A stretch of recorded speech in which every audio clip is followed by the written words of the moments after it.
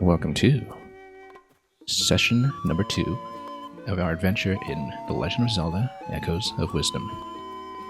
We currently find ourselves in Hyrule Ranch, which I suppose you could say is a long way from home. And what have we done so far? We have the Tri-Rod, we have a couple of Might Crystals, we're trying to amass 10 of them to get the first power upgrade on the sword. We've got a couple of stamp cards going, one of them has been completed, the second one is about to be well on its way. And we're currently sitting on 6 hearts, and I guess in the menu screen it doesn't allow you to take a look at your catalog of summons currently. Oh yes it does, these are all the echoes that we have so far. So, quite a few that we can work with over here. As you can see, we haven't really looked through this screen previously, but we can just scroll through it and show you that we have sorted by type so far, even though it does mean that we've been dipping in and out of the menu quite a bit.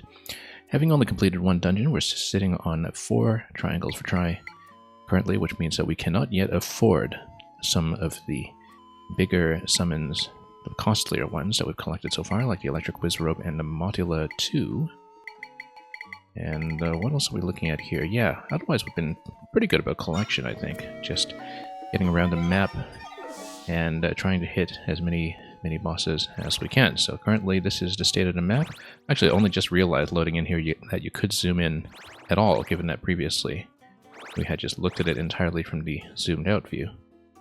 Well, that's helpful to know now that we actually have that. We just hadn't really bothered with that earlier. And moreover that there's a pinning system which we should have actually used in order to mark some of the locations that we had previously visited but skipped over. So quite a lot that I'm just discovering the first time as we just get into the early stages of our run today. But as you can see, we do have quest markers over in Jabul Waters, and we've also been told about a rift in Gerudo Town over here. We've explored the Faron wetlands, and at some point we'll be going to what is quite obviously going to be Death Mountain to see how far we're actually able to traverse given our current tool set. And that's how we'll do things, as usual. We'll just try to explore as much of the map as we can before proceeding, even though it would be useful to clear at least 1 more dungeon in order to have access to the 5 triangle summons that we've already been steadily collecting. We're currently playing this on Hero difficulty, and we have been one-shot by some of the mini-bosses to a total of, I think, 4 game overs so far, entirely just from the world mini-bosses that we've encountered and subsequently captured. So, we came here last time in search of a horse, because we need to find a horse before we're allowed to take any of these ones out. Someone entrusted that mare to us, so we're not loaning her out. Okay. That's interesting. Hadn't seen that problem before. Wonder whose mare it is. And anyway, this was just stamped that was in this location. We had seen that before. Now, what did he say previously about where to find the horse? We're in this region, I think, so we'll just keep on going west of the ranch. And looking at a map here once again, yeah, we'll just do that. We'll zoom back out and just explore the next zone and uncover everything piece by piece. And then once we mount up, then we can save some of the travel time that we've seen thus far. Alright, just jump over. And just get acclimatized to the controls again, as we perhaps head up to this little plateau next, once we get rid of this Tektite over here. We've got lots of Tektites galore. We'd better, first of all, swap away from tables and back to actual combatants. You know what? Deku Baba 2. Come and get me, I dare you. In fact, we can lift and even toss some of these. Interestingly enough, to Deku Baba 2, I've only just realized when you carry it around, it is still able to attack. That's interesting. We actually hadn't seen that interaction previously. That it's able to just gobble things up. Whoops. Come on. There you. We hadn't actually tried that before. Hyrulean Angel, welcome. Hope you're doing well. Okay, let's see if we can actually fight this way. Yeah, we can. We can just gobble up the Tektites one by one. The digestion takes a little bit of time, as you can see. But then we get ready, we just kind of pull back, and...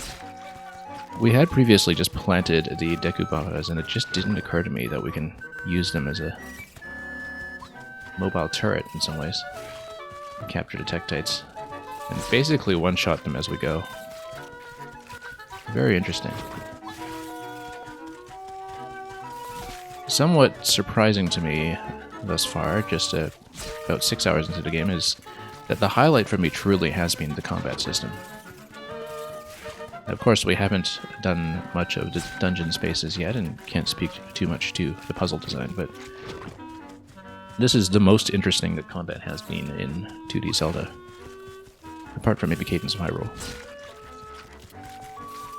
Anyway, we're just going to capture all the Tektites and swallow them up one by one because gobbling them is just too much fun. You have to wonder what kind of enemies can be one-shot like this. But, okay, let's let Plant go for the time being, and thank you for your service. Let's climb. So, let's see here.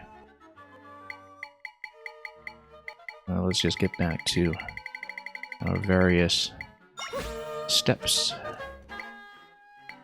with the usual kind of setup that we do for 3 steps. Get up to height 4, and then still a lot of Tektites roaming around, but we can just go from plateau to plateau and just explore for the time being. Let's grab the decorative shrubs. That seems to be the easiest way to cross at 4 height. And then we got a treasure chest over here. Great. What do we have here? More monster stones. Not much to do with the rocks over here, though. So let's just keep going. They really did think of everything. Yeah, well, I mean, I've just been experimenting so far. And yeah, I'm discovering new interactions pretty much with every fight where I decide to try something new. This has been really the first big discovery of the day, though, just having sat down with this a few minutes ago and going for the Mobile Baba. Mobile Suit Baba, as it were. Okay, now... Can we get the other one? It's well away from here. Let's pop this out. So yeah, Hyrulean Angel, I hope you've been having fun with this as well. Have you been playing it? I mean, that's a Zelda fan's username if I ever saw one, so I assume you've been steadily chipping through it. Anyway, let's get some other combatants going here. So far we're on 4 triangles, as I was saying, which means that we have access to some sword and shield over here, but what we don't have is enough points to pull out the 5 triangle summons that we've already collected. But yeah, this Sword and Shield Moblin level 2 has been pretty helpful here. It took me a while to chip him down when I was collecting him, but we did eventually do it. Partly because he doesn't respond to meat, which was interesting. He's too busy holding the shield to pick up some food, I suppose. Oh, you don't have it yet. You're going to buy it for your birthday. Well, you're going to have a very happy birthday, I'm sure. Okay, 1 Might Crystal. Alright, let's get another one going here. This guy's been my standard attacker lately, but we'll try out new things as we go, so we're not locked into any one particular strategy. Now, we were looking for that horse, but of course I've been sidetracked. Oh, looks like we found the smoothie stand. And I only noticed, I think the last time that I was here, that we have to meet a certain quota of different mixes in order to fill the first quest for these. So we can currently make 5 more mixes because it's 10 each, and then... Ah, it actually shows you the recipes that we've collected so far by number. I didn't realize this. We hadn't looked at the recipe page previously. And so And it shows you, okay, the ingredient list, but then it doesn't show you the ingredients for, oh yes it does, okay. In case you want to make anything that you have previously made. Interestingly enough, if you don't have ingredients, you can just spend rupees if you have somehow not collected sufficient ingredients to make any of that, but if you're sitting on a huge pile of cash. So that's something that I've also only just discovered. So these are the combinations we have so far. Let's do some new combinations then. Now, does it tell me which ones had failed previously? Yes, it does. It tells me which ones were unfortunate. So we'll just pair up each of the ones we have not made so far and make 5 more now just because we can. You've been having fun with Link's Awakening again to tide me over? Yeah. If you mean the Switch remake, unless you mean the original. Or DX, rather. I guess it's seen several versions at this point. With both the black and white Game Boy release and DX, which I think people tend to know. I've actually only played Link's Awakening on the Switch. We did stream it... No, wait, we didn't stream it actually, because I played it before I had a capture card a few years ago. But it's kind of lovely to see this game as an aesthetic follow-up to that. This might be an unfortunate one, but I'm just going to try every combination at this point. Mixed bubble smoothie. Interesting. Yeah, you have been playing the remake as well? Okay. We'll try everything. Previously, I was trying to use some intuition to determine which ones were worth trying and which ones might be unfortunate, but, you know, I actually can't guess. We're just going to make everything and try everything. It looks like we can make quite a bit that is milky. What if it's bubbly and buttery? Can we do that? Let's try it. And as we get more rupees, we'll try more. Add the juice in. Radiant smoothie. Great. And the bubble kelp's been going with almost everything here, except of course for this one. Monster Fang, I wonder. We haven't made any successful ones with Monster Fang just yet. And you also only have played a remake of Link's Awakening. I see. Yeah, just like me then. Ooh, very interesting. A bubble potion. Okay, we can't afford any more at the moment. But if we look at the quest, let's see how many we've made. Where are the quests? I never look at the quest log, so we have to take a moment here to see where I even put that. There was something, there was a quest list around here. I remember, maybe it was on the map. Ah yes, adventure log. Main quest, side quest, there we go. Recipes, please. 2 more to go. Okay, so once we have 20 rupees, we'll come back and make some more. So, yeah. Searching for everyone, etc. Yeah, we don't care about main quest right now. I don't know that we'll even bother to track it. We'll just... yeah, we'll discover the horse on our own. We don't really need to track it either. Let's just continue and see what we can do. Oh, Cuckoo's over there. I doubt we can capture one of those, given how rapidly they swarm you, but maybe this game will surprise me again. So yeah, currently we're just exploring the map, and I'm just trying to uncover as much of it as I can. We were supposed to go west of the ranch, so we were actually shooting a little far north. And alright, let's take him out. Looks like we've got a broadsword over here. I'll just take our sword moblin once again. I actually should have tried whether the Baba level 2 would devour these completely. I'm going to try it. In fact, let's pull it out. Can we? Oh, let's be careful with the spear here. There we go, there we go, look at that. Munch, munch, munch, crunch, crunch, crunch. Takes a little bit of time to digest, but once you do, then it's an easy kill. Look at that. Beautiful. This guy's a little high up. I don't know if Baba can reach here. Can it? Oh, yes, it can. Look at that. It can reach 4 tiles high. Just beautiful kill. You were about to suggest on the map because this game seems to follow Breath of the Wild and Tears of the Kingdom. Yeah, I played both Breath of the Wild and Tears of the Kingdom in a very similar style, where I just tried to discover as much as I could and just map out the whole place before really proceeding. We got 10 Electro Apples. Yeah, so Deku Baba level 2, I think, is going to be our superstar so far in today's stream. And we'll try out some other tactics as well as we go, just to experiment. Oh, here's some Octorocks. Off the rock and roll. I bet we can... Okay, Deku Baba costs 3, which means I can float a bed here. Watch this. And then we're going to try to snipe the Octorocks. This is too much fun to do it this way. Oh, can we grab this guy? A little bit out of reach. There we go. Just snipe him up quickly. Oh. He does sink in water. Let's clear out the water using Chumpfin, as usual. As long as we don't beach him. Chumpfin one-shots most things in the water, so...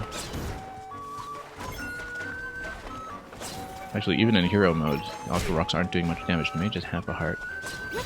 So I guess normally they do a quarter. And of course we can always rest up on the bed. Is this a piece of heart here? Yes it is. Oh, that's easy then. Shouldn't be too difficult to get this one. Let's try to capture this one down here. And let's go bed and plant once again, just to snipe the other Octorok.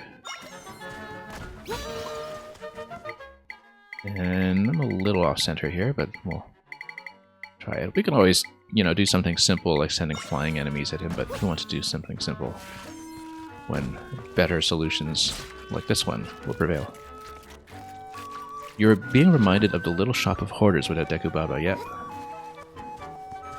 Yeah, this has instantly been my favorite tactic to try out today. Okay, let's go with some crates here. We need to float something here.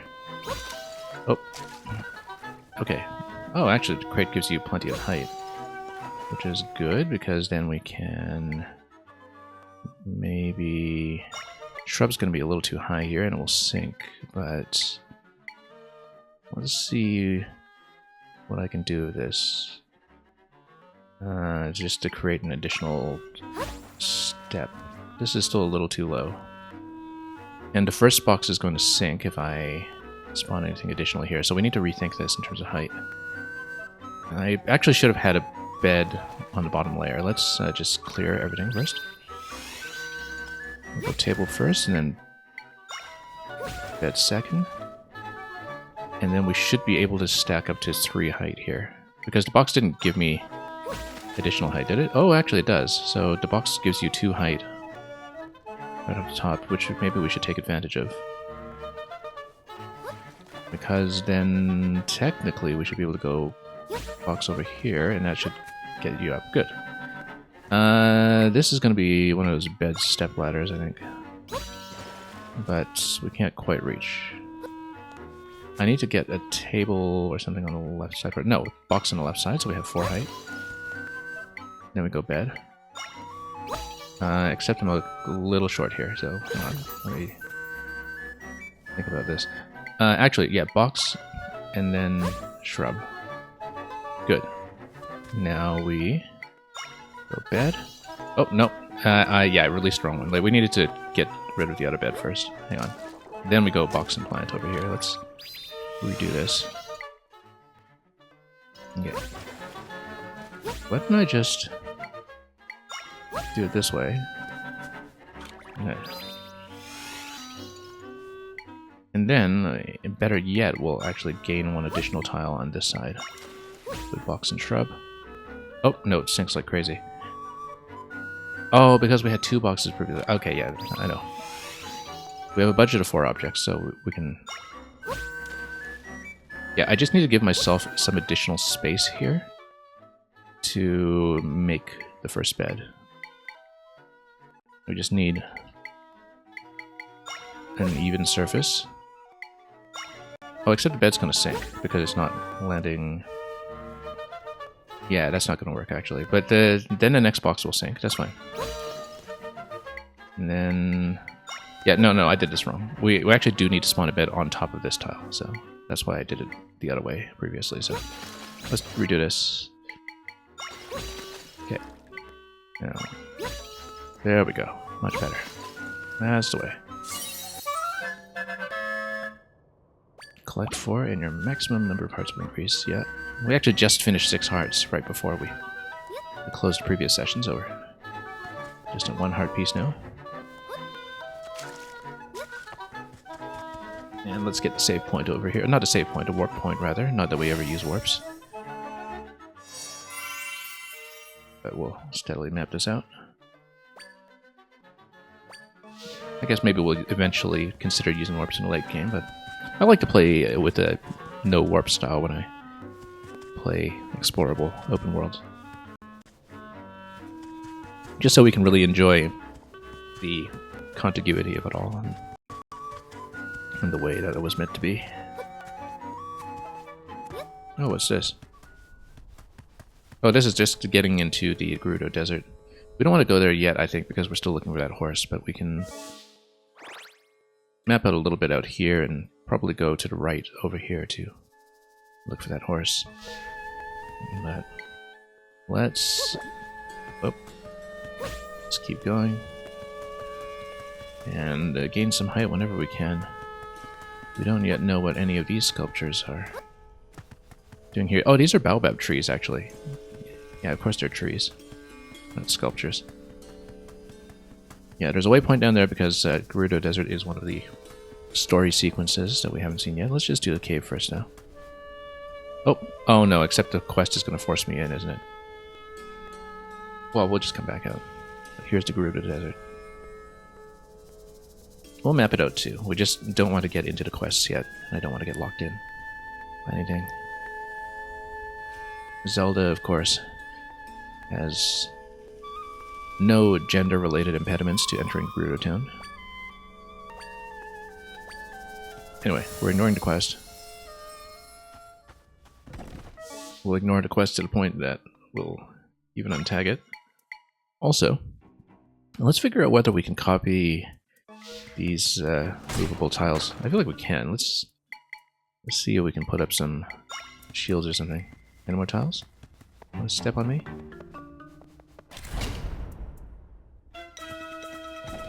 Okay, you know what? Oh.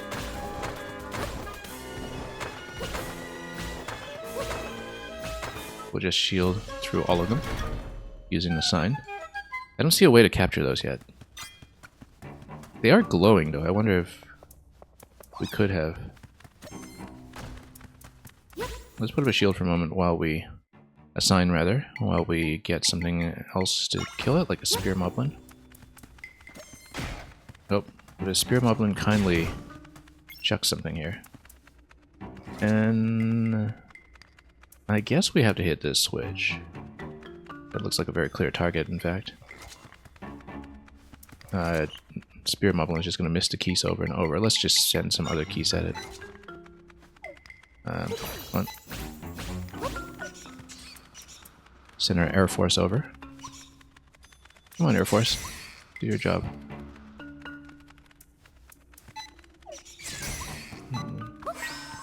And then can we move it anywhere? We can't really raise it. Well, we can kind of raise it, but we can't do much with that just yet, so we'll need to release that gate, I think. Alright, you know what? Let's get in it a little bit closer and see if we can have anything else kill it here. Going to try to spear moblin again. Oh, whoops. Accidentally dropped myself by spawning too many. That's okay. Shouldn't have gone for spears, actually. Ah, there we go, finally. Alright, now let's load some beds.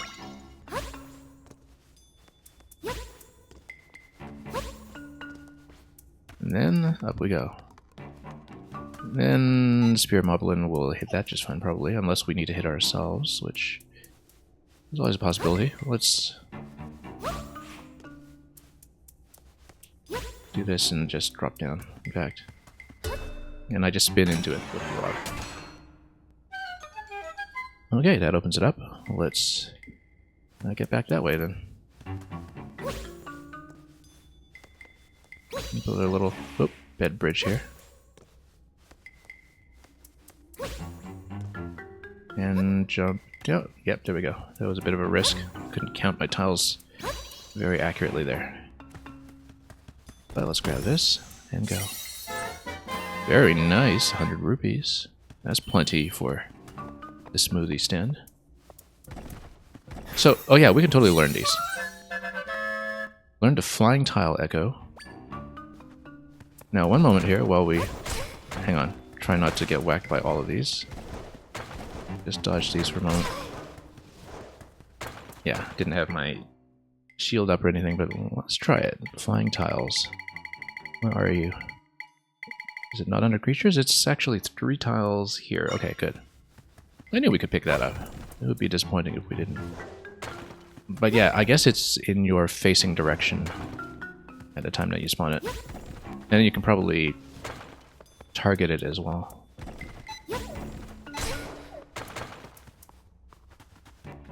Let's get a bed out and just heal up for a moment. I'm surprised that we're taking so little damage, given that we are in hero mode, and I was being one-shot like crazy by mini bosses last time we were playing, but I guess it's just a lot of chip damage from those. It would normally take off a quarter. Anyway, let's heal up. Trivialize hero mode by lugging a bed everywhere. And as for the map, yeah, we'll do the desert later. I would like to continue mapping first and find that horse, which may very well be here too. It's west of the ranch. Could be anywhere to the west, but this looks like a major point, so we'll keep on looking around. Maybe drop around here as well. Oh, here's a stamp. There's one. And yeah, lots of dried up trees over here. Let's just keep exploring this way. Above the desert canyons. And oh, here's a rift. And yeah, we'll just map a little bit. Looks like there'll be the town over here. Probably some kind of dungeon space over here. Oasis. We can see the general shape of things from afar. I guess that would mean that we should be looking for the horse closer to here. Look at this arrow, by the way. That's interesting. It's telling me, I think, to remove the grass or the shrub over here. Yes? There we go. Look at that, environmental clues. We now have 10 mic crystals for sword upgrades later, when we get back there. We're not going to cheapen the experience with fast travel here. Ah, here's the horse. Well, we need to get it up, so... we need to get back to the appropriate height, perhaps? Or we can just drag the horse... we need to drag it on top of an object, perhaps. Let's drop something here. Maybe a shrub. And then pick up. And can we pick it up further? I guess we need to get down and then pick it up from below and lift it by a top. So let's release. And let's just jump over. Yeah, because then we can release it like this. And then drop a crate over here to step on up. We'll just ride the horse back.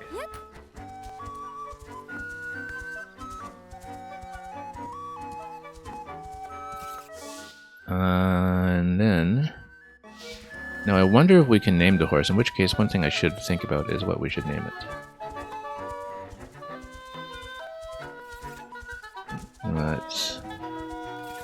Let's get over here.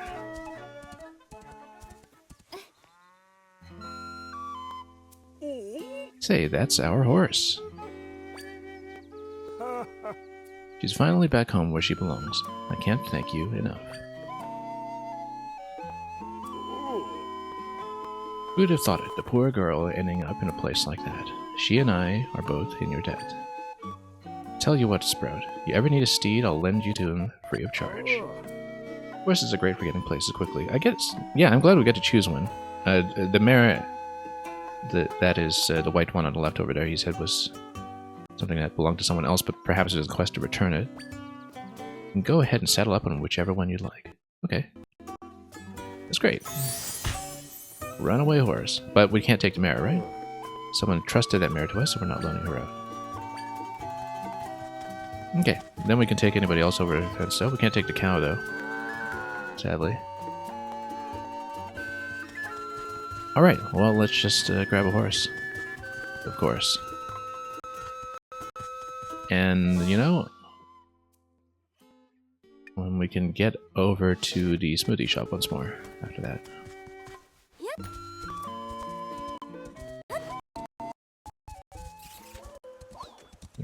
Oh, there's a waypoint over here for ranching purposes. Waypoint right above, waypoint right below, actually. That seems to be fairly densely placed. But I guess, you know, if you're sure you need a horse. Got a Wolfos over there. Oh, whoops, hang on. Let's actually be ready for combat before we get sniped by this guy for 4 hearts at a time. We better put up Sword Moblin over here. And I better put up a bed just in case. No, I've only got 4 points. Let's just let the Sword Moblin do its job first.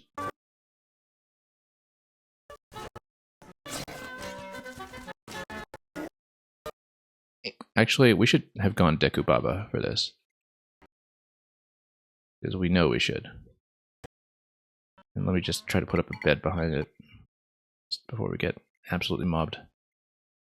We could also use one of the smoothies I went to so much trouble to assemble. There we go. Oh, Sol's gonna try to jump me here. Come on, Deku Baba. Chomp this guy too. Come on, there we go. And then Deku Baba can guard me while I sleep. And that was surprisingly effective. I really did not expect the Wolfos to hit me for 4, but that's what hero mode is, I guess. No wonder we were getting one-shot by so many of the mini-bosses last time. Which we're definitely doing over 5 hearts, which I had in the previous session. Anyway, I'm going to be doing a fair bit of sleeping here in hero mode, but this map showed me where I left my horse. Yes, rental horse. Now, can the rental horse actually get on ledges? I do want to see. Oh, it can jump up like that? Yes, actually it can. So you can make platforms for the horses as well, but it can normally jump over by 1. I wonder if we can find a way to summon a Cuckoo. You'd have to survive the Cuckoo Swarm first, though, so that might not be very likely. Where was the business shrub? It was right here. Oh, let's grab the waypoint first, too. Kakariko Village. Waypoint has been recorded. We'll look at Kakariko in a bit. Let's just... Oh, I have the stamp already. Where's my horse? There it is. And let's dismount here. And let's make some more smoothies. So we've paired up most of these at this point. Oh, interesting that you can actually pair up 2 ingredients with themselves for additional smoothies. We hadn't even considered that previously. In fact, let's just do that with bubble kelp and see if we can make a double bubble. Unless they make something unfortunate. It's a bubble smoothie, okay. And then, yeah, let's pair up the river horses as much as we can, though, before we double those up. Let's go grapes. I'm just trying to fill in the quest. Wonder if there's going to be a second tier of the quest after that. Refreshing mixed.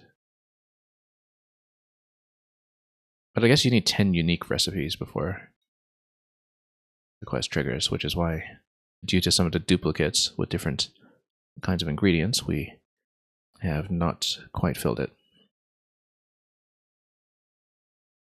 Next apple. Now, if I'm not mistaken, 2, 4, 6, 10. Every customer will find something to like. And oh, that's interesting. A survey scope. Special spyglass makes smoothie ingredients and monster stones appear a little more often. We'll take it. Now that we've experienced the cool mouthfeel of success, I want to expand our menu again. 20 more new recipes. Okay, 20 starting from this point.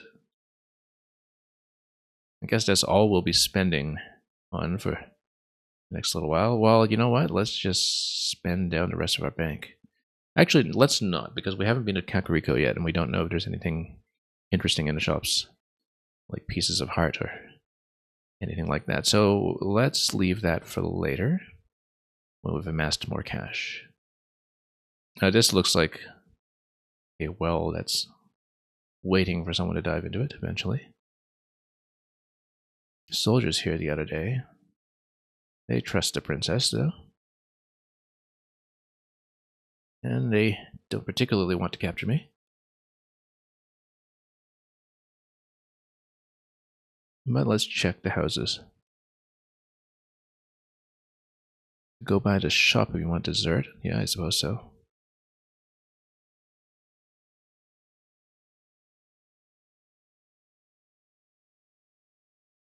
Now let's see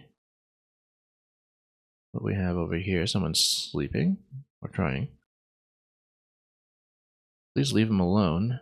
He was stolen away and he's been like this ever since he returned. You'll get better someday. Yeah, so this is a problem that we're supposed to solve, but we'll figure out how. Looks like some kind of blueprint here, or oh, maybe not. Well, now that we have the survey scope, we'll get some more of those apples.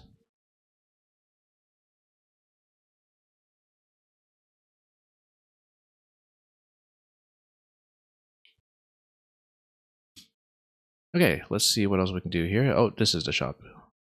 Look, it's a wanted poster. Princess Zelda.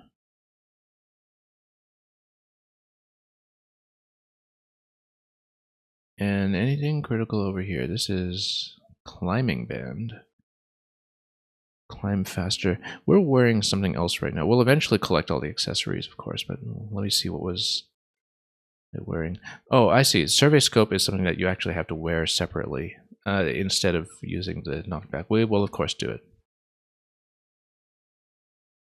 Please remove one first. I wonder if you can eventually expand the cap of simultaneous accessories. Maybe not, though. But yeah, we'll definitely go for ingredients. We are generally avoiding damage anyway, so. Purple potion for hearts and energy. And yeah, we'll just collect grapes on the field. We have the armband. So yeah, once we collect 500, we'll come back here for this one. Just for the collection's sake, but I think we'll be wearing the drop increase for some time.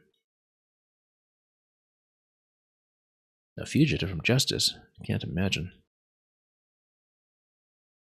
Well, not cluing them into anything just yet. Also, yeah, my sound is down. Let me just fix my audio. Don't know how long it's been down, but we'll try to keep an eye on it. We didn't have any of these audio problems last stream, so I'm going to see if it will hold today on this broadcast, but we'll just trying to get it going again.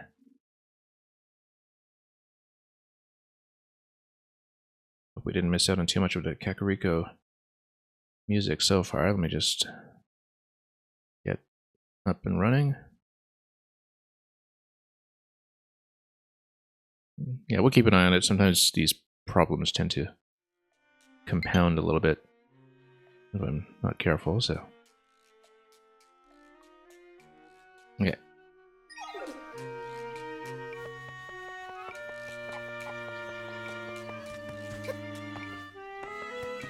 Yeah, first time I've seen that today, unfortunately, but we'll hopefully have the audio hold up as well as it did on the previous broadcast.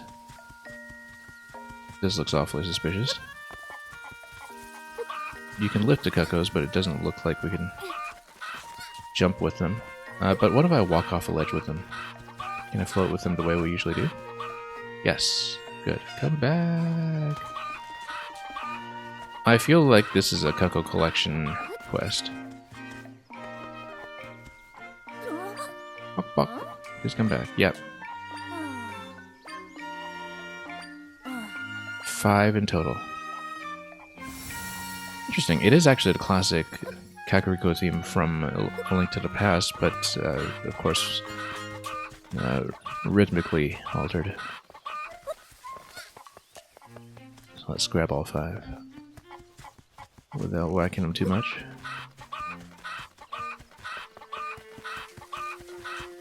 We'll just patiently reassemble the crew over here. This looks mildly concerning, this area here. We'll try it in a little bit, of course, but let's finish the Cuckoo quest first before we do anything.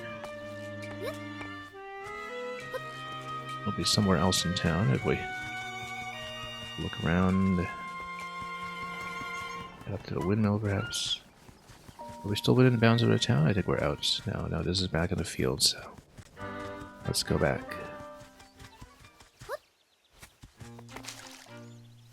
Anything in here? No. Well, let's just keep on exploring. Town gates are over here, though, so I wonder how far afield the cuckoos could possibly be. Looks like there's a whole area up there that is kind of heading into the Eldin Volcano, packed with monsters. Well, we've been pushing some late game material already, so... Oh, there's a cuckoo on top. We'll go for it. We'll need to drop some objects to climb this one, though. Whoops. Drop into a slot over here. Let's jump over. Oh, no. Missing by 1 slot here. Not enough room. Okay, let's redo this. I can't quite see from the depth here how many objects we're working with, but we'll just drop a box and go this way. And we'll keep an eye out for the remaining one as well. Maybe it's somewhere around here.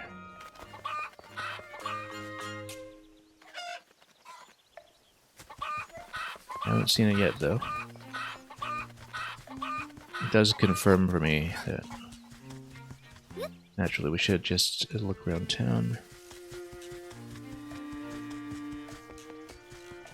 Check as far as the windmill. Yeah, oh no, that's not a cuckoo. That's just somebody's cat. Probably not as far as heading up to the mountain just yet. But we never know. We'll try to stay within bounds of the town to see where the last remaining one is. Lots of creatures and rooftops all over the place, actually. Oh, here's one. And let's finish this accordingly.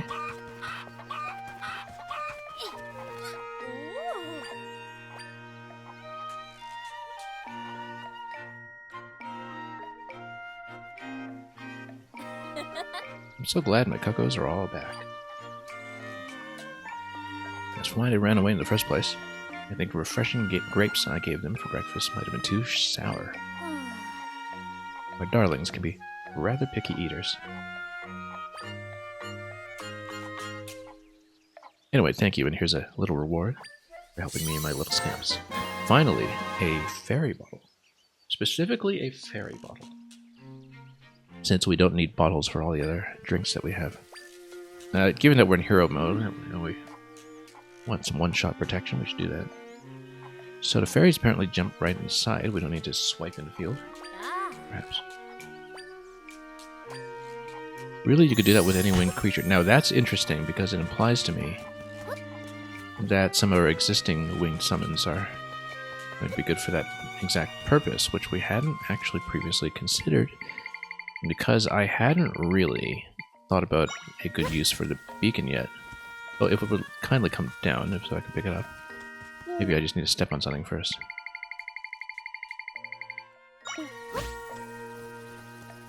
Can I grab it? Nope. No, not quite. I think when I initially spawned it, I was able to lift it, but we would need to spawn and lift it pretty much immediately. Here we go, yeah. So when we carry it, then we're able to fly like that. Ooh, wow, great. Really great, actually. I wonder if some of them have different patterns, anything, but...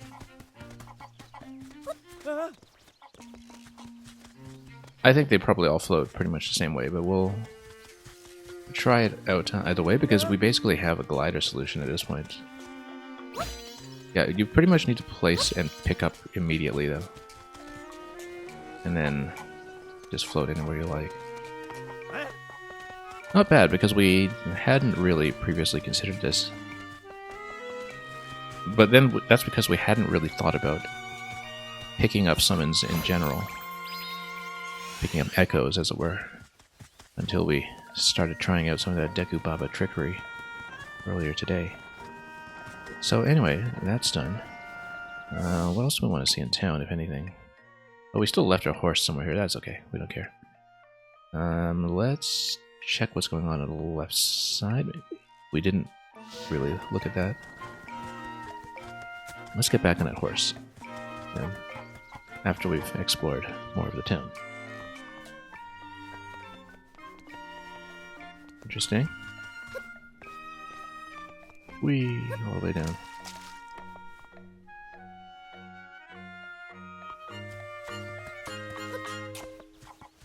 Anyway, we'll check everything. Oh, you're not Link. I got confused because your hood looks like his. Well, his reputation precedes him, apparently. Link, welcome. Oh, sorry, that hood looks just like Link's. He's the young man who saved my children. So yeah, Link's had a whole precursor adventure up to this point, hence why he collected 20 hearts.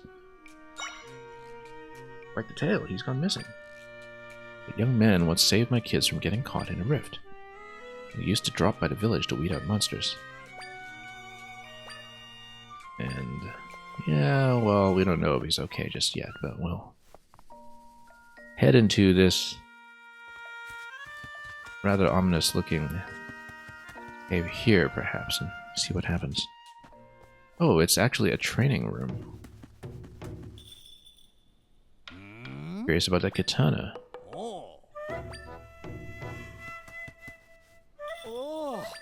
I'm a regular here. You get compliments for the way you sleep. Sometimes they even give you stuff. I love it here, even if my friends think this place is kind of fishy. Put on your listening ears. You are in the Slumber Dojo, the only dojo where you train by your dreams. Training makes it sound like a spiritual journey or whatever, but it's real simple. First I show you a dream, an astounding dream based on your life. Wonder if it's like a boss rush room or something, or another kind of combat challenge room. And when in that dream, you defeat all the foes trying to get you. Each training session has a goal time. Beat that goal, and I'll have a special reward for you. Okay. Hold on. There's a charge, isn't there?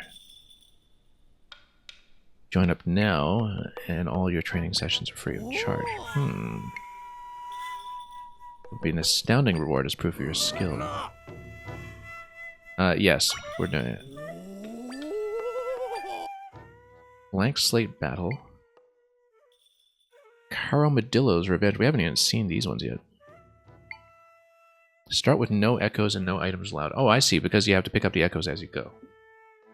Defeat your enemies using only what's available in the dream. I wonder if that's true generally. It might not be. Let's do it. Do everything that we're allowed to do up to this point. Now we need to be pretty good about collecting echoes as quickly as we can and finding a decent sequence for this, and also grabbing the rocks. I think we're going to, yeah, we're going to throw some rocks, and we're going to maybe go, or we can actually echo the rocks as well.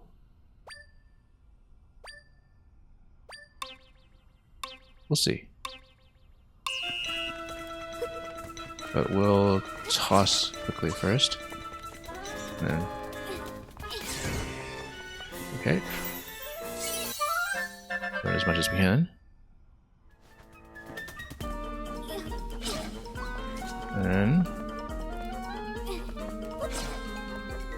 then learn the keys, maybe? Come on, learn the keys.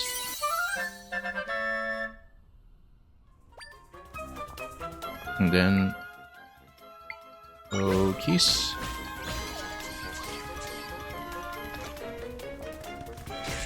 And then have the keys fight over there while we go for the Octorok.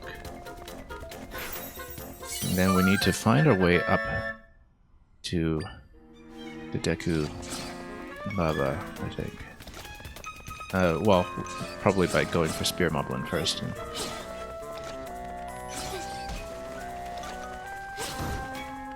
Okay. Oh, we're getting a little low on time here.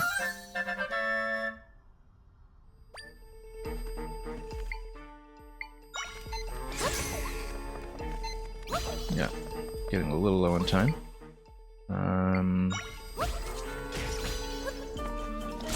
Oh, hang on. Let's just go over here. And then, do I have access to the sword? I do not. So I wonder if we can toss this. Okay, a little late on time, unfortunately. That's okay. We're new to this. We'll try it again.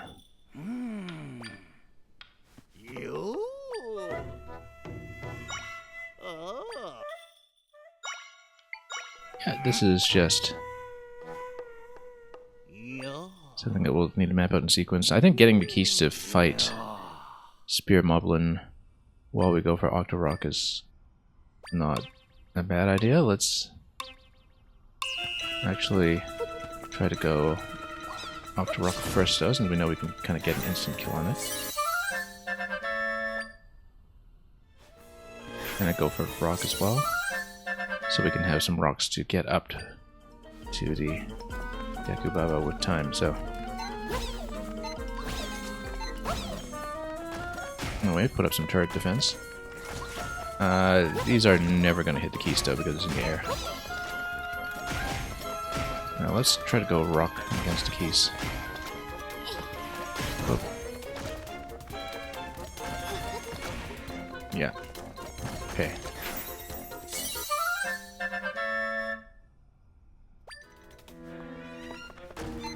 Okay. Hang on. Let's go Spear Modeling a set. And then... oh, come on. Come on. Here we go. Here we go, finished. That was quick.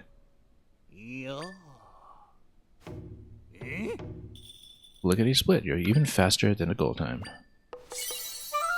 And just an ingredient, but that's the introductory fight, so... oh, 5 Electro Apples, actually. Pass your training just one more time, I'll have an astounding reward for you. Ready. Okay. Defeat all the foes. Now, this is not a blank slate, right? So...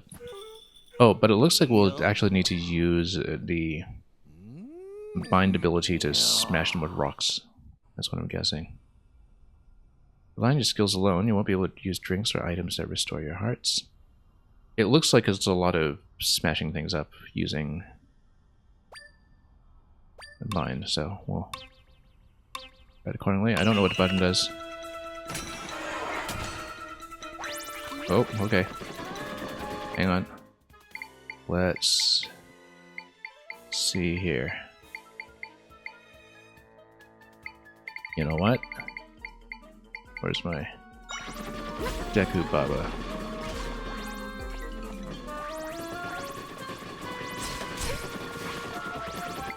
Okay, then we better get some other fighters going here. Oh. Okay, hang on. That's not how to use those. I was trying to release him and do some kind of smash or throw or something. But I think we'll need to try this again. Yeah, just get Dark Nut up, and then we have an additional point that we can use for something else. Peck away at some keys? I don't know. Crabs might be an interesting solution. They get knocked down pretty quickly by these guys, though.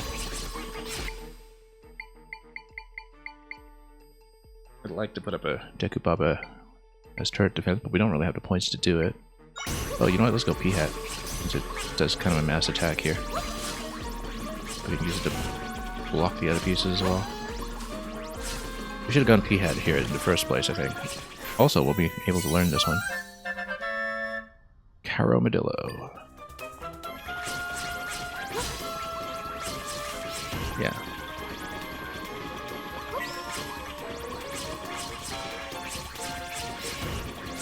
Yeah, I haven't been able to use the rocks effectively. That's okay. Let's start this over again anyway, and we'll spend less time on the initial attempt here. And we will try again. And we'll go P-Hat first. Going with our own Caramodillo is probably not a bad idea, in fact.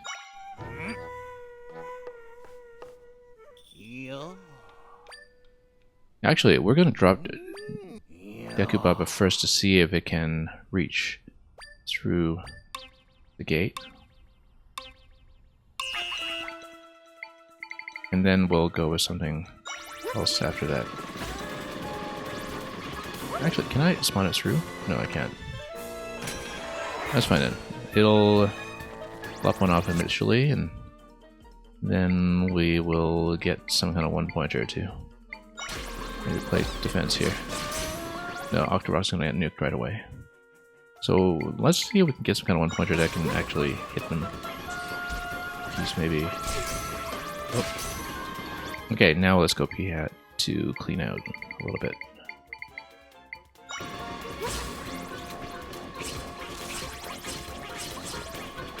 And we just dodge into this with the rest. But we're getting chipped down quite a bit though. Yeah. We have to maybe use Bind to maybe place the rocks as a defensive wall ahead of myself. And once we get a defensive wall set up, then we can just let the P-Hat clean up. Okay. Anyway. Let's try it again. And then we have to deal with the Dark Nut that's at the back, but I feel like Sword Moblin is potentially a good idea here as well. But I like that the P-Hat can take out a whole bunch of these at range.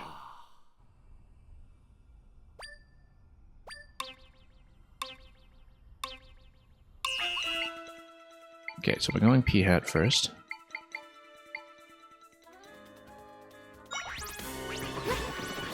And then we're just going to put up some of this as a shield. If we can.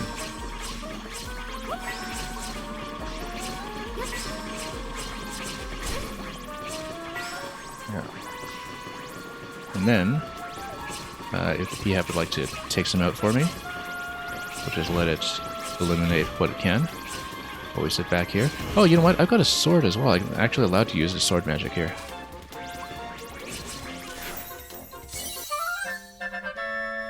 And I do have to get out of this room alive to perhaps keep the Caramodillo. Okay.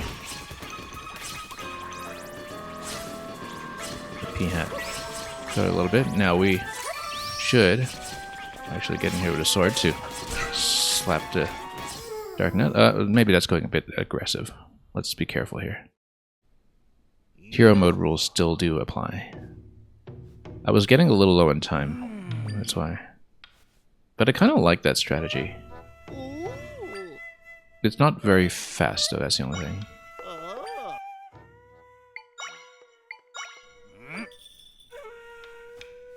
So we should maybe have an additional attacker, but I don't really have a good one-point attacker against that.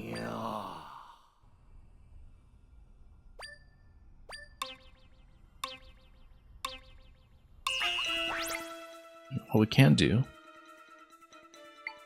is see if we can get any additional, or rather any additional initial attacks going with, say, Spear Moblin. I wonder if they can reach at all while we... Oh no, I guess not. I was hoping they could actually punch through the middle here initially. And then let's just go back to... You know what, we can actually just use Lizalfos. No, hang on, wrong button. And just use it as a thrusting attack, which is what we typically try to do. Oh, we're getting hit a little bit too much here, we got trapped.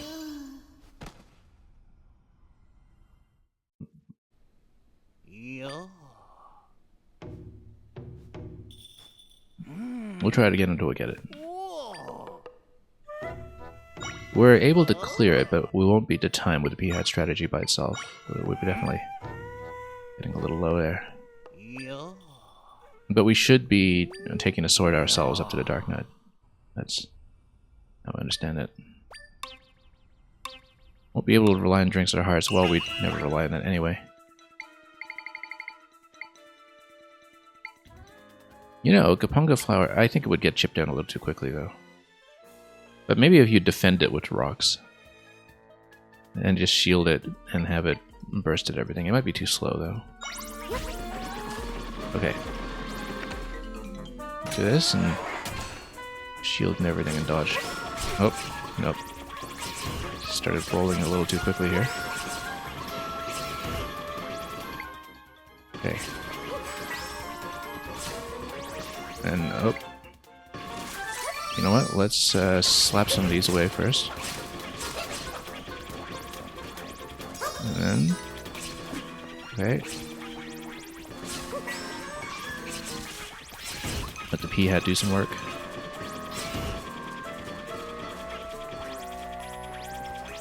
It's going to be, like I said, a little bit of a slow strategy, and well, unfortunately it's down. Okay. Well, let's try to get to clear first, and we'll try to improve the time after that. Okay, now we come out.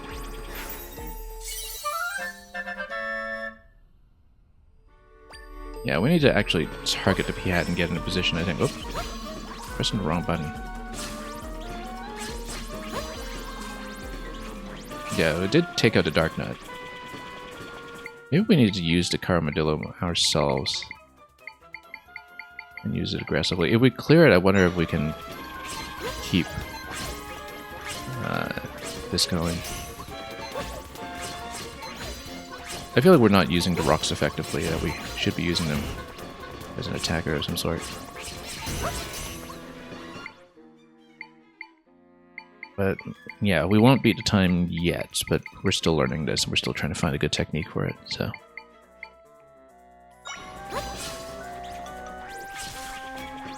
I kind of wonder if defending Gapunga Flower with the rocks might actually be the way to go initially. But then they'd eventually have range issues, perhaps. And the setup might be a little bit clumsy initially. Didn't beat the time when we cleared it. I wonder if we get anything. No, we do have to clear the time to have it count. Oh, hang on, but I wonder if we could actually keep the Caramadillo this time. If we did it all. Yeah, maybe... Yeah, you don't actually get to keep anything you absorb inside the challenge rooms, it seems. In this case, this time we are actually going to go Gapunga Flower.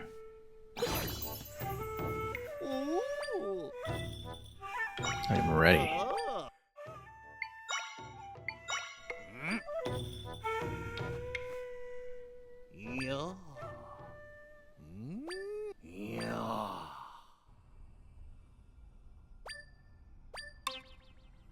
Okay.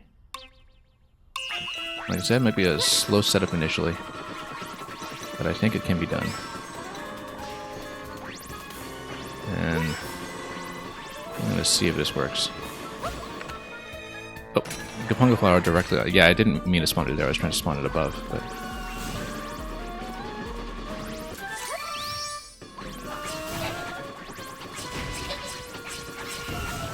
Okay.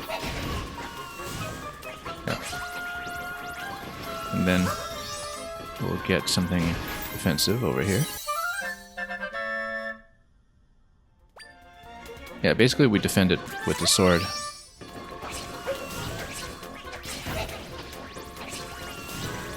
And then... Uh-oh. Gotta dodge around a little bit now. We'll get some magic back. Yeah, this is gonna be too slow. Okay, let's go P-Hat again. We'll need to spin it into everything. And just walk around and let it clear. Yeah, too slow. We're not going to get to the Dark Knight in time for one thing. Yeah, Gapunga Flower is much too slow. We should go P-Hat. P-Hat is pretty good against this kind of mass attacker, though, especially because it starts out in an aerial position where it's not going to get poked. It takes a while to die. But if we still had a sword available, for instance, we could clear around it, and then that would be the way to go. We'll just finish this fight anyway, even though we don't have the time, and we'll just see if we can improve our technique a bit. But respawning the P-Hat to get it into position seems to be kind of ideal. Maybe there's an additional one pointer that we can use in conjunction with that in order to improve this. You know, Sea Urchin would be the way to go, because when we use it as a blocking piece, why don't we just use more Sea Urchins? Unless to get killed by the initial attack. Like...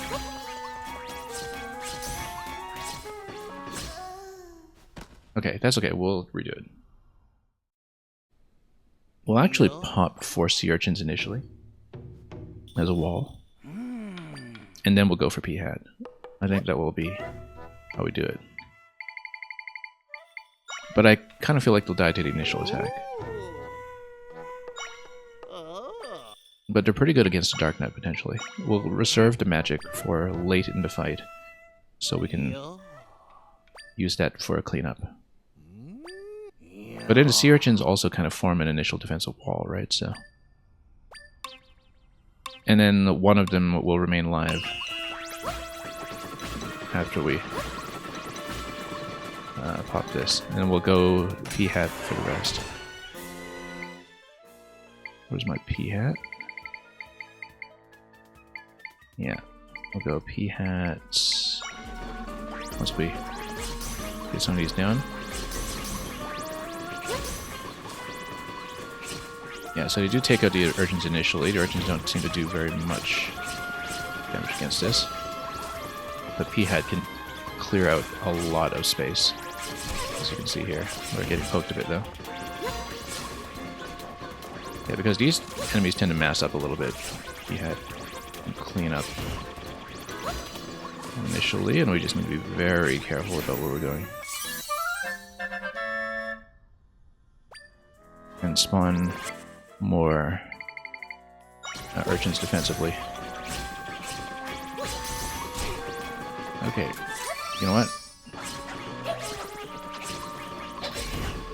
Okay, we seriously need more P-Hats, so you gotta one down. We're gonna be too slow this time again. Nope. There's gotta be a faster way to clear out that much space. We spent too much time loading the Urchins in initially. We should try P-Hat and then use one Urchin at a time as a shield. I'm ready.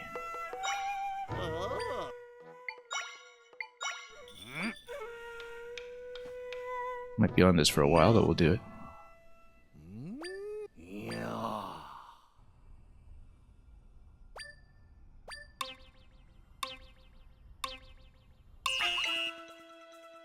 Okay. We will go P-Hats on this. And we'll go one Urchin just over here. Oh. Actually, yeah, let's just go Urchins. Yeah, no, the thing is, we need each urchin to die before we spawn the next one, otherwise Peahat will just get despawned. Let's just make a defensive wall while we can. And get Peahat to clear space wherever we're able.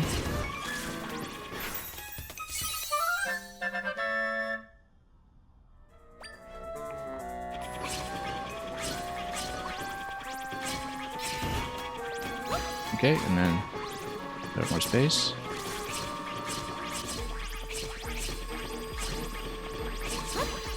Oh, run away. Okay. And then we'll go sword against Darknet. Nope. Okay. And okay, almost there. Oh, no, almost, so close. Come on, go, go, go. Too slow, too slow. Well, that was the right idea. We were just a smidgen too slow by a few seconds. That was absolutely the right idea. And we just go head on against Darknet. We can be a little more active on the map, perhaps, while we are basically hiding behind a Peahat defensively. That's absolutely a working method, though. Let's try it again.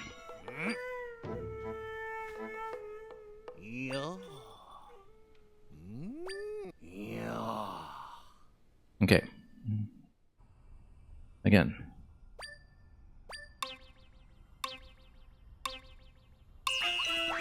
Let's get the Peahat going immediately. We should have switched to it outside the challenge room so we don't have to scroll back to it every time.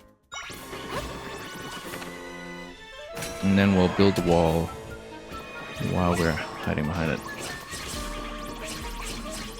Okay, and then, yeah. Okay. We'll build in here a little bit. Let me just slap this guy out of the way.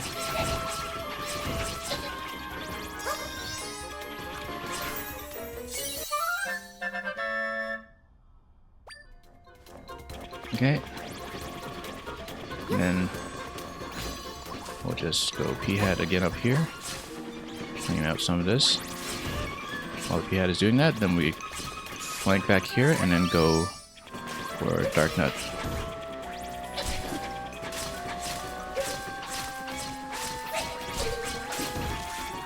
Okay, then we down 2 hearts here, but we'll go for Peahat once again. And then we should actually get the kill this time. I just bunch him up against the wall. Come on. This is almost there. There we go. Finished.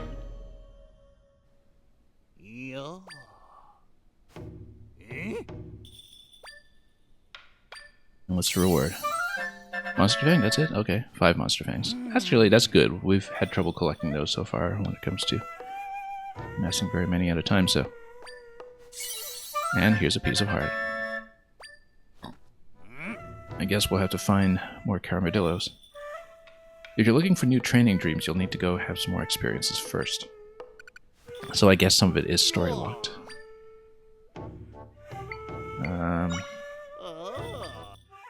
2 more times, though. I would assume that you have to do new battles, perhaps, but...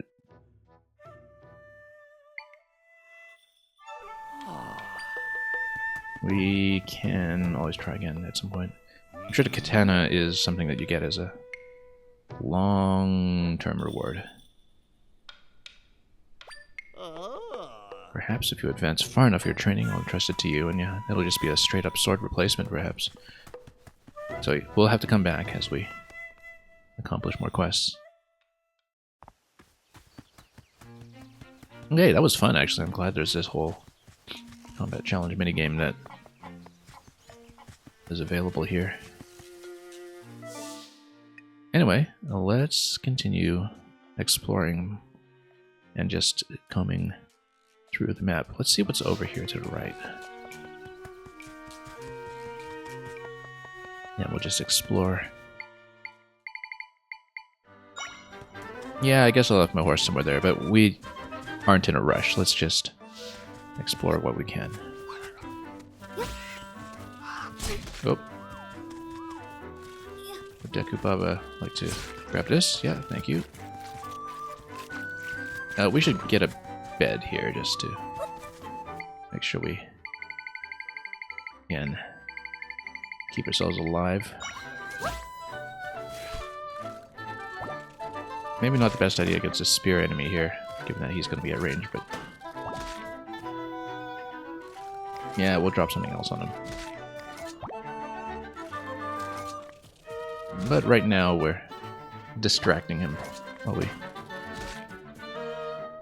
get ourselves reloaded back to full. And we'll just sit back and watch. Yeah, Deku Baba is not doing anything against him, but Deku Baba is also shielded on the outside, which means that the spear, in turn, is not doing anything. So, really quite pleased with the Baba level 2 here. Definitely the star of the show.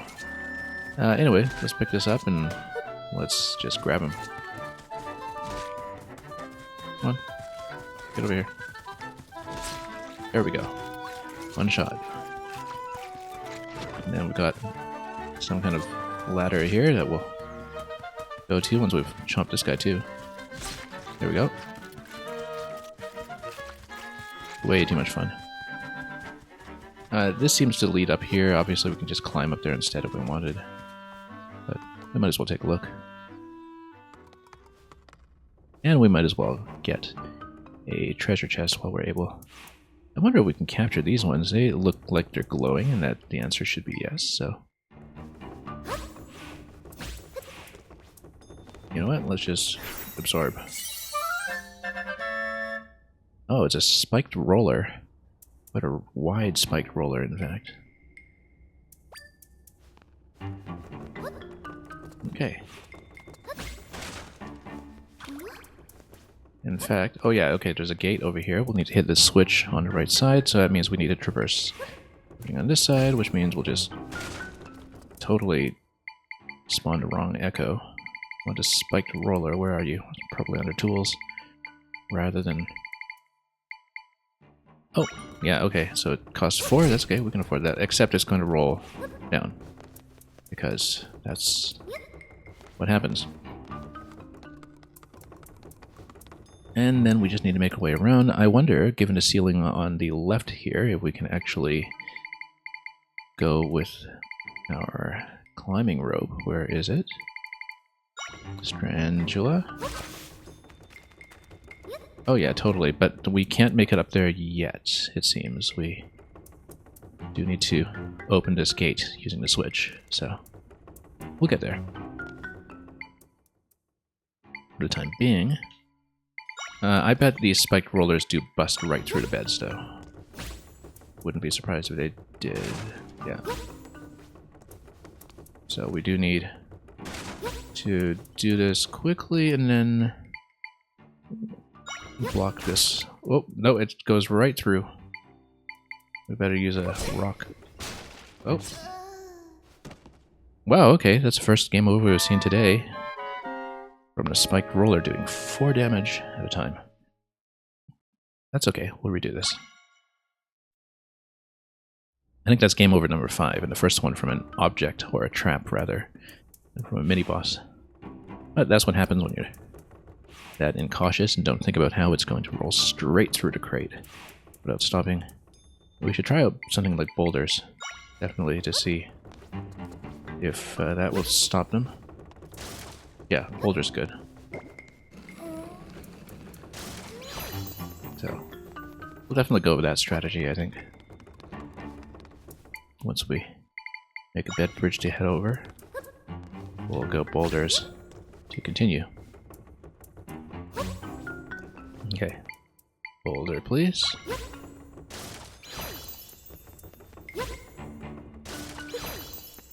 And then we'll steadily work our way across.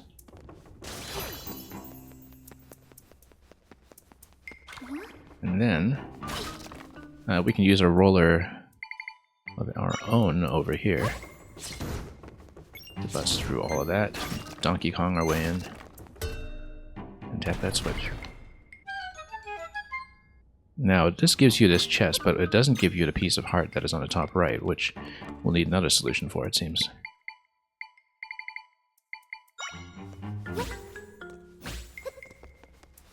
But let's do this first. And let's see about that piece of heart afterwards. Golden egg. Interesting. More effective when mixed into a drink. Well, I hope we don't make something totally busted out of it the first try.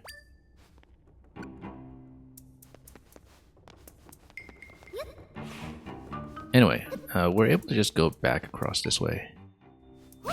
Perhaps it's another switching mechanism or something that we'll need to look for the heart, but let's make it up that way first. Block off with a boulder over here, naturally. And then see if we can go Strangula in this location.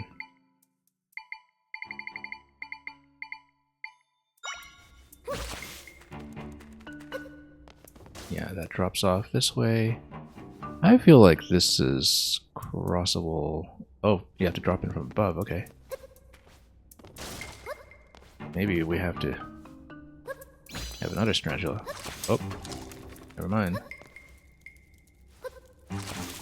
It's just lodged over there, temporarily, but...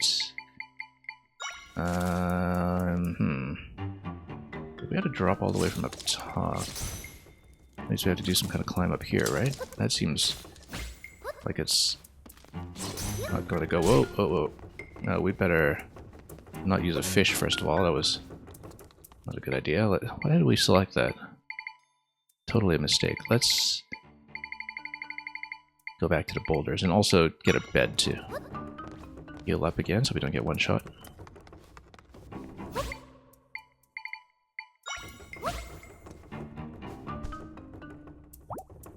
But yeah, it seems like we'll need something to climb quite a ways up, unless there's a way to carve through this floor we see to the left here. Maybe this is just exit only, though, once you grab the heart. Not exactly sure. I wonder what happens if we use a trampoline with it, actually. I don't want to see, but previously we found that objects don't really bounce on trampolines as such. So, we will have to see. And get that boulder going in. Also, rest in bed a bit more. Now, the problem is that at the location where this is dropping in, I don't know that we can do anything else with that. Let's see. Where's my Strangula? There we go. Yeah, because you do have to drop in from above. And the only real location we can see for going high is here. Which does make me wonder how that drop is going to happen. Because I don't see how to ascend through this part. It just seems to be a drop point. If that's the case, I think maybe we have to come in here from the overworld in some other way. Unless there's a way to just bust through that ceiling that's below the piece of heart, which is the other solution we should look for. For example, by bouncing an object up to it. But let's take a look here. No evidence as yet that you can bounce them on trampolines. But we can try it. No, it just... Well, it takes 4 points, so we can't use that ourselves. We need to find another way to do it.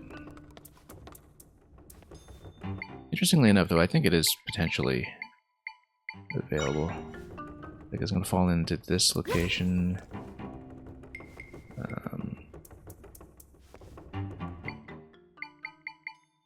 perhaps... Yeah, we... go with the bed, and then... Oh, it's going to hit trampoline from the side when you do that, though, so... won't do. What we need to do is stretch this out another tile, perhaps, and then... I'm going to try the trampoline interaction first, just to see if it ever lands at all, or if it just breaks it. I think it just breaks it. Yeah, it just breaks it.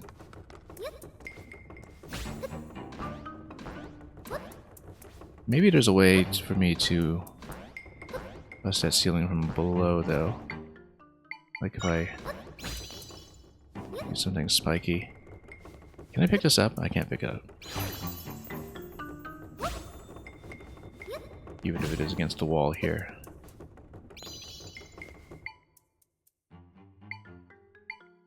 Yeah, but it looks like there's definitely a drop from above, though. We should check the overworld for this. I think that's going to be the solution. Well, let's... Oh, there we go. Let's see if we can drop in from above into the same cave.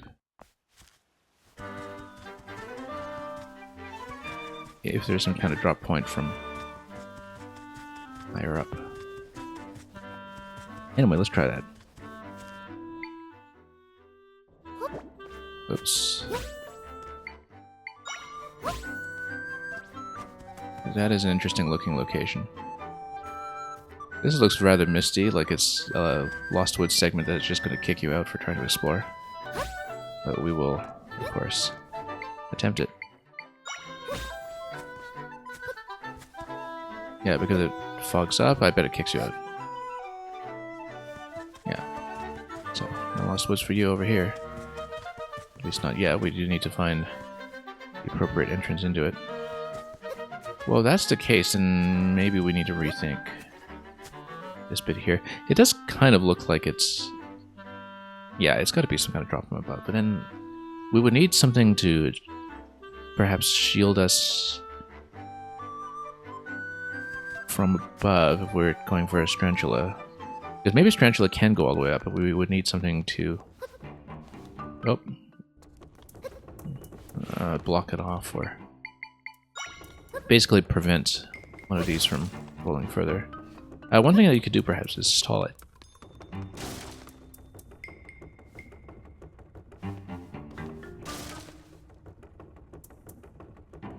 I wonder if you can capture one and just stall it on the side, perhaps, the way that we did with the... Oh no, it doesn't. It just keeps going that way. Yeah, if you stall one, that just keeps on spawning, so that doesn't work. But I wonder if you can just continue stalling them, and it does look like a bit of an infinite ceiling up to that point, though, so... Maybe there's some other platform that we can use here to move it on up. But... Anyway, let's get over here and go over with a boulder again. Oh, no, hang on. Too slow. Boulder.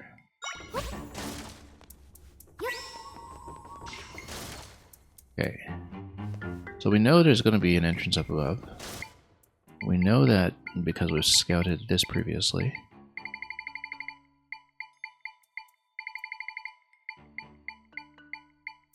Just trying to think about whether there's a way we can work up the top side. Whoops. Oh, hang on. Wrong way, wrong way. Let's get out of here somehow. Oh, hang on. And now I'm really kind of stuck. Okay, let's get out. This way. Oh, it's gonna hit though. Hang on, let's block this. Boulder, where are you?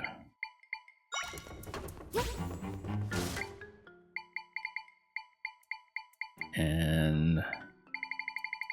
Strangula. Maybe we should sort these by commonly used.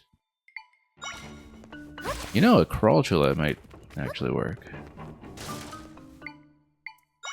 We hadn't really considered it.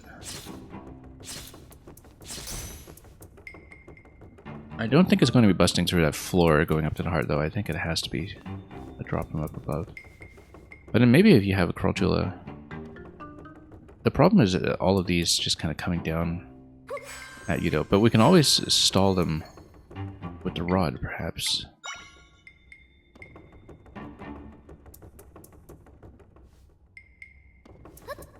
Like, does it give you a strand? It doesn't. So, we know that there's no strand that will cling up to that point anyway, so I guess that's not worth trying. It does mean that it's going to be an infinite ceiling there, rather than something we can use. But it's clearly a gap that drops down from the top. So... yeah, the other solution, like I was saying, is an entrance room up top somehow. Where is my Strangula? There we go. But it was not through here, then... how is it? Yeah, it's got to be from up above in the Lost Woods somewhere. I think this is probably just a hard block. And then... we'll just have to do this another way. Okay, let's get in a bed then. Pull up for a moment. And then we'll see how to progress from this point. Yeah, definitely there's something we're missing about it.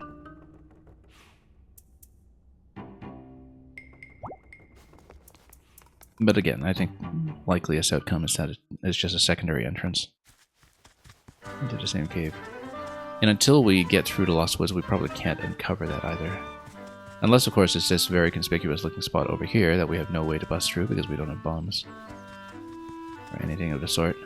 It actually looks very much like this is where it is. I think that's a bomb spot, for sure. And we unfortunately don't have a way to use it. Yeah, given its placement slightly to the left and then it's this conspicuously marked location, I'm convinced that's the way to do it. This is the bomb spot to the heart. I wonder if we have something that we can use in lieu of a bomb that would actually get me through here. I don't think so, though. If we have some kind of bomb throwing enemy, eventually, then we'd be able to do it, but it looks very much like we would just need a bomb to bust through that at all. Unless we have a way to create a bomb using some kind of fire interaction or something. But I haven't seen that yet. So we might want to consider something else here. I should mark this location on the map, given that we are here for the first time. Let's put heart over here. Because now we know that we have missed a heart in that location, so finally using the tagging system. So yeah, we know that there's Lost Woods up here that we can't enter just yet. It's pretty fogged up. Maybe there's another way in. Actually, here it looks like there's a passage. Oh, that's just because it's the tip of this zone here. We should check that, in fact, because maybe that's the route. We'll find it somehow. And try to explore a way in through here. Just given the map structure, it looks like a route into the woods, but we'll obviously talk to this fellow first and see if that leads us to any insight about this. Acorn gathering, give it a go. Pick up the acorns and scatter about, okay.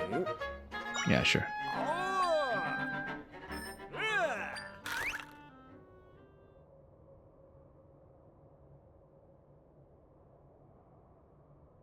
That's a lot of acorns, 40 seconds.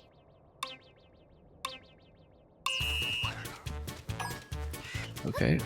Oh, nope. That's gonna be a problem right off the bat.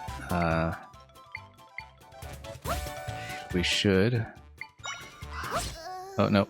Oh, we got two-shot. Yeah, I didn't even think about that. Taking a game over in a minigame is unfortunate. Yeah, that's game over number 6. We didn't take that attacker seriously enough. We needed to get rid of it.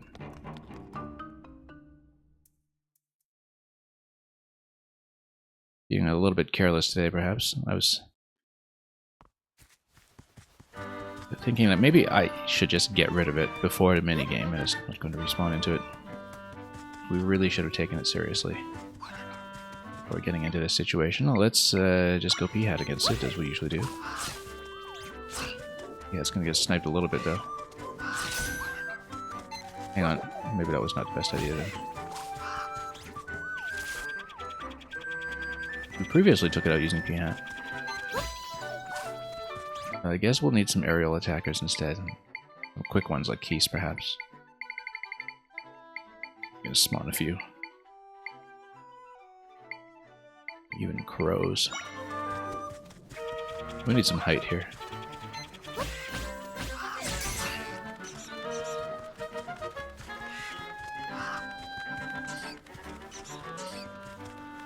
Okay. Or actually, let's just go Mobile Baba. We know how to play this way, let's just play this way. We don't want to eat anything friendly, though. There we go. Much better. This guy's been saving me all day here.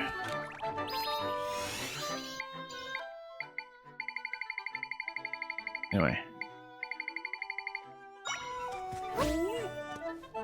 Let's rest up here for a moment. I'm sure that when you do the acorn hunt, it does clear out the board before you get going, so you can't just pre-build the route or anything, but we'll see. Yeah, it disappears as soon as you talk to him, so. No wonder the enemy respawns, it shouldn't. We'll also notice that because we got the game over, it actually respawned me with my rupees returned. Oh yeah, so the enemy does respawn, so we do need to get rid of it, which means we're going to go with Deku Baba to snipe it quickly. Good. Okay. And then we just need to drop in some... Oh, come on. Some things to run across.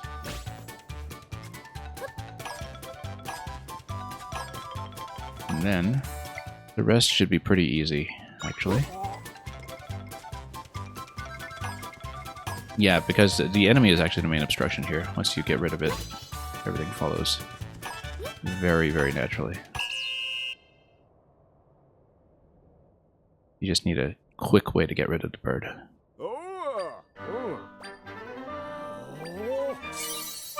And that's not even much of a prize. Oh well, that's okay. Do it faster, really? Even faster? What's the benchmark then? I don't actually see it.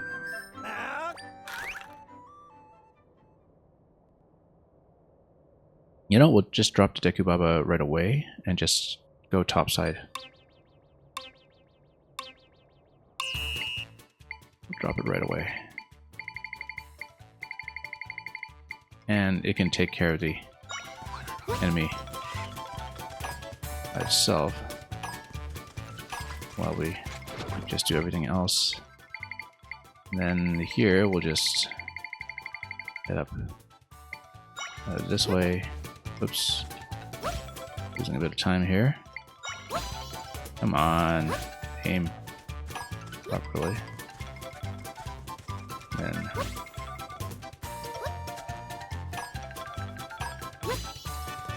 yeah. Slightly faster. I don't know if it's fast enough to matter. Yeah, that little goof with aiming the platform incorrectly might have cost me here. Or maybe he only gives me cash if I break my existing record. I don't know if there's a tighter benchmark that you're supposed to. Maybe. We'll try it a few times until we have a better sense of whether maybe we can beat 20 seconds or something. And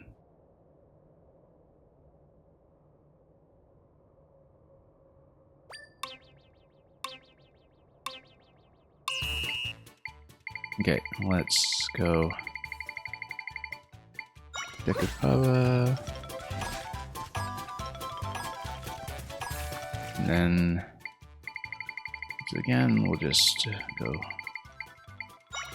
to platforms over here. We should have gone trampoline, actually. That would have been maybe more sensible here. And then, yeah, we'll just jump across this way to go quickly.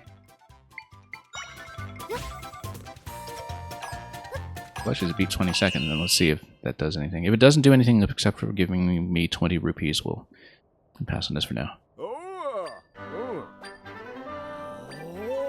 Yeah, looks like you just get prizes for beating the record. So. Oh, lightning fast. Okay, so yeah, if you beat 20 seconds, it seems. Probably 20. You get a piece of heart. Excellent. I think there was another Acorn game we saw earlier that we didn't retry, and so maybe we needed to look for it again to get that extra heart. Anyway, it looks like there's a passage that might get us closer to the Lost Woods over here, looking at the map. So let's try it. And see if we can get in further. Maybe not. Looks like it's all shrouded in mystery. Maybe we have to loop around somewhere else. We'll find some kind of entry point to it, I'd like to. We'll go back and do Elden Volcano a little later.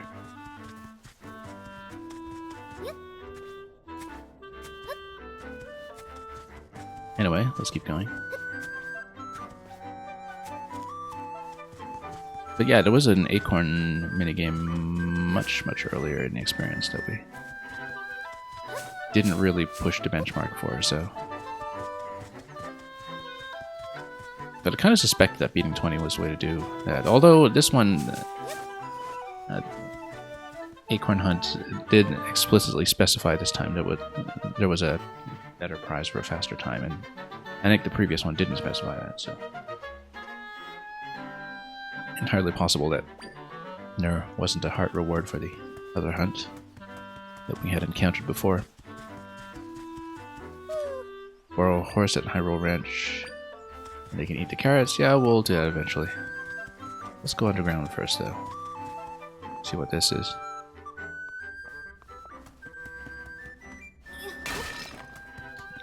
Anything for smashing all the crates? You know what? Let's set them on fire. Set everything on fire. Because we're just such a pleasant guest that way. Also because we know that crates respawn anyhow, so... You gonna set this on fire? Come on. No? Can we toss? Yeah, there we go. Just pick this up and set everything on fire. Let's see if this does anything. Ingredients, perhaps? Yeah. More ingredients. There we go. One of the barrels can be set on fire, maybe. Looks like there's more meat over here just for people who need to copy meat. Nothing else that I can see here, though. Yeah, not even with moving the camera, so let's check just in case. Yeah, nothing along the walls. Okay, just a little meat cellar, I suppose, for anyone who still needs that. No clear entry point into the Lost Woods from here, though. You can kind of see that there is that clearing in there that will eventually be accessible, but I'm guessing that we can't penetrate it from this side, given the map structure, so we'll continue looping around and seeing what we can do. Probably have to enter from the volcano or something, but hopefully it's not quest locked. Oh, this looks like an entryway. Oh yeah, this looks like an entrance for sure. Well, let's take a look at the Lost Woods and see if we get a Master Sword for our trouble or something. No. Eternal Forest.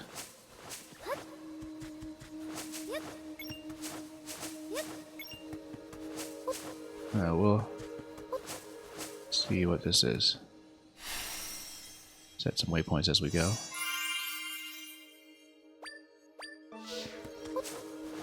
This looks like a rather ominous and meaningful location.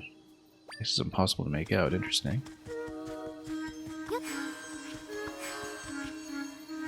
Yeah, it definitely looks like it'll be significant to the story at some point. Here's a treasure chest. Oh, okay. Wow, that's a big guy. Let's take him out. Can Deku Baba grab him? Let's see. We're gonna try. I doubt that we can just one-shot him that easily, but you know. Oh no, he's just gonna chop.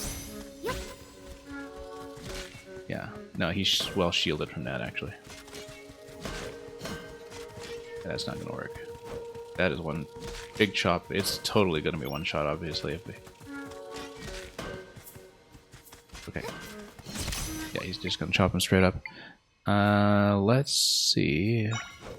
Maybe kite him with fungal flower. Do a little bit of damage before that gets poked down. We can hide behind the flower this thing and do some damage that way.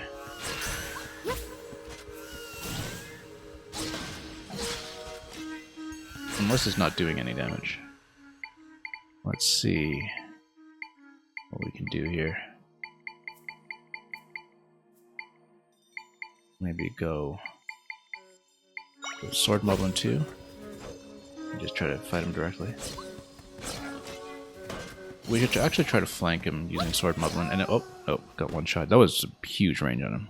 That's game over number 7, as expected, given how thrilling this one is. I bet if we pick him up that we can't afford to spawn him, given that we already have a level 2 that costs 4. But we're going to try again. And we're going to go and prepare it. I think what it is going to be is we get him into a clearing, we use Sword Moblin 2 to kind of kite him, and then we swipe him from the back. Deku Baba over here.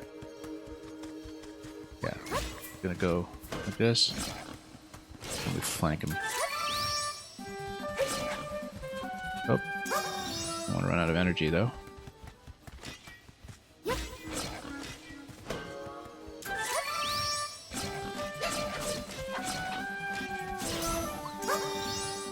Okay, we do have a couple of different ways to get replenishment on magic, of course, such that we can go for a while with this method, I think. Oh, no.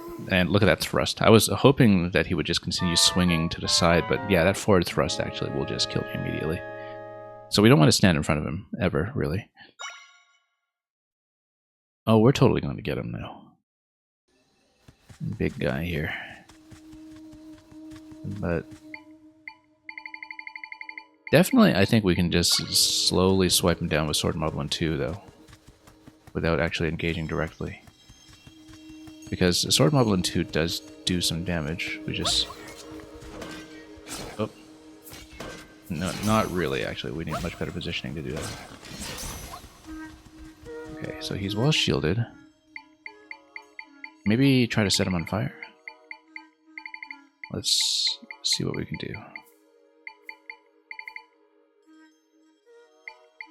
Meat? Nope. He's not distracted by meat. Spiked roller. Oh, look at that. Oh, yeah. Except we definitely need to go like this.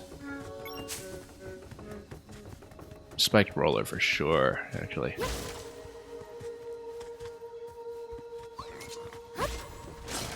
Oh, yeah. Very much so. But we need enough space for it.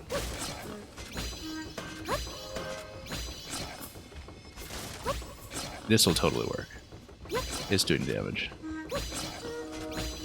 I can't believe how wide the roller is, actually.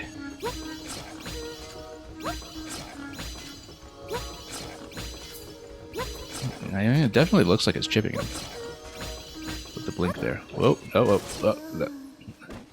How come I was kind of feeling so gluey here with my movement? I was trying to get away from that, but it's 3 deaths to this guy. But that method clearly works. We just need to stand back. It clearly works. Yeah, that's clearly the way to go. I just didn't expect a roller to be that wide and to take up that much space. I think if you move some of the boulders, then that has a little more flexibility as a strategy. I also wasn't expecting him to just jump straight up over this. Yeah, because he just jumps. If he does, then we really need to rethink how to push him back. Okay, no, he's going to go back. I think we need to move that first boulder a little bit.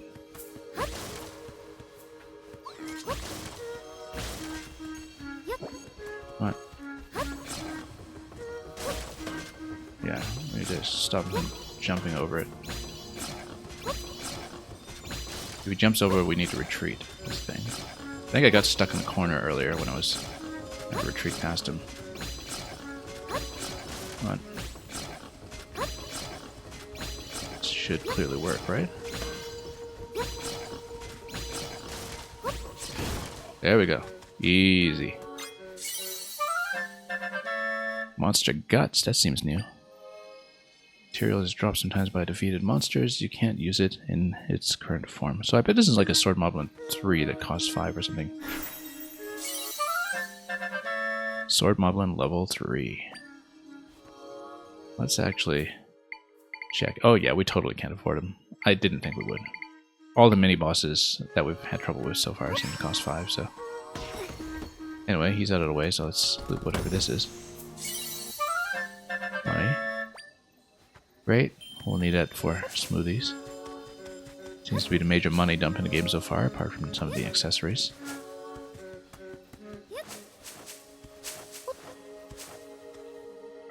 Anyway, let's go down and explore some more.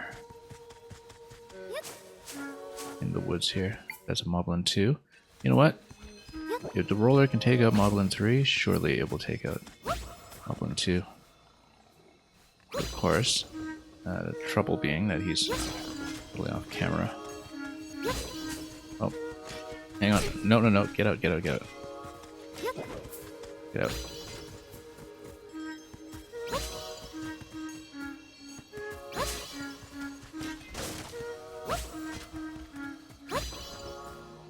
Hang on. No, we're getting swiped. There we go. Finally got some room. Move here. Already had enough trouble with this guy the first time we fought him. Back when we absorbed him for the first time. Okay, he's going away. That's fine. That means that we lie down in bed for a bit to refresh, and then we'll go back and kill him.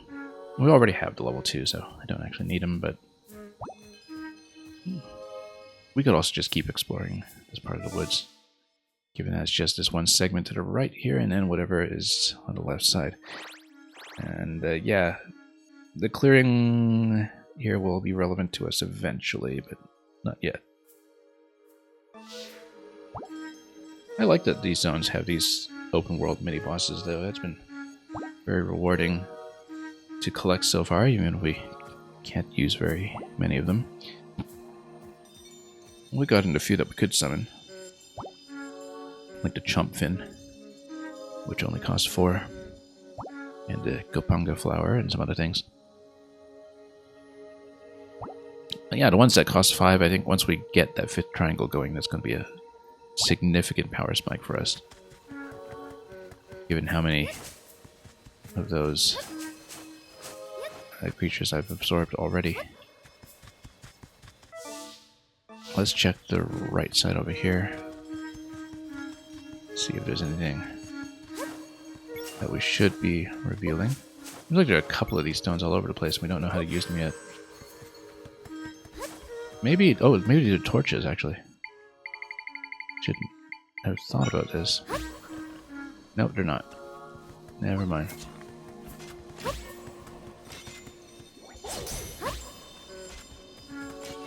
Set them on fire. Set them on fire again. Why don't I go electric? Shock.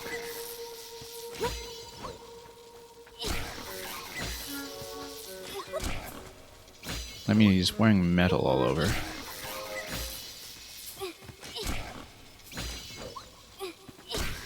Just keep on whacking him. Yeah, if he hits at all, then he gets shocked and we just bust him down. There we go. That's much faster. We have so many elemental capabilities at this point, we might as well use them. Cave here, cave there. Yeah, there's definitely more that we can explore here. Let's just keep on pushing. We don't know what the pedestals are used for yet. What to apply to them. Oh, this opening looks like it should be something interesting. But whatever it is, I guess it's locked behind a quest we haven't seen yet. Yeah, because I don't see anything to interact with at the moment. This looks like it's eventually going to be some kind of mini-boss or something. Just given the whole area. So we've explored that clearing. Yeah, it doesn't seem like we can go past that. Unless I can sort of get out through the boundary of the woods here. Yeah, that's not too misty. Maybe we can go through there. Let's try it.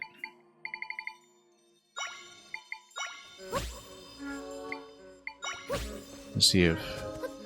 Oh, we do get shrouded in fog a little bit, though. We do get kicked back here a little bit, unfortunately, before we're allowed to progress. What do we come up here? No fog up here. But that is actually the world boundary. So, nothing to traverse over there that we can see. And we can just follow the boundary of the Eternal Forest, I guess, until we get kicked out of it somehow.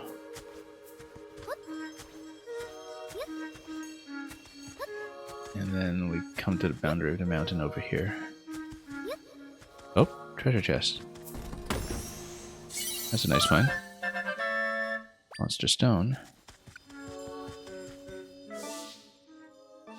Yeah, we'll eventually see what those are for.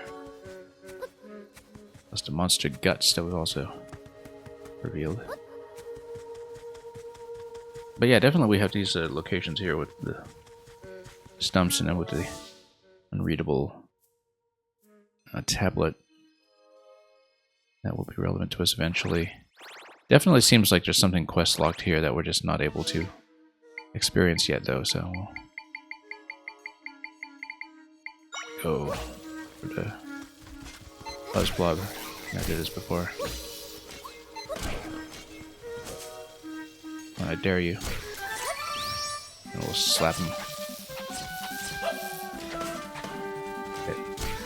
And then slap him again. Yeah, I just used the Buzz Blob to just kind of do a little bit of zone control. We actually could have done that against a level 3 one too, actually. That's a technique we should keep in mind. I love how flexible the combat is in this game. And definitely an ample reminder as well of some of those elemental mechanics that were all over Tears of the Kingdom. Anyway, let's get out of this zone perhaps. Oh, this is a bit of a threatening situation to walk into, which means we should push against it and see what we can do. Good. Yeah. Just... Oh, it's a level 2 spear, which is new. Which means we should actually spawn a melee attacker against him to kind of close in. Whoa! Let's just walk back here until he gets zoned. Yeah, it looks like we'll have a level 2 spear, which is great. That's actually something I was very much in the market for. And we have another pedestal over here. So I found 3 of those so far. We don't know what to do with them yet. But we will eventually find out, I'm sure.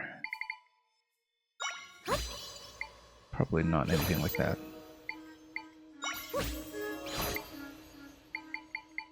I'm going to make it light up, perhaps. But it's not anything with a flame. It's not a torch that we're using here.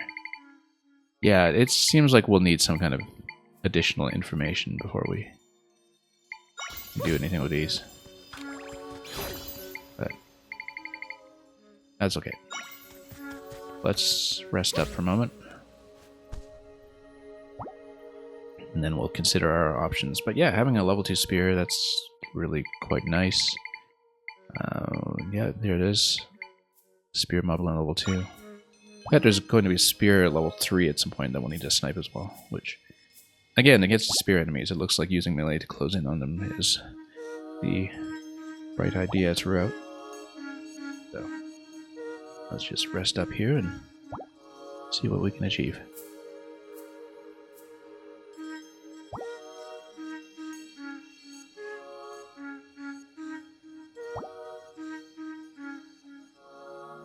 Okay, let's wait this out. Get up and get going. So yeah, not much that we can do out of the woods here. It's actually going to be misty both ways, so we should exit. And then,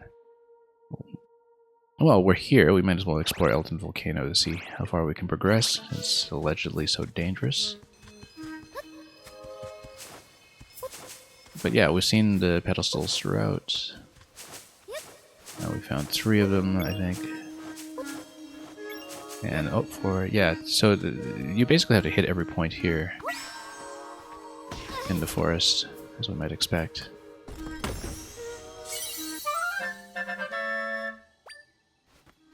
Collect all these monster stones, which I'm sure there's something upgradable with them eventually, but they do seem to come in finite quantities, and we haven't found what they're usable for as a currency just yet. Okay. Yeah, let's actually go back to Elden Volcano and see if we're allowed to progress. I wonder what happens if you do feed the horses some carrots here. We'll find that out when we eventually get back to our horse, wherever that went. It's over here. Oh yeah, the rental horse actually went all the way back. Perhaps after the game over, in fact. Oh, one of these guys. Yeah, we should actually finally capture these. Let's... You know what? Let's try out this Spear Moblin.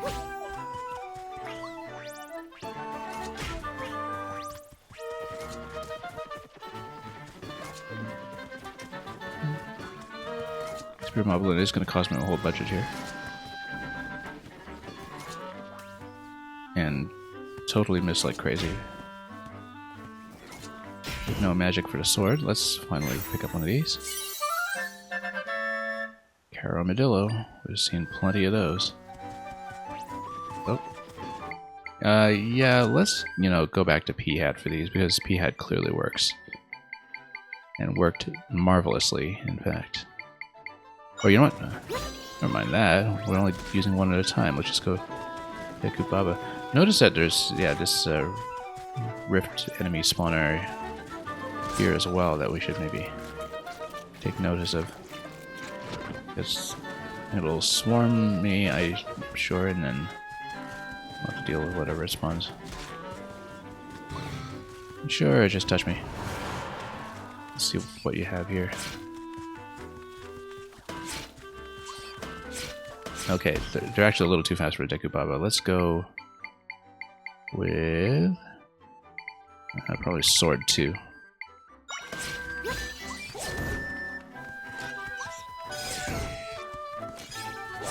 Ah, finally giving me some magic. That helps. I guess it's just the rift enemies that spawn magic for me.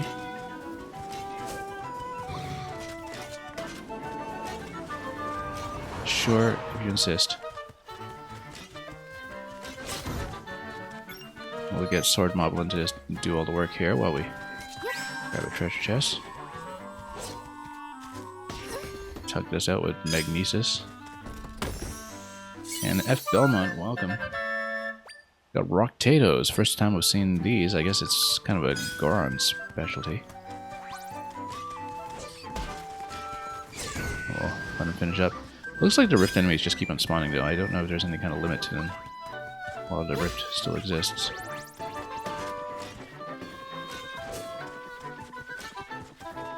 We should go back to P-Hat for these guys.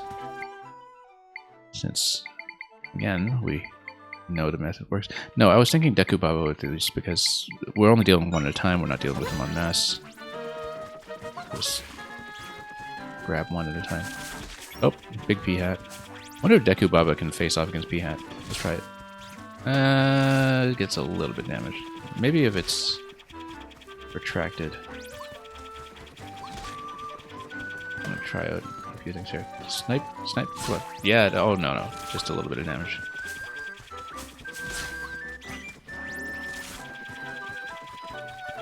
Yeah, we'd better go P-Hat versus P-Hat. Yeah, it gets chopped pretty much immediately.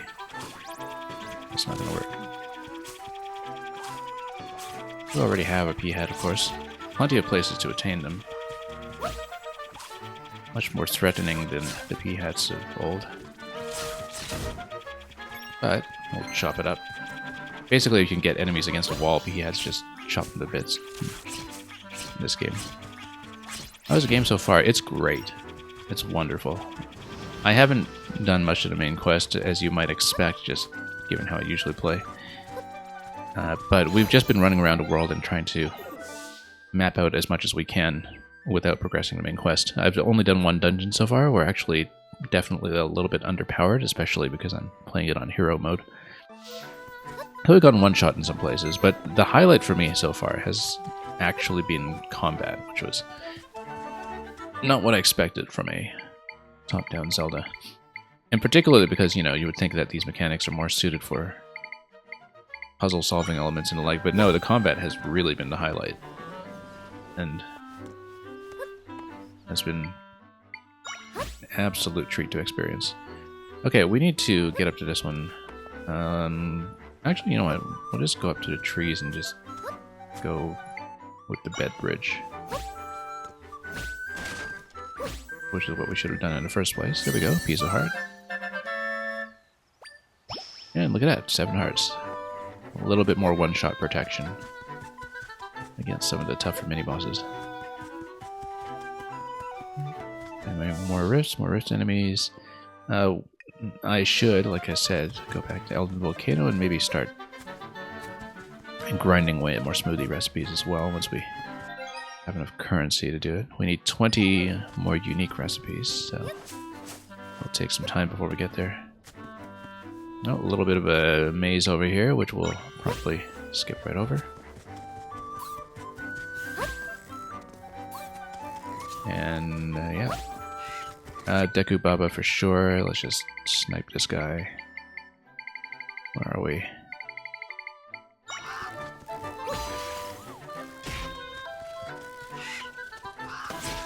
Nope. It's not working out, actually. Too many of the enemies on board. Whoop. I need to pick this up. Come on. There we go. Sniped one. And he's pretty well shielded. And then, oh, hang on. Let's actually get some defense going here.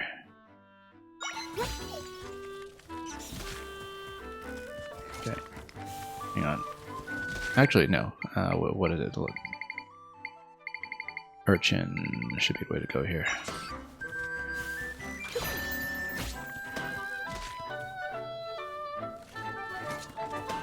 Come on.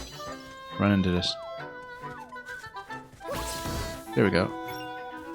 And then... Can I pick these up? No, of course not. They're spiky.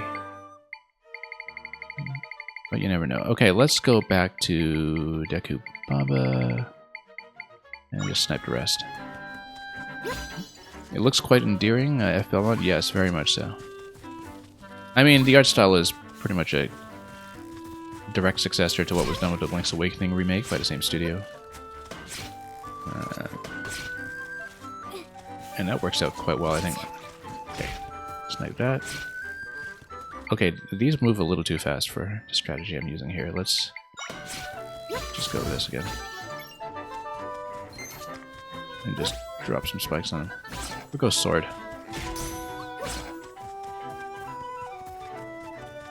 Yeah, the snakes in the grass move a little too quickly for what I'm trying here. Okay, let's go back to Deku Baba. This is what I've been doing this session today, just carrying my plants around and using them to snipe. It's like using the piranha plants in Mario Kart in some ways. Just lug them along. I mean, I guess there is the plant item that was in 3D World as well, where you could just pick up the piranha plants in the pots and then they would just grab everything and go.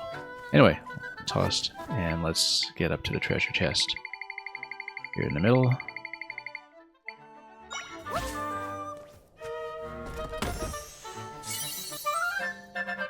Just a little bit of cash, but we won't complain about that when we have so many smoothies to make.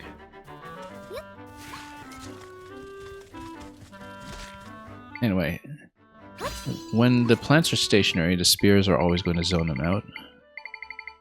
So, you know what, let's just go sword mob him again, and he'll just straight up kill him.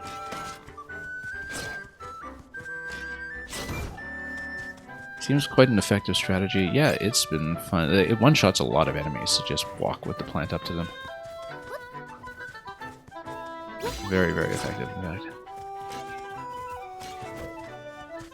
I do have my own sword, but it is on the magic meter, and so we just tend to go with this instead. Anyway, let's maybe replenish some health here, and then get up the mountain.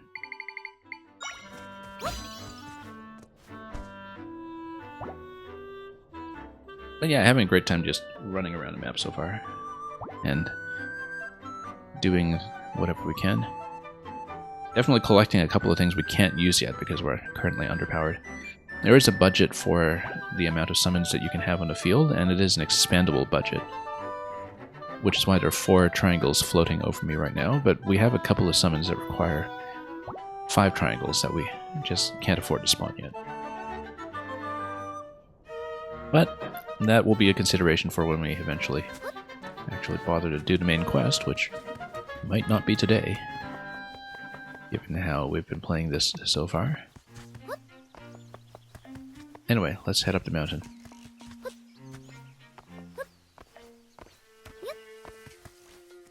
Elden Volcano Trail. Yeah, a lot of this gets skippable here as well. If we want to go up this way, let's actually do it. In fact, I wonder if this gives me enough height. Not quite. We'll cross from this side. Oh, you know what? Let's capture these ones first. Let's do that. Oh, you know what? Let's try Deku Baba again. We've been way too reliant on this strategy today. It doesn't work on everything. There are some things that'll just chop them up. Come on, grab it. And of course, if things move too fast, then it doesn't work so well. There we go. Very nice. And let's... oh, copy it. You learned a mini Moldarm Echo. Let's try it. Mini Moldarm. I wonder how well they do against the other mini Moldarms. Yeah, they just fight directly, but then...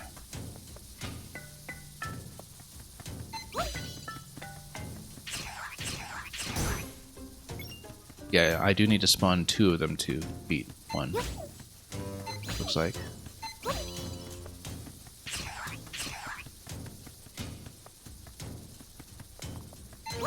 Come on.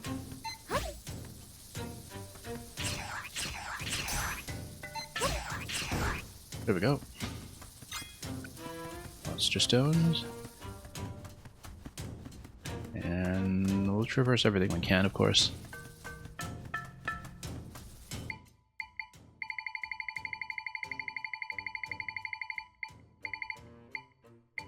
Once again, just lie in bed for a moment. Do I plan to play Mario & Luigi Brothership? I'm going to say probably. It depends on how my schedule is looking in November, but I definitely have my eye on it. It's been a long time since I actually finished a Mario & Luigi game. I did play Dream Team when it came out on 3DS, but I didn't actually get through the whole thing. I do love Superstar Saga, though, and there's a lot that looks very promising about the new game that I would be interested in broadcasting, potentially. Okay, so yeah, if we use these, we might actually be able to gain enough height with additional objects to build our way up. However, yeah, I have surmounted this much height before, but usually need a couple of additional objects to help out with that. The other thing you can also do is perhaps... Oh, whoops, didn't want to do that, but that was a mistake. This is new though, rock salt. Can't use it in its current form, yeah. There'll be some additional mixing and matching at some point. Whoops. Let me get over here. And then see if there's a good way to cross. Perhaps. We can get up to 4 beds with these bridges, but there's probably not... Oh, whoops, didn't want to fall all the way down here. If we aimed that better, we might actually have been able to cross this. You remember Superstar Saga from when you were a kid? Yeah. Yeah, I haven't played it in a very long time either. But it was a real breath of fresh air when it came out, I remember. I didn't play it right when it came out. I kind of caught up on that one later as well, but yeah, I wonder if we can actually make this jump. Oh yeah, we totally can.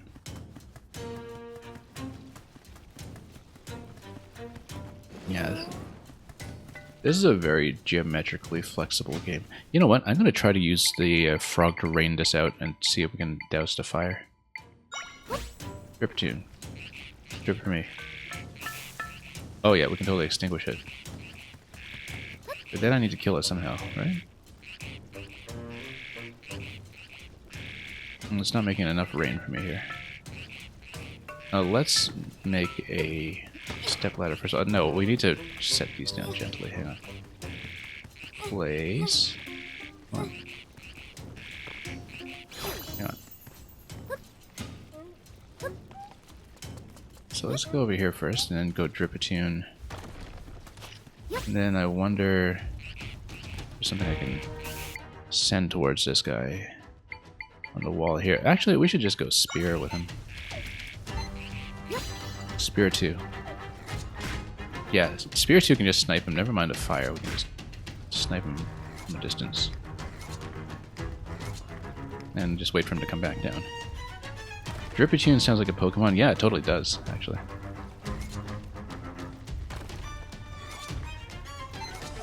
Very much like a Pokemon name. Hang on. Come on. Keep poking. Then maybe we can spawn these ones on the wall ourselves. There we go. Good. Torch slug. Okay. Get rid of this guy. And let's keep moving. Let's try out the torch slug. Costs 3. Bit slow for these purposes. Yeah, because it just crawls and crawls and crawls. It does create a little bit of a flame wall there, though, as you can see. You know what? Let's go Deku Baba again, just for style. Oh, whoa. That poked a little bit hard. I need to not let them chop. They're a bit quick, though, about jumping back. Can we swallow it? Oh, no, hang on. This is a little bit dangerous here. Let's get a bed out. Once again. I have potions, too. I've got lots of the smoothies, but let's replenish first. We'll probably go P-Hat against these guys. I don't think I have this level of Lizalfos yet, actually, looking at it. I thought I had the spear ones. These ones have tridents. We've got lots of walls to budge them against here, and I think P-Hat might be the way to go. But we'll take a look at it in due course, once we heal up. I do have an empty fairy bottle currently. We need to fill it at some point. Oh, we're a long way from the nearest fairy fountain that I know about.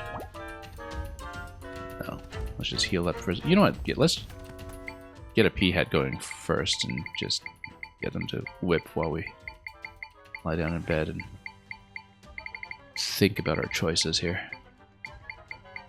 Actually, there's so many defensive walls. Kapunga Flower might have been a good idea here too, but let's go Peahat. Oh, no, wrong button. Hang on. Okay, let's just whip him. I can't quite get in range, right? Oh yeah, I can. It's gonna chop. They do poke it pretty quickly though, so it's... Yeah.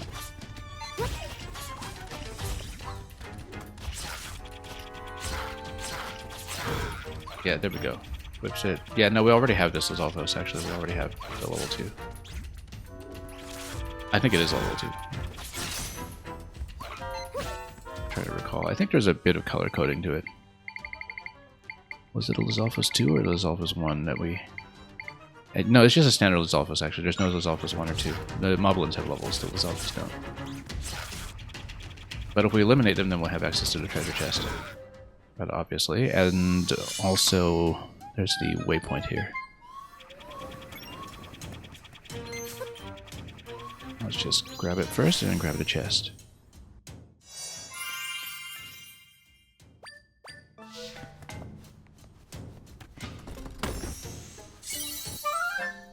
More fragments, great. 3 might crystals, very nice. We'll be able to get both of those sword upgrades by the time we actually get back to the upgrade point. Maybe. Oh, and I see the shadow of another wall crawling one over there. Okay, yeah, we should try to make it over to that piece of heart. I actually wonder, given that they can crawl... Yeah, we can obviously drop off over there. The way to actually do it is to use the bind ability, I think. Where we follow and just let it drag me across. I've hardly used this over the course of this game, and we've been underusing it, in fact, when it's much more effective than I give it credit for.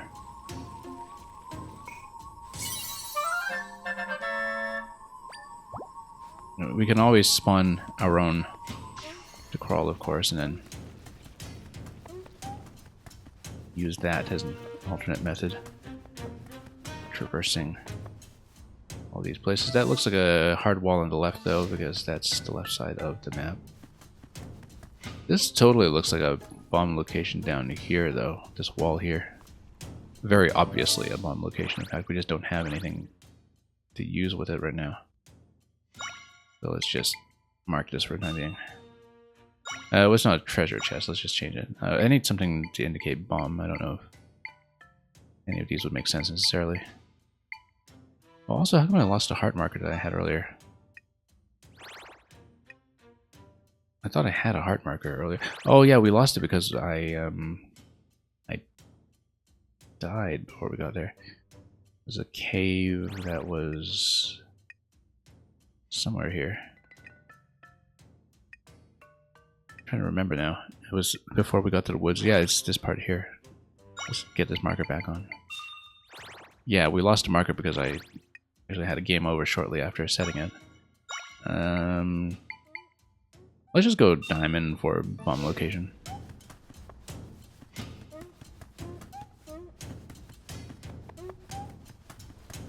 I only started using the map markers today because I only noticed pins today. So there's a lot in the bottom right of the map that we should have marked, but haven't already done. But that's okay. We'll get back to there eventually. Yeah, we need some kind of spawnable bombing mechanism, I think. We just don't have that yet. And we need to uncover this part of the map if I can. Stamp location. There we go. Let's grab it. Great. And a cave here that we haven't seen yet, I think. We also haven't come down here to take a look at whatever was in this location. Let's just get some platforms going again.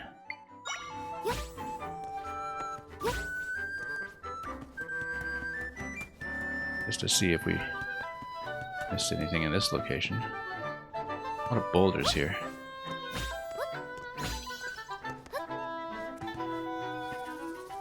Looks awfully suspicious, in fact. Oops. But I can't quite tell what any of it would be. You know what? Let's just move these. See if any of them uncover a hidden spot or something. Except, of course, now I've started to trap myself. That's okay. Let's just get out. Yeah, we know there was a Moldarm. Where? Oh, this is somebody. Let's talk to him. He probably wants me to get rid of the Moldarms. Oh, it's Acorn Gathering. Okay, then we need to get rid of the Moldarms while we're Acorn Gathering. We need to be quick. Now, I don't know if I have a good way to one-shot the Moldarms. Let's try strategies against them first before we get going, because I need some way to clear them while we're going for acorns. Urchins might not be a bad idea. I don't know if they just bang against the urchins directly. And then we can kind of use them to restrict space. They take a lot of hits, though. They take a lot of hits before they go down, so might not be the best method. We might want something a little quicker against them somehow. P-Hat is not a bad idea, maybe. Well, we'll have to try this out. We'll have to just try to beat the time. And see if there's a bonus time as well.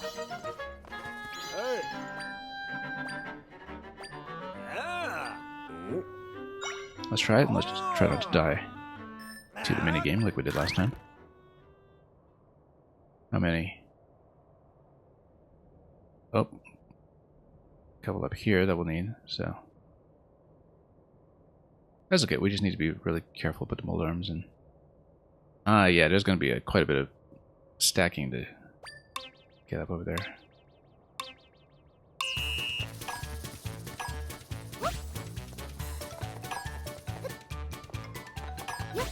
Okay. I think we just avoid them and worry about the top side afterwards.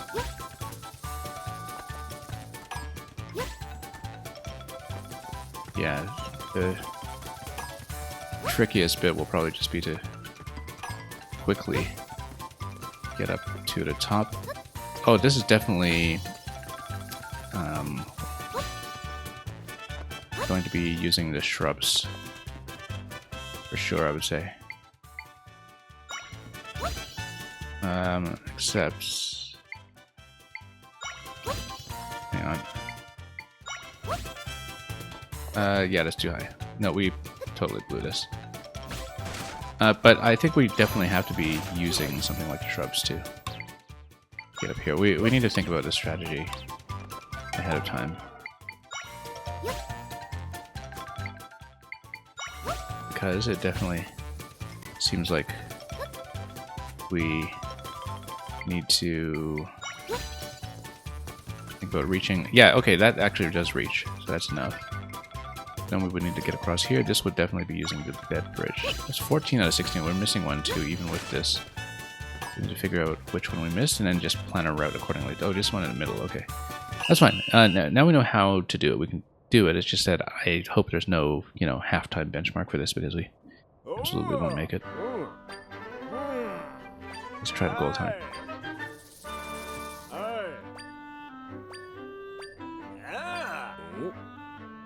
I think we're actually going to go topside first. But we'll see. Seems to be the clearer path. I don't know about this though, because this is a fairly natural circuit going down this way. But then you can kind of drop off the top and have less backtracking.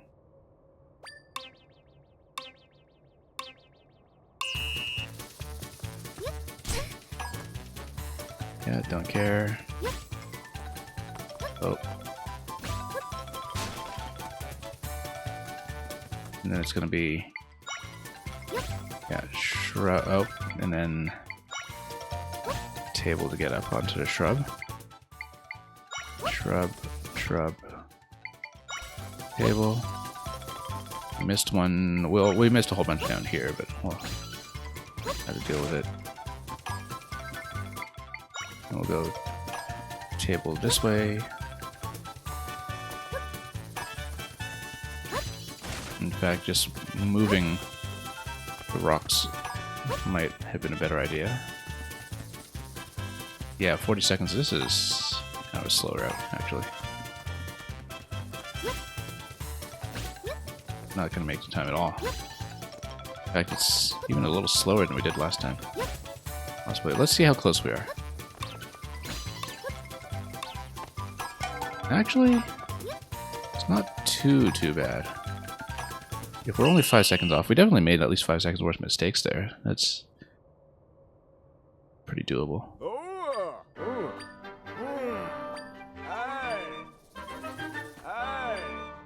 Yeah, let's do the lower route first then.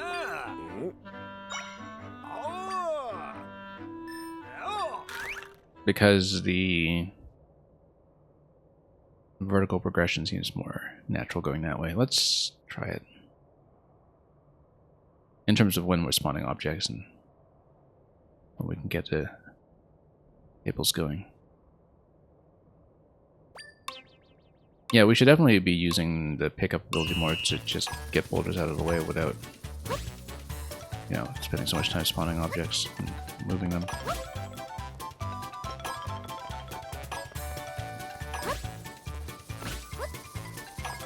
Okay.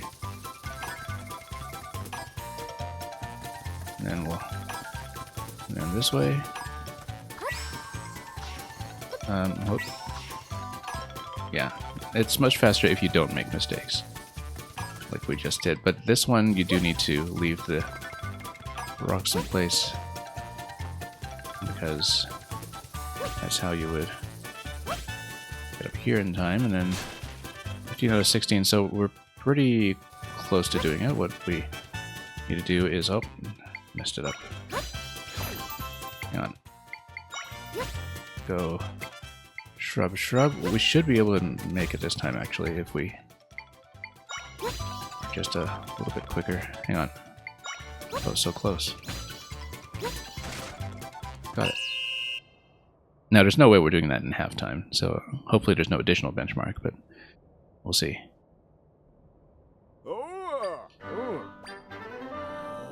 Prize time. Only 20 rupees. I feel like there's going to be a higher benchmark. You can do it faster.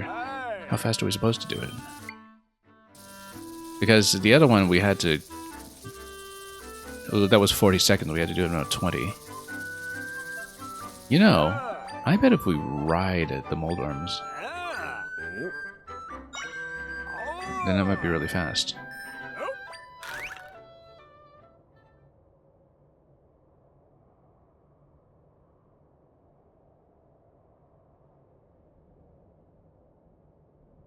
But anyway, as long as we beat the time, we can always gain money from this, so... I don't know how much we can save this, though. It's a minute.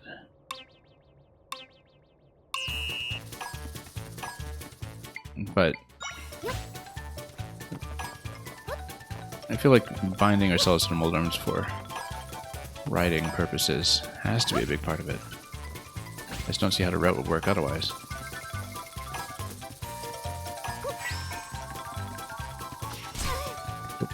Like that. Oh, you know what? Hang on.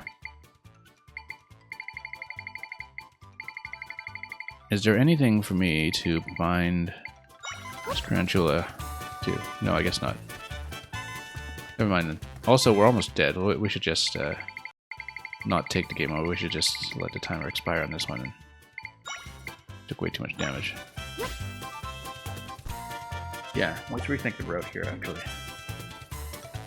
We need a fast way to go up. And I'm wondering... Well, I mean, we have the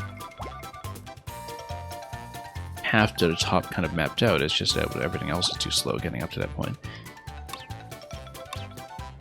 Yeah, 1 minute is a benchmark. Like, I don't know realistically how fast we can actually go in order to beat that.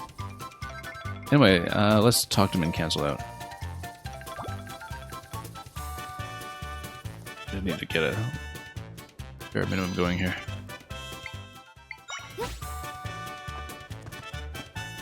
I bet we can get under 50 with my existing method, but I don't think we can get under 40 or anything crazy like that, so...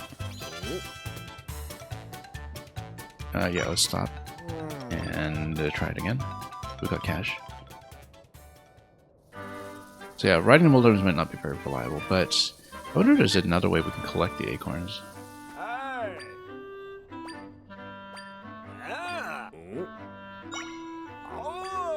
I mean, I wonder if it's necessary for me to stand on top of them, or if we can actually get summons to pick them up for me.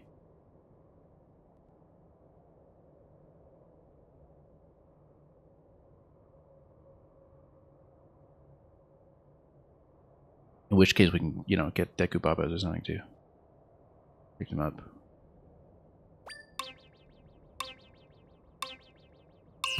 Because the question is, do I actually need to touch every point? If I don't, then that simplifies things quite a bit.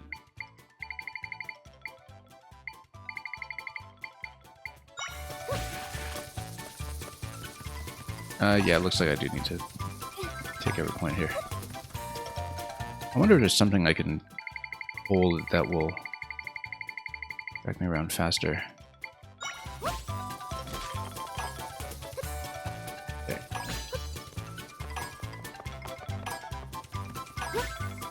Or maybe it's just executing the current method better. And potentially that's all there is to it. Oh, yeah, you see. All kinds of mistakes over here. Hang on. Yeah, that's obviously a disaster. I don't think we'll even make the time this time. 13 out of 16. We missed a whole bunch too. Because it's just the one up top. Oh yeah, the one on the bottom. I missed one somewhere else. We won't make it this time. Let's just cancel it. Missed this one in the middle. Okay, yeah, we need to rethink the method. Like I said, I think the current method can beat 50, but I just don't know what the time benchmark is going to be.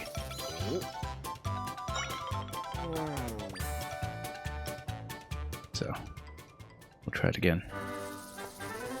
Let's get into bed first.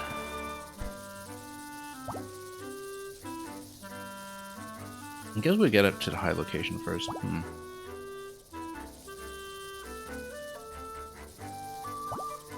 I don't know, I still think we should maybe finish up top.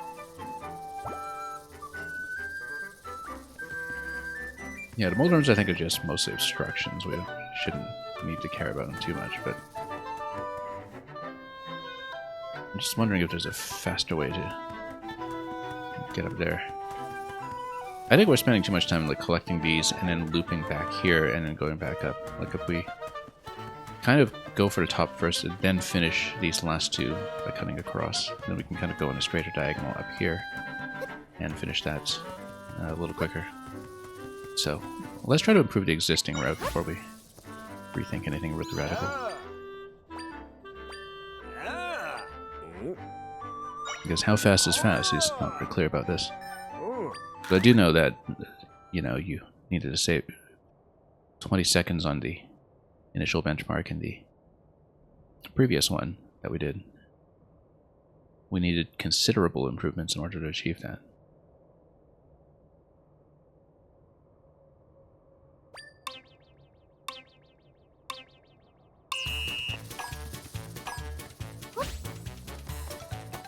Yeah, we can definitely make some of this more efficient around the corners.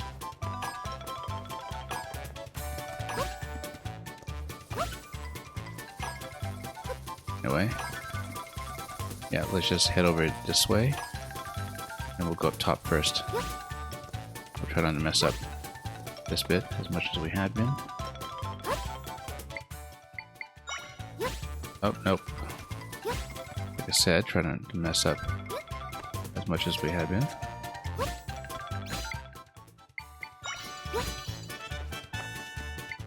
Then, yeah, let's just go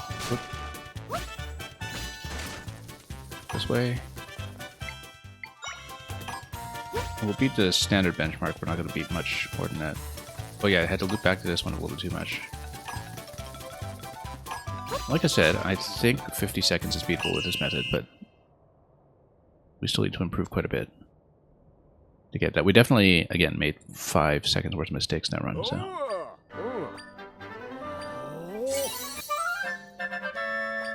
I could see 50 seconds being the benchmark here. If it's still not the benchmark, then, you know, we obviously have the wrong method entirely. But improving the current route might be the way to go for the time being, and we can amass a little bit of cash while we do that, since that does easily break a minute. We just need to optimize the current route towards that.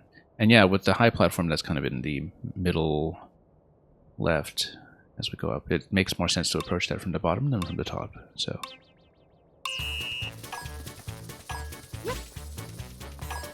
yeah, shave some corners here.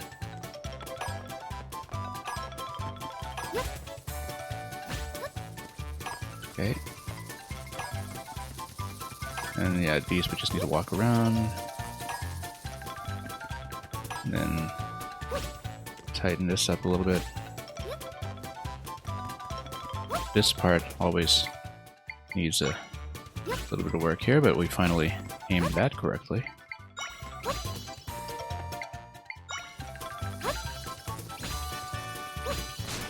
Actually spawning more than we need over there. 15, and then 45 seconds. If it's under 45, that's reachable with our current method. We're off by just enough that that can definitely be optimized further. Yeah, still not enough. But if we can get it under 45, maybe that's a prize. Under 40 would be tough with this method, but we definitely have more corners we can cut, so we'll try it. We had to be absolutely accurate with the bit with the shrubs, though. No room for error over there. Yeah, we got a little bit confused about the path coming out of this at the end, so.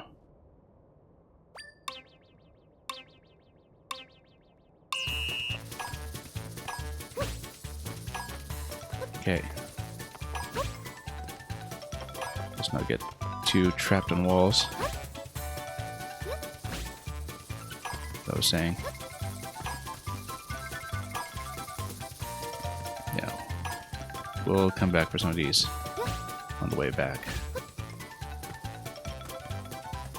Always have a lot of trouble with my alignment. Over. Oh, nope. Hang on. Messed that up. Already. 2 beds is actually enough over here, and we can just make the jump out of that. So that's another little optimization as possible. Just a little over, though. Not quite at the record. Again, with the bit of a spawning issue at the shrubs, that definitely lost me minimum 2 seconds there. So we can beat 45. We'll try to go for 45 and see if there's a prize before we change anything drastic. So let's try it again.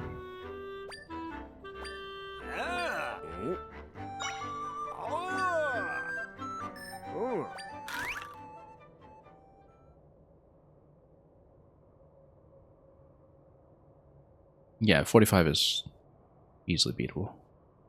Well, not easily necessarily, but worth trying.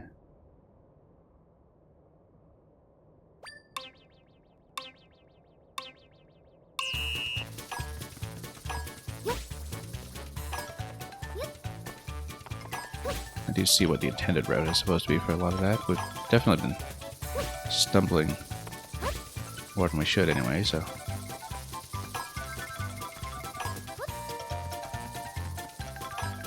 Okay. Nope. You see, This one little spawning mistake there might be enough to cost me.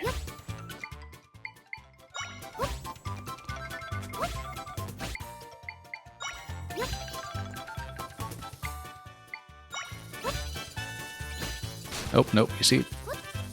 Those mistakes basically kill the whole run. One thing we haven't considered, actually, is using the flying abilities that we have to kind of float over quickly.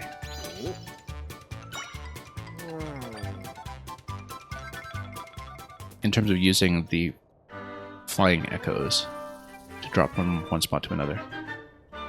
I don't know if that'll save time necessarily. It might save time coming down from the top part, but it might also be a little too finicky to spawn and go. Let's actually do a little speed test with that, actually. Let's just see, you know, if we can realistically get something, you know, let's say we use a needle fly, pick up, oh, and then, no, we don't want to throw like that, obviously. Let's try this again. Yeah, it might be a little too fussy to do that way. Also, why haven't we been just using trampolines? It might even be better. Because then we actually save ourselves a jump. We should, in fact, use trampolines. Yeah. Because then we can just go immediately like that.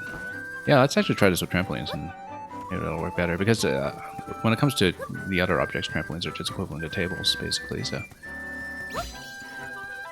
But you do need to be careful about which direction you're facing, so...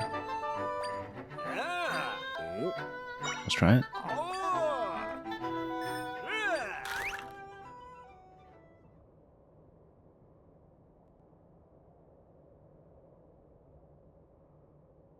Yeah, we could definitely save a couple of inputs here just by using the trampoline, and so... We should have considered that in the first place.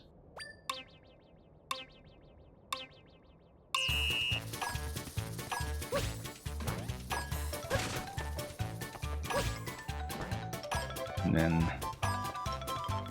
Feels really smooth, actually.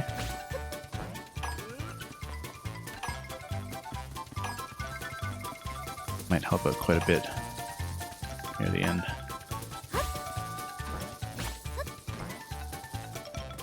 Anyway. Except, of course, now we'll eventually have a bit of trouble with shrubs. Let's go trampoline once again at the end here. We have to go bed. Could have actually saved one of the shrubs and just gone trampoline directly, perhaps. Okay, now let's go trampoline once more. Then 43, 44, under 45, just barely. Let's see if that is the prize. If it's not the prize, well, we've got a long ways to go.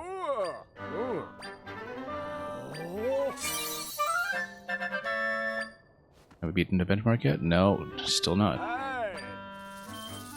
How do we shave off that much time then? That's a lot of time that we're missing. And that's not something that the current route is going to solve very easily. Like, we need to basically rethink the method completely. How about Crawlchula?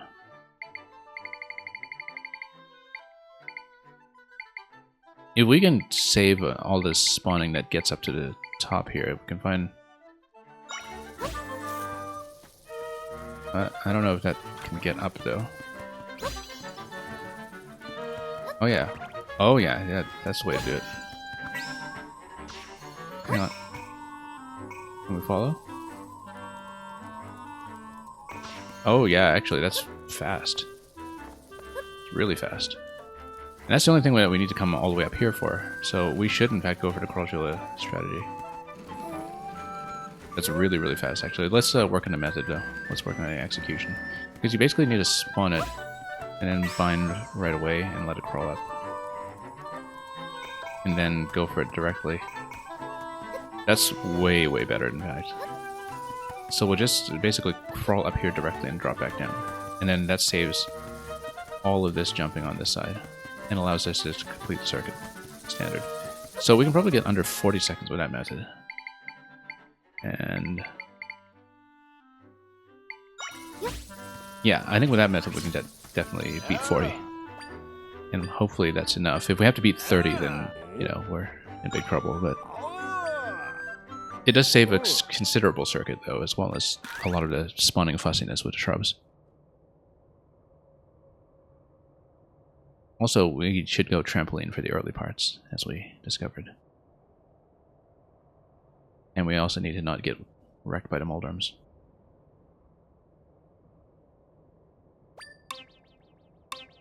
Yeah, it saves us a whole lot of climbing. Let's go trampoline.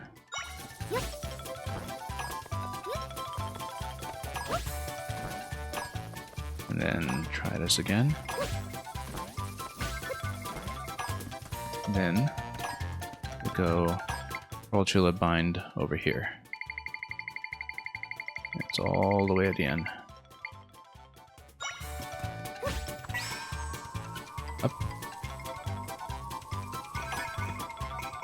Okay, drop it. Go back to trampoline. Yeah, execution was not perfect there. Definitely room for improvement. We can't beat 30 with this. We can beat 40 though. Oh, we missed one. But we can see if there's a reward for beating 40. I feel like 30 might actually be doable with this. Well, maybe not 30, but like 35 would be doable, perhaps. I mean, how much more do we need to shave this by? Lightning fast. Okay, so yeah, 40 must have been a benchmark. And, oh, that's interesting. A steel trap. Broken trap still has sharp, pointy teeth. Too dangerous to use in this state. What do I use it with? Steel trap. I guess it's something that we need to combine with some of the other parts later. We have a lot in the inventory we don't know how to use yet, basically. Maybe it's something that can be eventually molded into a hook shot or something. And it doesn't work anymore and it's too dangerous to use. Yeah, it seems like it's one of several elements here that we haven't found the appropriate crafting point for just yet. But definitely potentially applicable to something late game. Anyway, I'm really glad we found the Crawlchilla method. That worked really, really well, in fact, to just scale a wall. We should be doing that more often. We can just scale walls completely. Instead of just climbing the slow way all the time, we just go up with Crawlchilla. And we just climb up anything we want. I don't even remember where I got this guy. But... oh, hang on. Yeah, no, we need to spawn him upwards, please. Drag, like that. Will it keep going? Yeah, it just keeps going and going in that direction. And so we can actually traverse really quickly. And we should use that strategy just to do more of the whole Gerudo climb. Not Gerudo climb, Elton Volcano climb. Because, you know, we don't need to stack objects at all. We can just have it drag us up. Okay, let's go. Very nice. And then, how high can it go? Let's find out.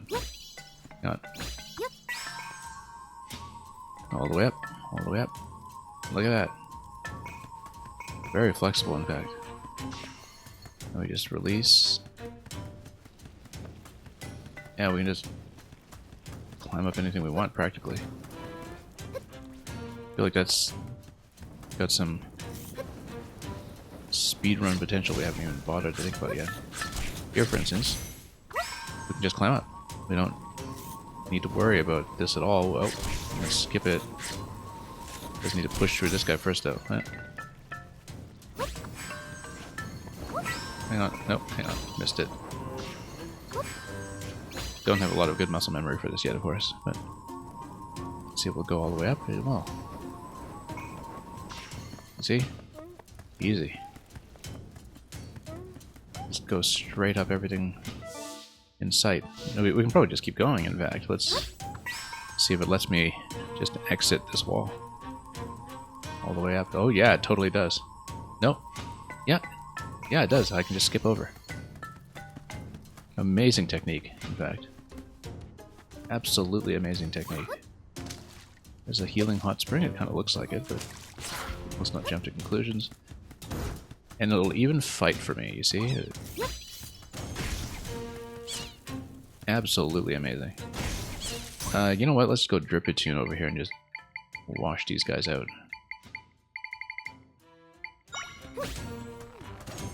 Except he'll be set on fire, so maybe it's not the best strategy.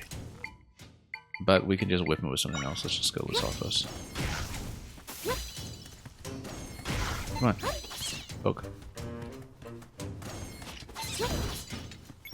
Okay. Let's learn it without hopping into the lava. We probably don't want to jump in. Fire Octo. And how much for the Fire Octo? 2. Just set him on fire.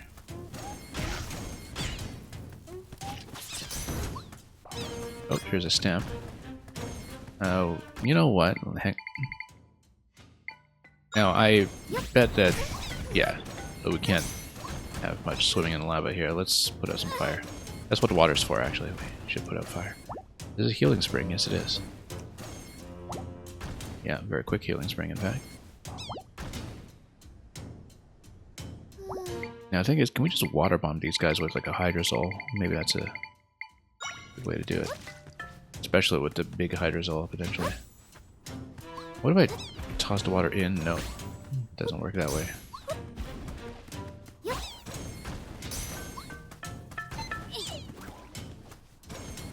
Oh.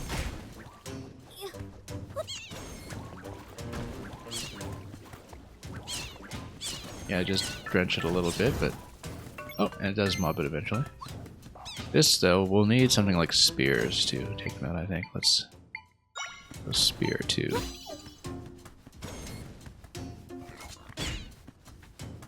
Deku Baba might be able to reach as well, but we'll go spears.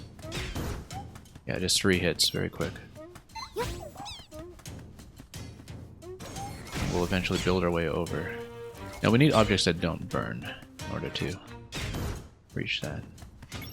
Either that or we need something that will ice things up and cool off the lava, perhaps.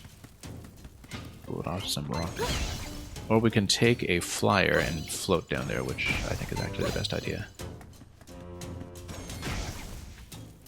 Come on. Gonna kill it or not? There we go. Not going to pick up that coin, though. That rupee. Rock Roast Quarry. Let's grab this. Also, it looks like we can copy the platform, which is very useful potentially. Lava Rock Echo. But yeah, that just floats on lava, so we can just use it. What? A huge collection at this point. Let's see what a Lava Rock. Lava Rock costs 4. That's okay. We can do that.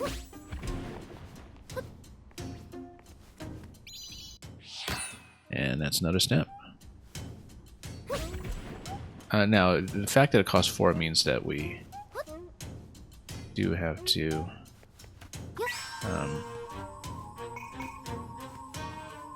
place it a little further. Hang on.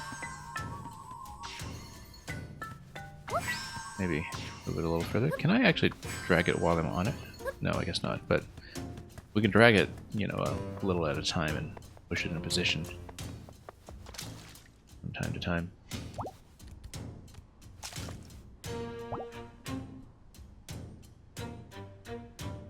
We'll of course check the cave, but then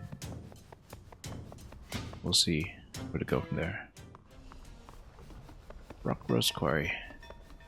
It's a dungeon space of sorts. Well, let's Grab Deku Baba. I mean, Deku Baba will probably just be set on fire, but you know, we'll try it out and see if we can reach.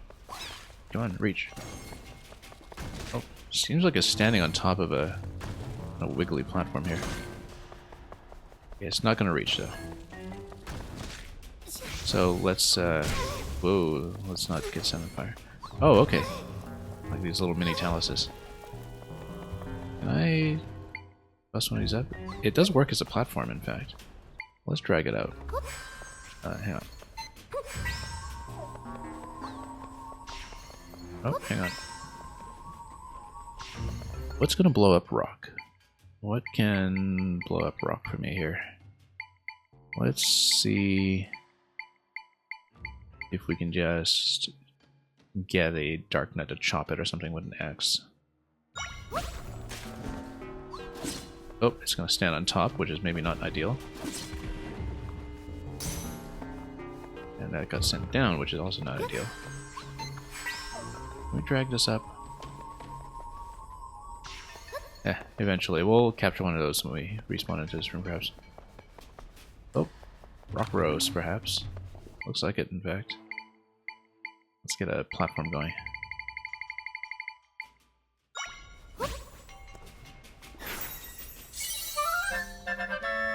Oh no, Zelda's on fire. That's okay. She can douse herself.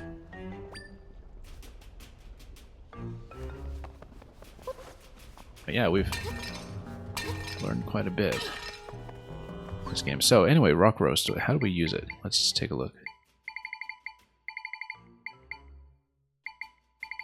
Maybe it will lure Gorons or something.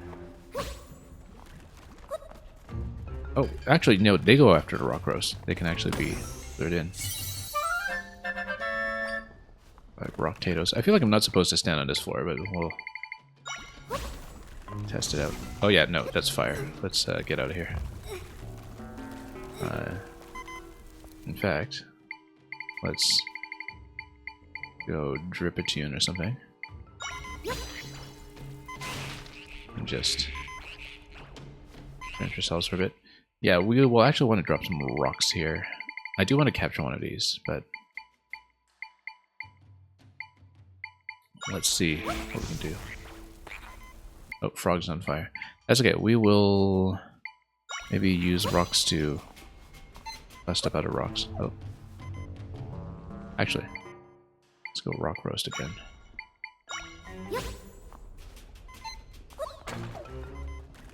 Okay, and then I'm gonna smash that up.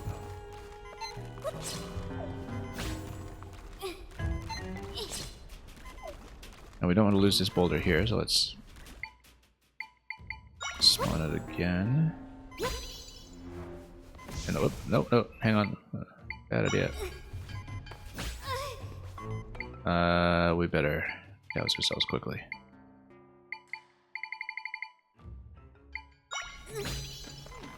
Okay, let's get into a bed quickly before we take a game over to this. So I'm trying to capture one of those miniature taluses. And tossing rocks against them seems to work. We do need some kind of bombing tool eventually. We just don't have one yet. We'll sit here and let Dripatune do its work as well. The hot spring heals me faster, but you know, we'll figure this out. So yeah, rock rose is obtainable here, but we do want to get Talus as well, and we haven't found an alternate way of doing so just yet. Interestingly enough, they can be used as platforms as well as combatants, as you can see from the fire octo that's standing on top of one. So I found that pretty interesting so far.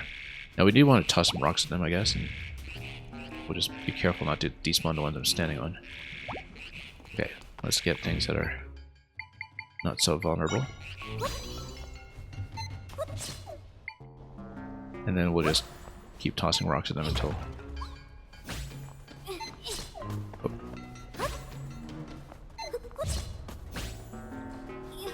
Hang on, just get rid of this. Let's just keep tossing rocks at them. They'll eventually break. Not the most time-efficient method, but, you know, we haven't been doing time-efficient methods for anything in this game, really. We've just been smashing everything up slowly. We seriously need some kind of bomb. Okay, good. Let's get rid of the other one first, and we'll capture the Echo. Okay, good. Now we're in business. Tweelus. Okay. That's what it's called here. And yeah, so you can ride those across the lava, it seems. Whenever you'd like. Where's my Tweelus? Cost 2. So yeah, it'll just walk, right? Actually, no. Here's how it works. You put down a Tweelus, and then you use the rock roast to move it. That's how you do it.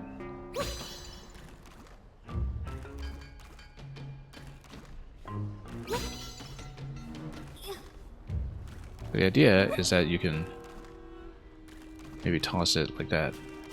You would need an additional platform to stand on for that, though. Well, I mean, you've got 4 points. You can kind of put a rock next to you and then put a rock roast on top of that. So yeah, look, he's going to go over here. You can bait him over this way. Look at that. This is some actual systems-oriented thinking here. And a rock roast should be able to survive in lava, but we'll try it next.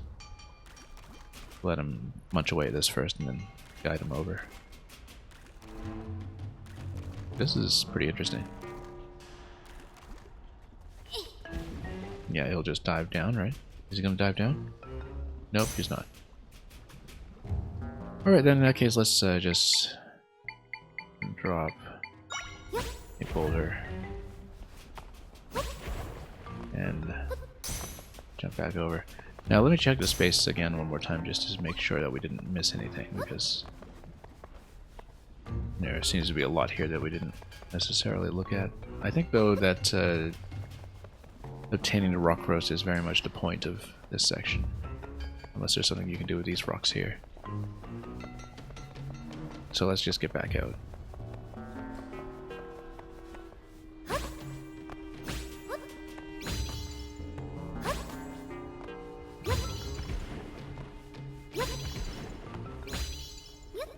Oh, whoops. Oh, hang on. I didn't realize that the boulders would sink so quickly. Yeah, they do melt after a time. I didn't realize that. That's why it's actually important to use the taluses, or Tweeluses instead, rather. Which I'm totally not doing here. Because we have an alternate method, which is to spawn a flyer. Even a 1.1 like a Keese might do. And then float over like this. Because that's the fancy way to do it. Nintendo, please patch Echo Row. What's an Echo Row? Echo Row your boat?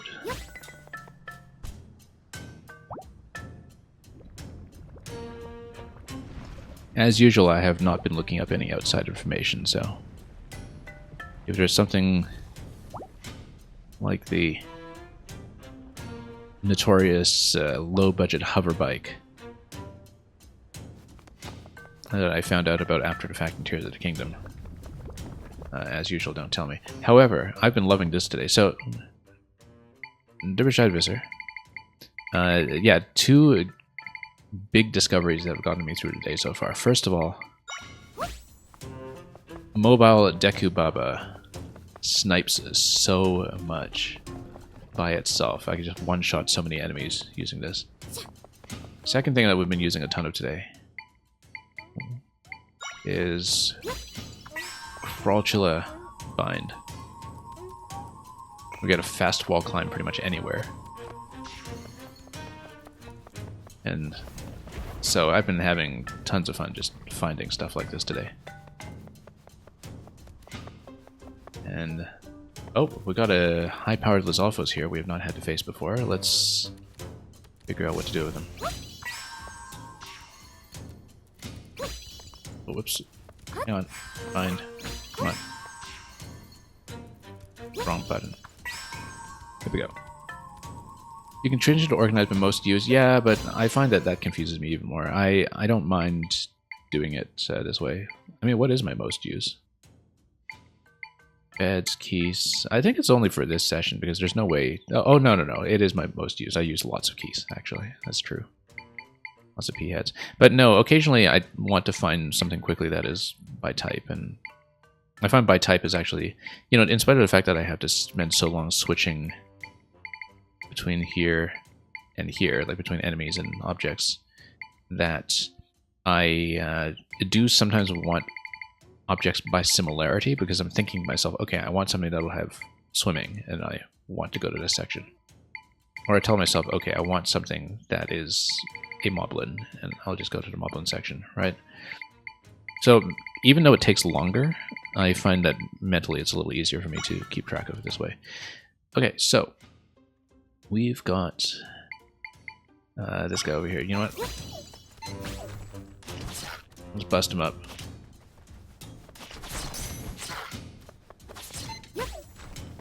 Yeah, I can poke these a little bit, but I'm actually not too concerned about that. Well, in fact, we'll dunk him down here, and once he's been dunked down here, then lava's not an issue. Oh, what a jump. Wow, what a hit. Okay, never mind. We better get into bed while we...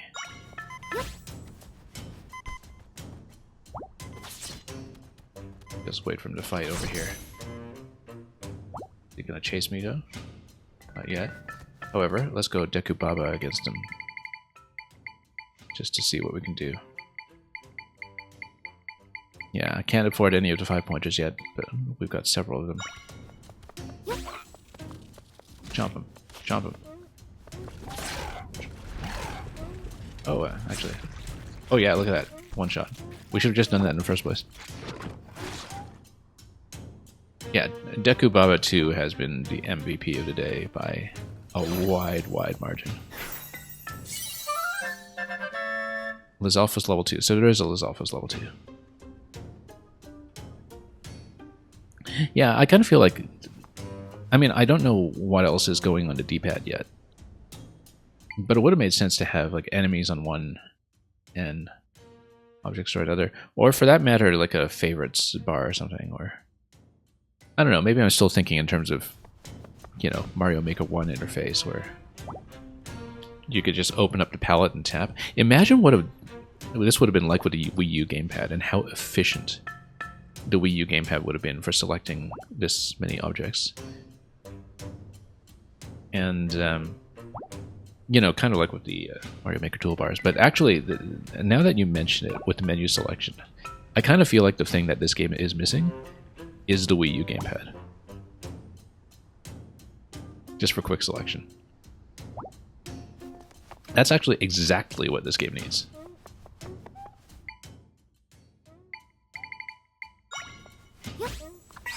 Anyway, let's climb. And let's grab this treasure chest, whatever it is. More fragments. Yeah, we've really been stacking fragments at this point. We've got 14 of them. You know, it's easier to roll from up here.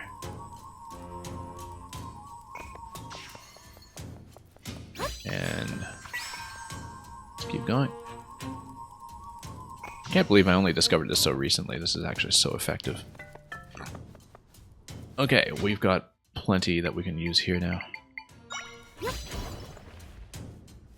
And yeah, we can just go one at a time.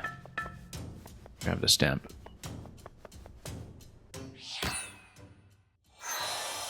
Favorite section might work too, yeah. Like a sort of manual toolbar. At the same time, though, I find that I'm constantly kind of swapping around to try new things. And I don't want to be too locked into a single strategy. But at the same time, if I have a favorites bar, you know, I want my Deku Baba 2 there, and I'm using it everywhere. Anyway, we're going to have stamp card number 3 here, looks like. Golden egg. Oh, 3 golden eggs, okay. Spill all the secrets of my past. I'd like to be stamping your feet to learn all about it, I guess so. Anyway, next card. Ooh, it's a shark card. The Thrilling Stamp card.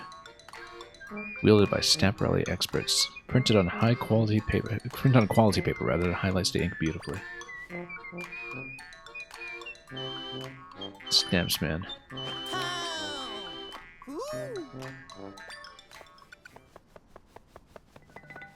Yeah. One thing he's missing is, you know, requesting me to build up a little structure to hold up his stamp card or something. Anyway, got a stamp up here. Let's keep going to the right. Did I miss a waypoint here? Did I forget to grab one or neglect to grab one? Or maybe it was down below. Yeah, this is already a valid warp point, so that's been obtained. Oh, is this an invisible wall? It's totally an invisible wall. No, it's not. Just up here. And then you have a cave down here by the hot spring. So, let's do it. We can totally cross this area as well, of course, but let's see the cave first. See if this is anything. Summit Cave. I see nothing here, but then maybe it's bombable or something. Hang on. You know what? Strangula. Just climbing to see if there's anything. I guess this is something story locked. But we know how to get here, so.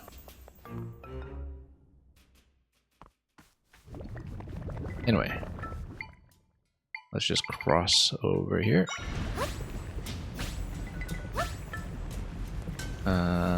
Yeah. Oh, whoops. Yeah. There we go. Oh, this is new. Oh, bombs, finally. Okay, great. We've been looking for bombs. Let's go with Deku Baba. Where are you? There we go. Come on, chomp. Chomp him. Don't chomp the bomb, chomp this guy. Oh. Wow, okay, too much knockback, hang on. And they also get set on fire. Not so great. Come on, chomp. Chomp, okay. A little too dangerous, perhaps. Yeah, no, if he chomps the bomb, then he dies. Okay, so that's not good. We should go for P-Hat then. And just try to snipe him the way we usually snipe something aerial.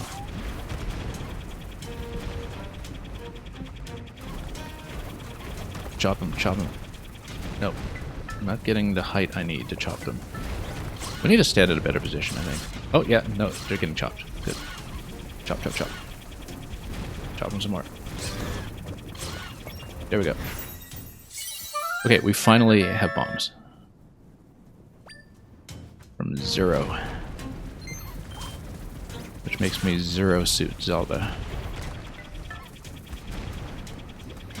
Okay, surely he's within range of Deku Baba now, but Deku Baba just chomps the bombs, I guess. Let's just let P-Hat do its job. There we go. So, surely it gives me bombs. Let's take a look. Where's my 0?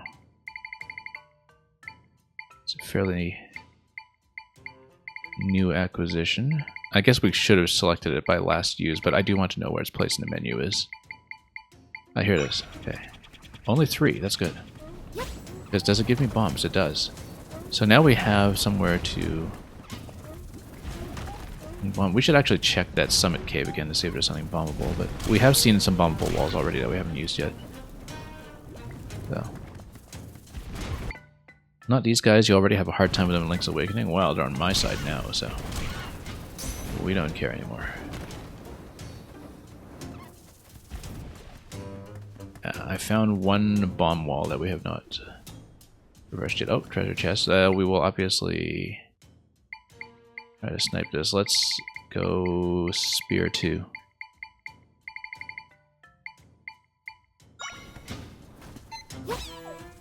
That's standing a little too close. Oh well. Just needs to poke 3 times though, I think. That'll be an easy kill. Yep. Let's actually go up.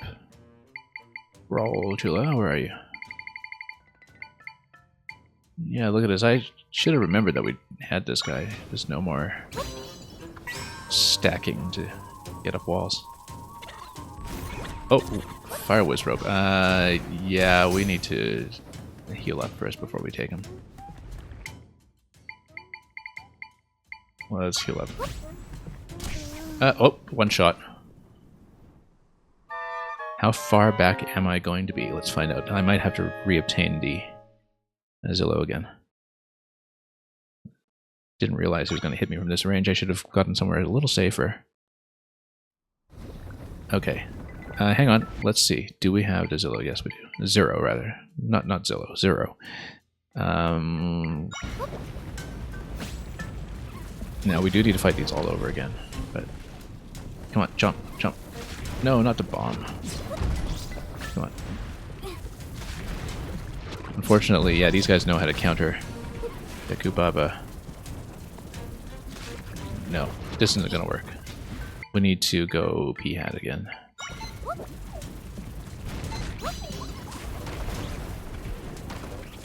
And of course, P-Hat does require me to get him lower a little bit. That's okay.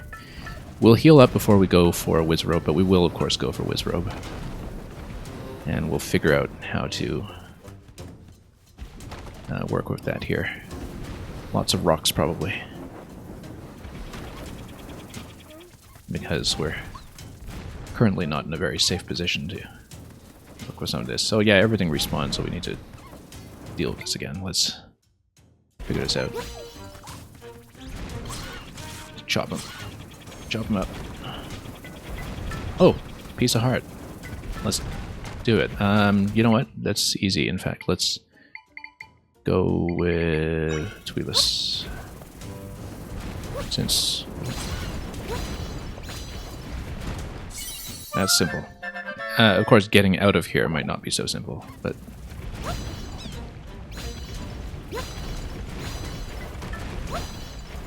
oh, whoops, missed. Hey, there's a cave here, though.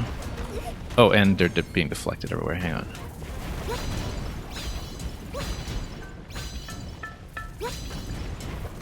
Okay. Ooh, hot coals. Let's get in here. Goron, Lizalfo's Burrow. Interesting. Guess we'll have to take some of those out. Want to head deeper in? I'll let you do that. You don't have to keep out. Okay, so I guess this is a quest gate, kind of like how we actually did find a quest-gated entrance over here in Farron Wetlands as well, where the scrubs just don't let you in. But I guess at least we found this location, and so we know what will eventually be relevant to us. I guess over here must be where the Goron City is, in fact. That's obviously the case. We're going to go back here to try to get Fire Lizalfos, though. Not Fire Lizalfos, Fire Wizzrobe. And we'll see what we can do there. And of course, Summit Cave we haven't been able to do anything with just yet. But anyway. Let's go back and try it. Oh, also, let's heal up first before we do anything else.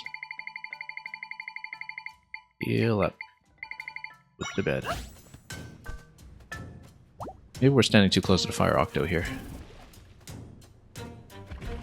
Totally gonna get shot in the face. Or maybe not. But yeah, we'll loop around this path. We'll find our way over. Oh yeah, and the bomb woke up the Fire Octo. By sound. Let's grab this waypoint. Oh, piece of heart.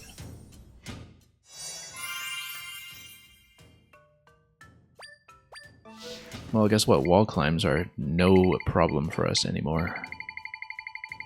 Let's go Crawlchula bind and just climb. Oh, hang on. Wrong way. Take me up. Up, up. Wrong way. Up. Hey, that's not what we agreed to do. Come on. I guess maybe we were just kind of off angle or something. Hang on. Yeah, no, we should... I could consistently face it up from something like this. can consistently... Oh, come on. Oh, I see. It's trying to track enemies. That's why. Hadn't really seen the enemy logic here yet. Because I had managed to get these to climb just directly, but I guess it was trying to track enemies, then we have a problem here. Let's get rid of everything first then. Oop. Just chop them. Yeah, because if the Crawlchula does not track enemies, then it should send me straight up. But we need to basically clear the field for it first before we get climbing. Anyway, we'll let Peahat do its job, and should have actually sat in bed while doing this, but we don't want to get bombed, so... Come on, go for it.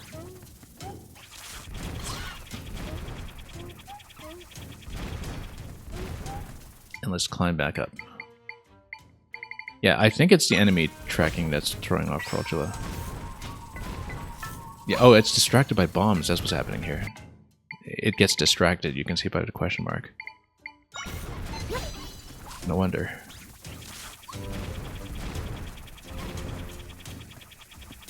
Maybe we should do more direct air-to-air combat with some of the other flying enemies we picked up, but it's okay. Peahat works. It works for our purposes. So let's just let it chop. Chop, chop, chop. Come on. Nope. Let's not stand next to the bombs. Yeah, we need to get the bombs out of the way so we can start climbing. Anyway, hopefully everything's out of the way by enough.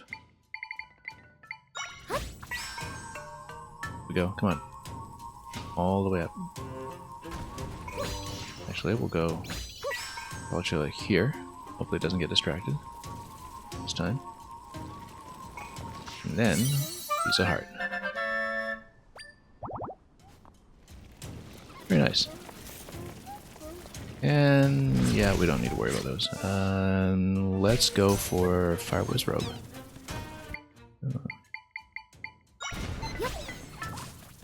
Chop them up. Trying to think about what the technique for Fire Wizrobe should be. We had to do a whole lot of kiting with Electric Wizrobe, which we can't even use. Fire Wizrobe, I would assume, is also going to cost 5. So, we'll see what happens here.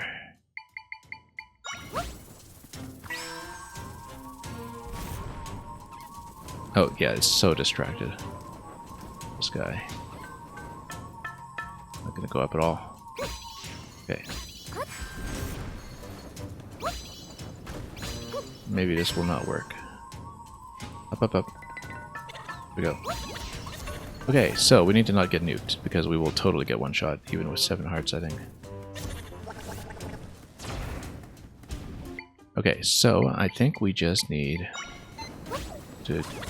Peahat's going to be too slow. We were previously going Keese, actually, against these.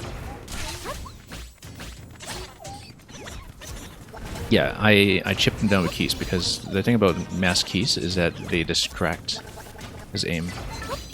That's how we took care of Electric Wizrobe. It takes a while, and we have to avoid one-shots, but it's easier to avoid one-shots if he's firing at different targets. I basically just spawn 2 or 3 every time, so he's hitting the other ones that are on the field. Okay. Yeah, just gradually chip him down. Kind of feel like we would want Drippetune or something here as well. Too much budget for that. It's easier to just go mass Keese.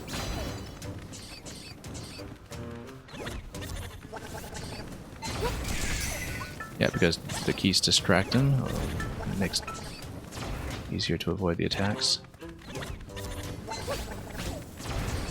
And it'll take a while, but we'll get him down. We'll hopefully get him down in a position where it's not going to be too tricky to grab the Echo, but then now that we do have a reliable way to cross lava we should be okay. He's way out of position now. Whoa. Needs to get in closer here. Oh, whoa, whoa, whoa, whoa. Okay, hang on. Let's get a potion now, otherwise I'm going to burn to death. Smoothie, where are you?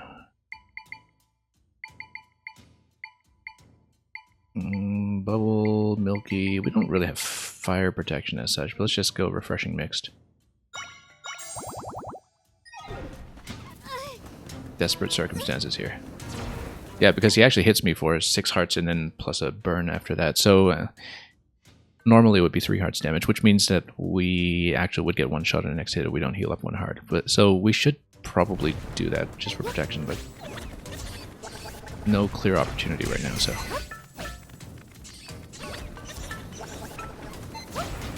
Let's just try to snipe him. And just try to avoid the attack. Yeah, because if he tracks me, I really need to run away. And it's very obvious when he does track me.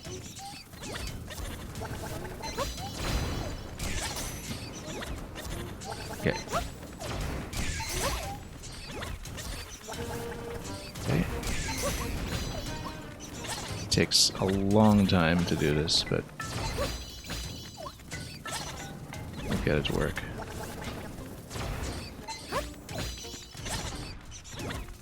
It's probably a more effective way to do it, but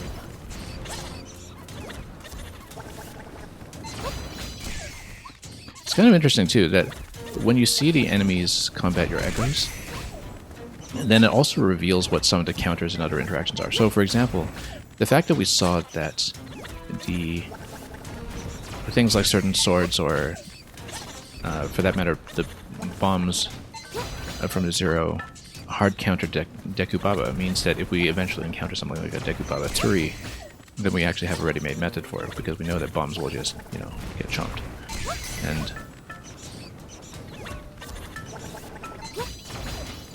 yeah, basically, if you use enemy type A to counter, to fight enemy type B, then you kind of understand what enemy A's weaknesses also are if it doesn't work out for you. And so, you kind of learn more about the enemy set in this game as you go, and as you experiment with using the ones that are on your side. Anyway, here's Fire Wizrobe. I bet it costs 5. There's no way that we can afford that. It's much too powerful. Where's Wizrobe? Yeah, we've got Electric and Fire so far. And yeah, both of them cost 5, as expected. Wizrobes are no slouches. Anyway, let's cross. Go for that treasure chest as well.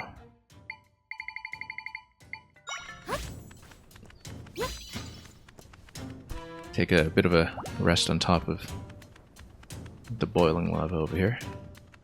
The magma. And we'll drop down to that in just a moment. I just want to check this corner. Nothing. Just a Wizrobe fighting zone. More golden eggs we don't know how to use yet. And we'll snipe this one with a Dekubaba. Come on. Go for him. Very nice. It's like playing Hitman. Anyway, let's get over here. Which was also something that came to mind during Tears of the Kingdom. I remember there were a whole bunch of bits of sneak strike trickery I was doing during that game that just made me think of playing Hitman. And okay, so you know what? Here's one thing we haven't tried. First of all, let's drop a roast. And then secondly, let's drop a 0. Oh, except the 0's on fire. So, do the bombs just blow them up in one shot? No, it's not quite one shot, but the bombs land on top of them, which is great, because that actually allows you to basically track them. Yeah, it doesn't take a lot of hits. Yeah, sure, let's set ourselves on fire. Grab some of that rock salt. The things we do for rock salt.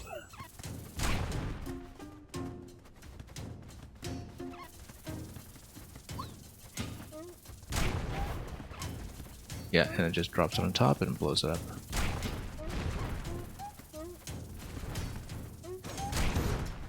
Yeah, so we have seen at least one bomb wall on the field that we need to crack at some point. We'll go back for that eventually. But... oh, treasure chest again. And let's talk to the Goron first. But he promised. Yeah, we'll talk to him too. Is it really true that rifts have been popping up everywhere? Well, let's see. What did somebody promise you, kiddo? My brother said he'd do the glider ride with me, but now he won't play at all. I'm gonna master glider ride on my own. A glider ride? I mean, we know how to do it, but let's ask. You try to glide super far while holding onto a flying monster. Trick is using the updrafts to glide farther, but it's hard. I'll show him after I grab the treasure chest on the right. We'll do the treasure first. Also, there's even more platforms to the right. Oh, there's a stamp there. I feel like the stamp there... I mean, we can glide over there, but we should maybe show this guy the glider first, and then we'll do that. Oh, actually, yeah, there's an updraft right over here, so that's probably what you do to ride and ride. So, yeah, let's get a flying monster, and probably not the Zero. Let's go one of the birds, perhaps. Oh, no, let's talk to the kid. Oh, also, let's get the stamp first. So many things to look at. We might even want to look at Goron City first, just in case there are shops. Since it's not in the main quest yet, so maybe there are some things that are quest locked from us. But we'll try it. Let's see what's up here. Also, let's just grab the waypoint. Oh, there's another... what is it? A smoothie scrub over here as well. That we'll talk to. To get him on the map. We probably can afford to, you know, spam about 20 other smoothies at this point, but we just don't know how far that will get me on the quest. You know what? Let's chat, actually. Know how to make potions? Combine monster guts or fangs with other materials. Their effects last a long time. Yeah, we'll do that eventually. Let's not spend on smoothies yet until we know what we can spend on in any shops that might be in Goron City. Hey! Yeah, they'll eventually have a rift up here, I'm sure. So you can choose between Jabul Waters and Gerudo Town for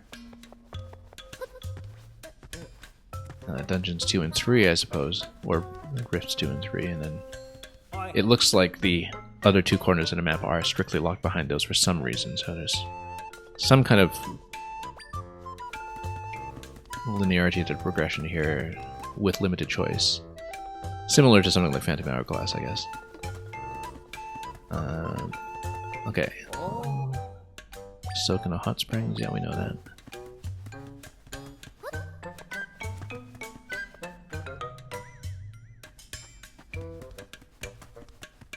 But yeah, goal today is to uncover the map.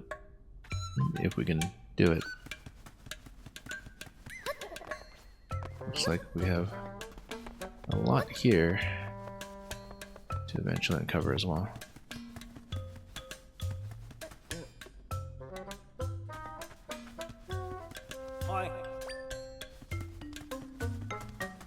Just looking for something that might be a shop, usually would have a bag icon on it. Time to light them up. Fireworks. They're bursting with colors, spirit, and craftsmanship. Local fireworks artist, okay. I'm not sure what will help it feel fresh, okay. Blast powder soil to make fireworks and used up all of yours, okay. So how do we get blast powder soil? Usually higher up on a mountain. Golden flowers like it grow in it, so you can usually find it whenever you see lots of them. So, but we would need some way to dig it up, right? Let's see. And we don't currently have a method for that, unless there's something I'm missing. Glass powder, soil, and the golden flowers. Okay, maybe we just need to chop them a bit. I'm surprised we hadn't noticed that yet.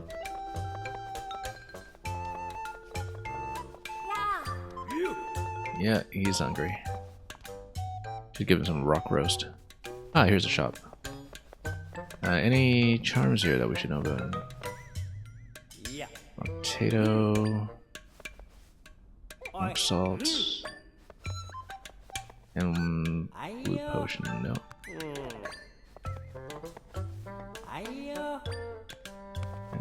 Oh, hungry. You can't decide what to get. Yeah. Whoa, we got rock roast. He's very shocked with this. Okay.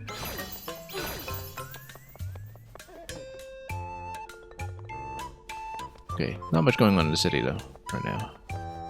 So let's see about the black powder soil if we pass by any, but otherwise we'll do the glider.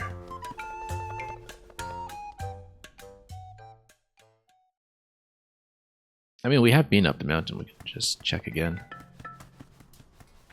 to see what kind of plant we missed. Where's my brawler?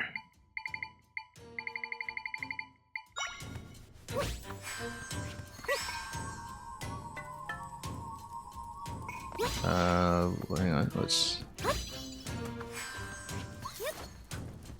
Oh, never mind, we can just go up the ramp. Higher up the mountain, you say? We should have seen it by now. Don't know why we haven't.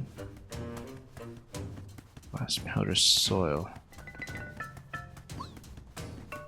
I bet there are quest waypoints or something for this sort of thing, but we never pay much attention to that anyway.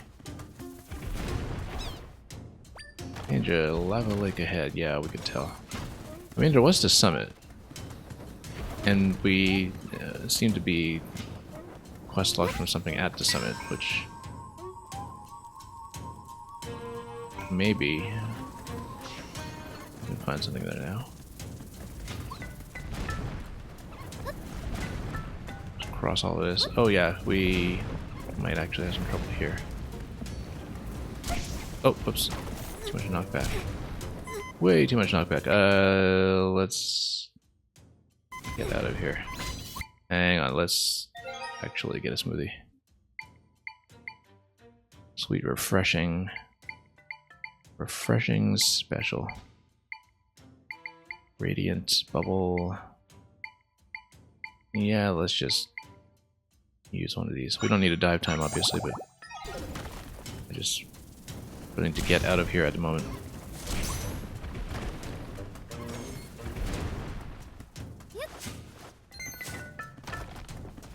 So maybe the flowers are in one specific location up the mountain. We had looked everywhere though, we just didn't see anything matching the description. At least I don't think so.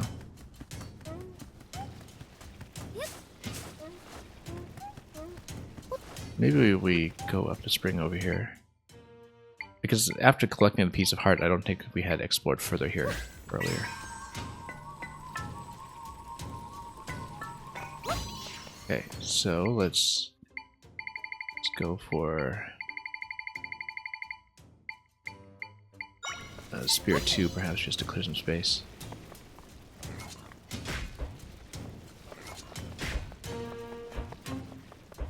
Dip in the hot spring for a moment.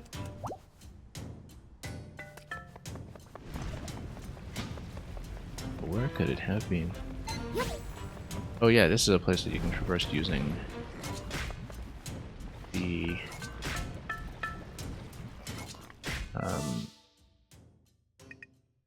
yeah, Rock Rose Quarry, Summit Cave. Let's go to Summit Cave. Again, just in case anything new is unlocked there. I don't think so, but we didn't see the flower anywhere, really. This is kind of a natural place to check, but we don't know that.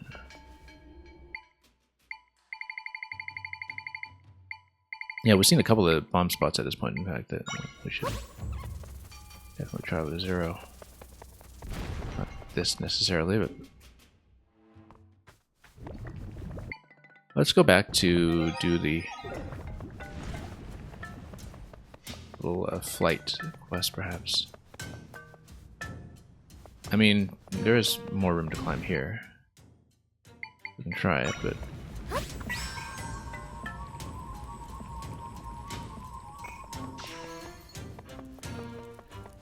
No, that's just a stamp.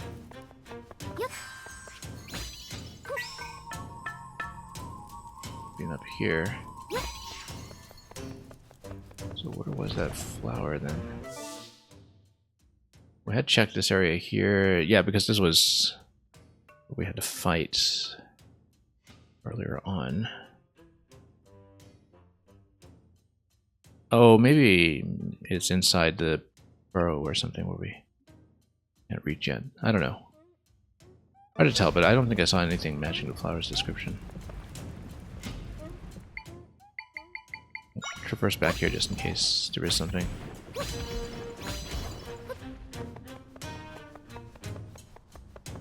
But I don't think there is, so... Treasure chest was open there already.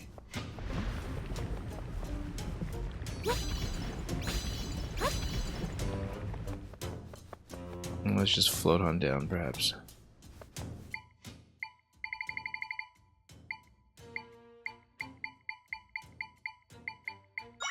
Okay. See how far we can fly. Oh, no, there's a limit to how far you can fly before he just drops you. Okay, never mind. Now we know.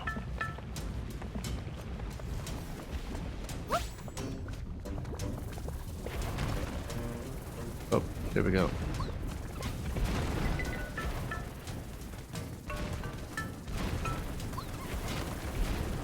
And we'll just walk it over here until we sail on down.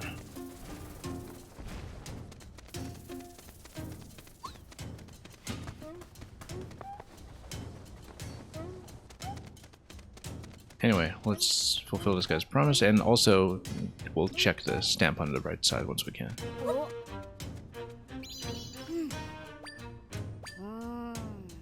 I'll show you. Glide path.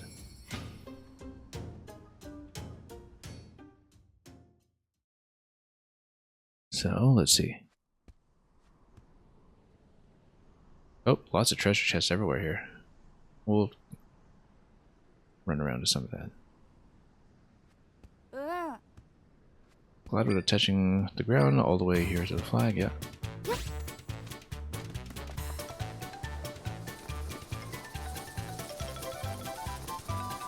Seems relatively simple. Because where a lot of the treasure chests are.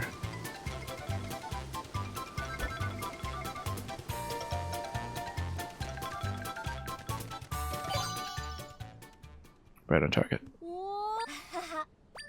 That is a hard mode.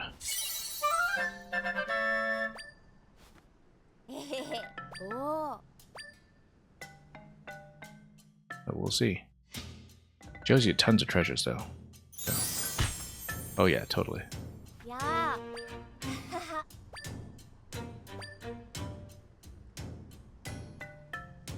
Now he wants me to see this.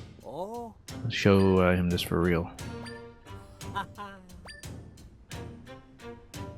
Think you can glide better than me? The Death Road of Pain. Yeah, of course. How bad could it be, this Death Road of Pain?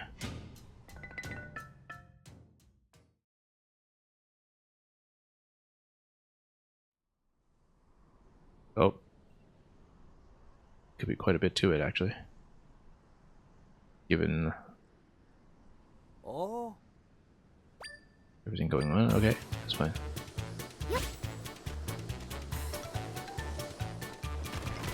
Oh, I see. Rocks everywhere.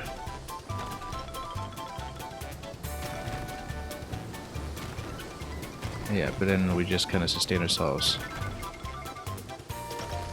Because the time doesn't really matter necessarily, so we... Oh, no. too close. Didn't have a good sense of vertical spacing here, so we'll try it again.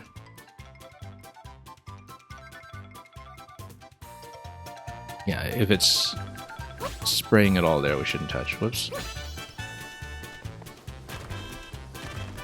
Looking to avoid boulders.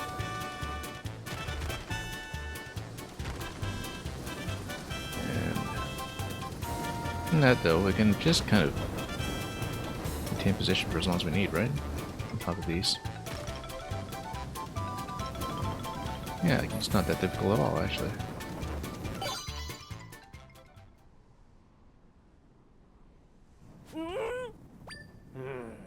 Spent a whole year making it. Well, should have put it into beta.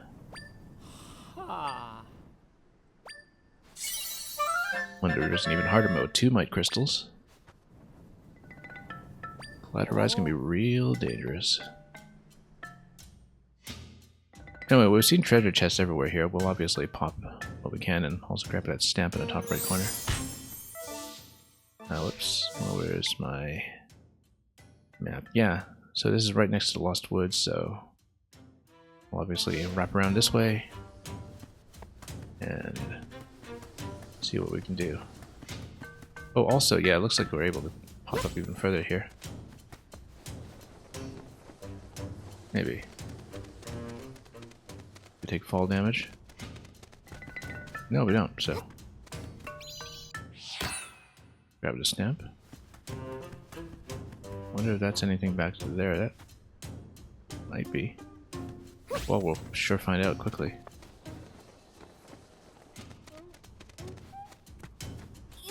Yeah, look at that.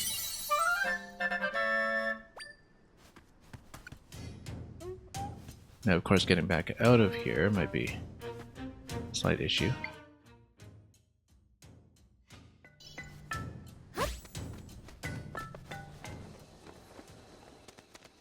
Because, yeah, we'll probably just wind up in the Lost Woods or something. But no, we can just... Awesome. Oh, yeah, there's totally a bomb spot here. Let's try it. We haven't really busted anything with bombs on the field yet, so let's just get up this way. Feels like an eternity since we last actually climbed with crates, given that we've been so dependent on using Rolchula. Where's my 0? Okay. Drop a bomb here. There we go. Open it up.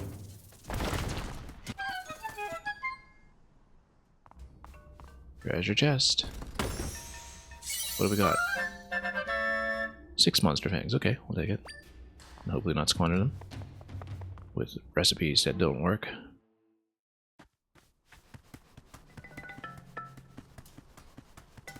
Anyway, we know that up here above the trail there were a whole bunch of treasure chests.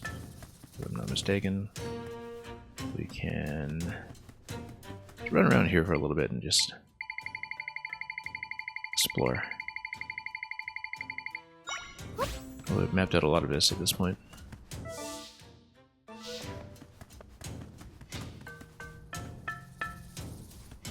Yeah, let's actually just crawl up. See what kind of treasures we can drop in on from above.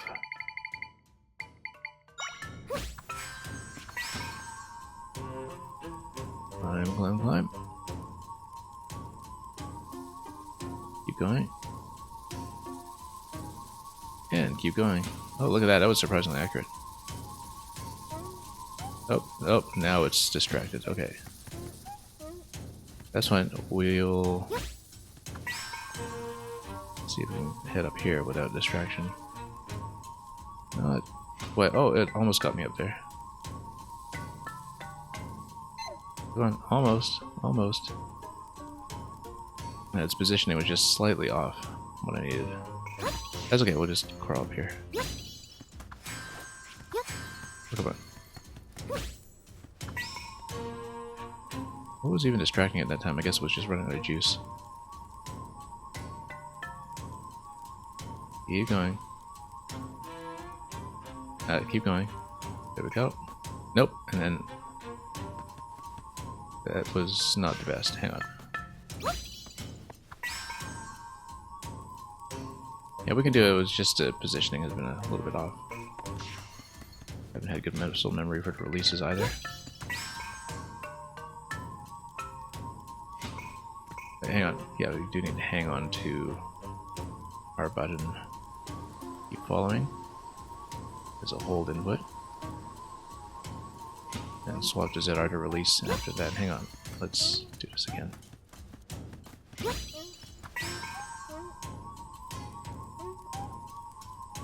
hope it goes all the way up. Yeah, we see one treasure chest there. We'll just drop into that one directly. We know there will be more.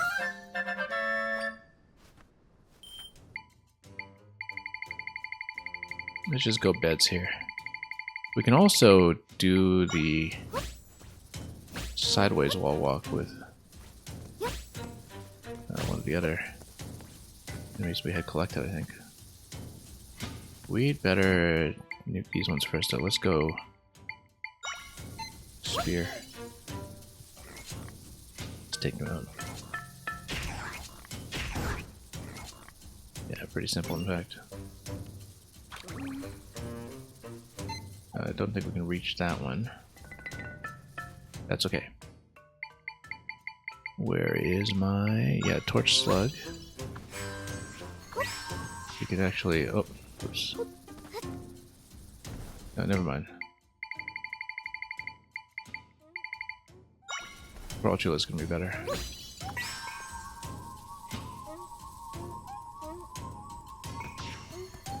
Yeah, I feel like there was another treasure chest that we missed. It's down here. There we go.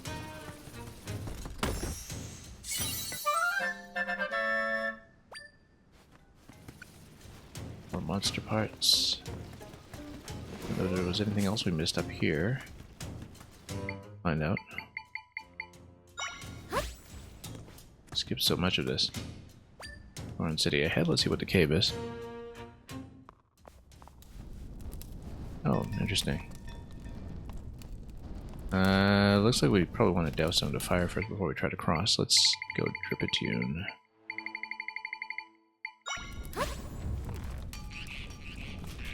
Rain?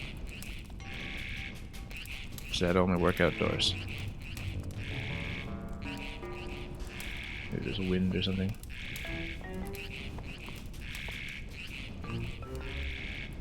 Or we can just float. Or, well, I don't know. Do we get toasted if we... oh yeah, we totally do. There's a knockback too. Oh, this is new. Oh, we're supposed to totally use these to blow out the fire, I bet. Well, before we do that... let's put up a bed. Yeah, let's actually get Deku Baba to get these and then make room for a bed. Yeah, you're supposed to traverse this to get away, I think, and then as you're doing so,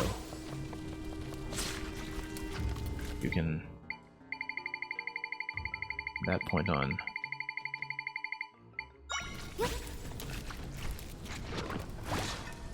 yep, that's gonna be an easy one. Let's grab it first. Yeah, you're supposed to blow out the fire with them, with the gyro.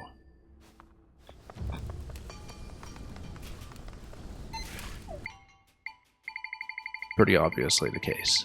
So we just decided to reverse through this because we had passed it previously. Yeah. Would have been very useful against some of the other fire enemies we've seen, actually. Just to have a source of wind. We finally have wind, we have bombs, we've got lots of tools that we didn't previously. That we acquired today. There is a certain range to him, of course. To blowing up a fire. But yeah, we'll reverse through this and see what else we can find.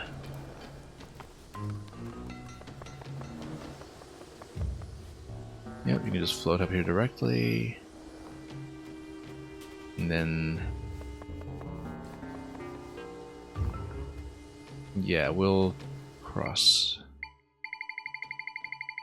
over this way. Maybe drop a few beds and then go down with a Keese or something.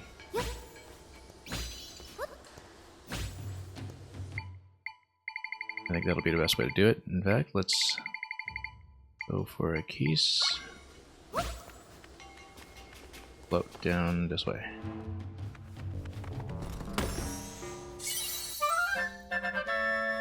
Got a monster stone.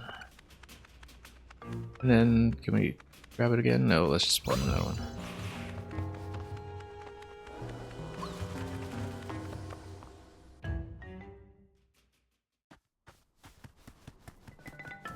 Golden Volcano Trail. Yeah, we're back here. Actually, I hadn't previously entered this because we had just skipped this section entirely. Now we have it. And yeah, we should actually go back to the bomb spot then, since we now know about it and we now have a method for it. Then we'll just go to the left. Let's do something about this guy though. Let's just poke him.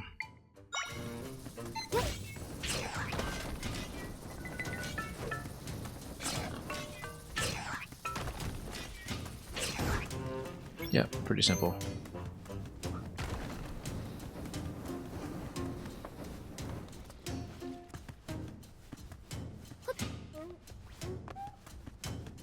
And then at this point, now we do see a shadow of fire slug up above, but we already got a piece of heart in this location, so that must be all there was to that. Let's bomb this location, and then we can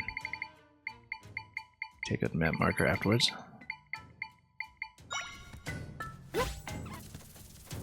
It should be within range, I hope.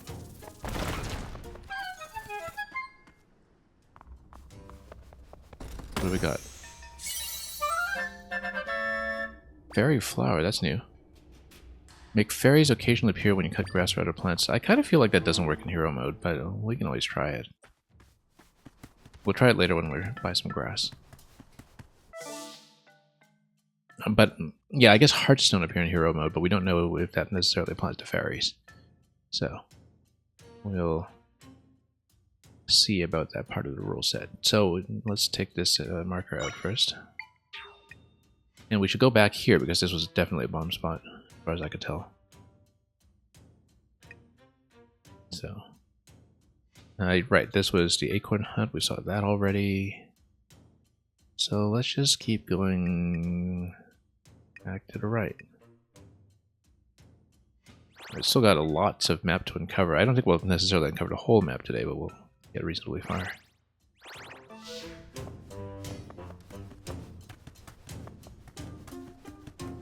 Anyway, let's go back.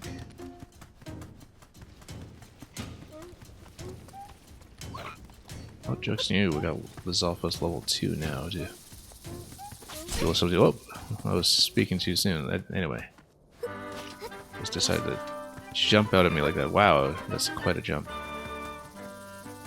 Yeah, I guess the Lizalfos has a certain kind of tracking behavior that just goes totally independent of range. Let's first of all drop something here to just fight these guys. Let's go sword.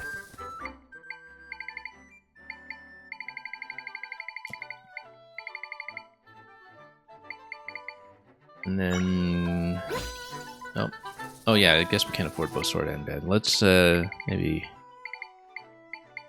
put something else down here, like Lizalfos. We'll just lie down while he takes care of everything. Can't hit a single thing, actually. They just move too quickly. Oh, never mind. We'll fight over it.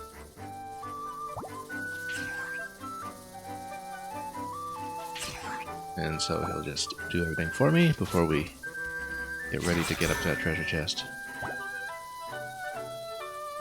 Which, once again, will totally trivialize with Crawlchula, probably. Does Darknet want to chop some of these, or is it too slow? It's too slow. Way too slow. Let's just go sword, too. Seems to work the best. As it gets right up to them.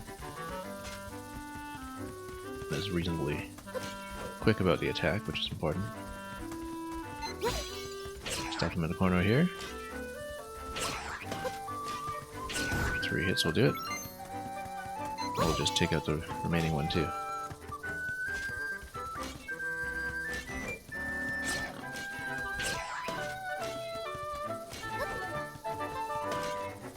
One more. There we go.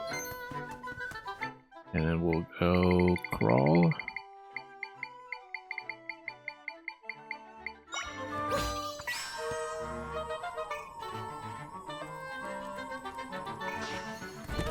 And what do we got here?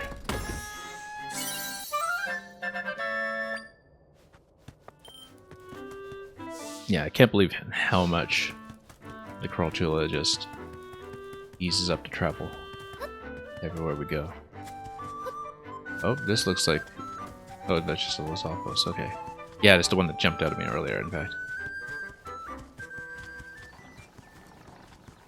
Anyway, let's keep going.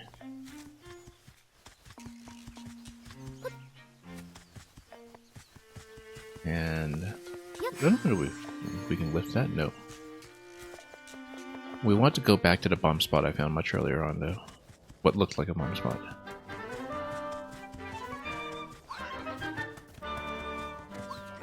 That's a Deku Baba spot waiting to happen. Let's do that. Chop him. There we go. Digest. And then let's grab this guy too. Come on, he's gonna back out on me here. There we go. Anyway.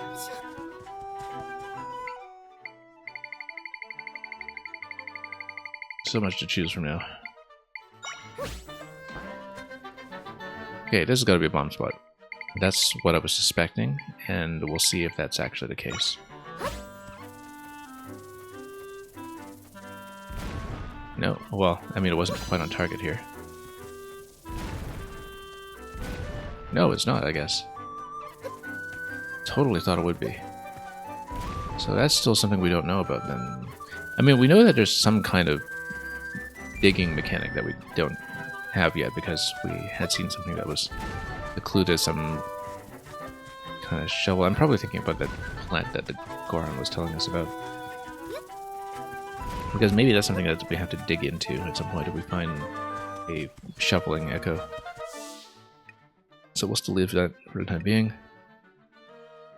Let's actually go back for that horse and try to pick up a carrot with it or something.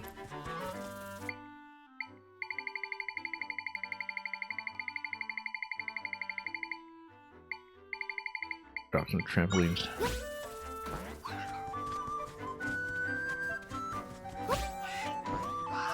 Saves me a lot of jumping.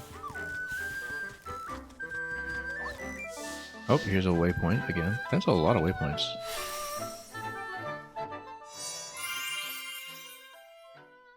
Yeah, tons of waypoints. We hadn't really paid much notice to just the sheer density of them up to this point. Anyway, let's grab a horse. Yep. Let's go to that carrot patch if we can find it again. I think it was close to the Eternal Forest entrance.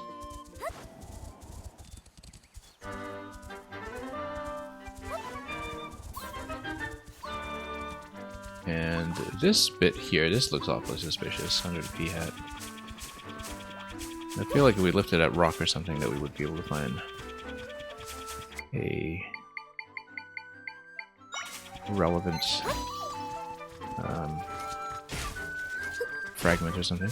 Unless we've been here, yeah, rather obvious spot to check in fact. 20 mite crystals. So we have 15 worth of upgrades that we know we can spend on so far.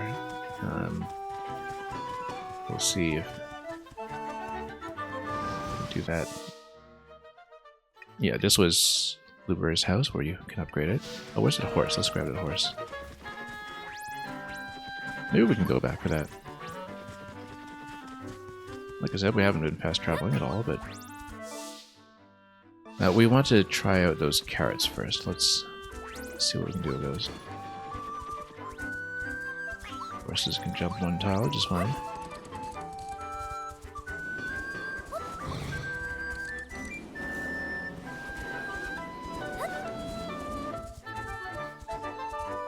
Now, can the horses just eat these directly or not?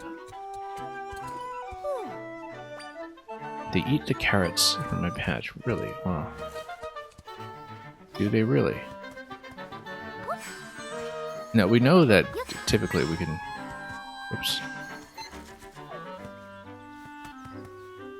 Sometimes use the bind ability to dig out things like treasures, but it doesn't seem like we do much here.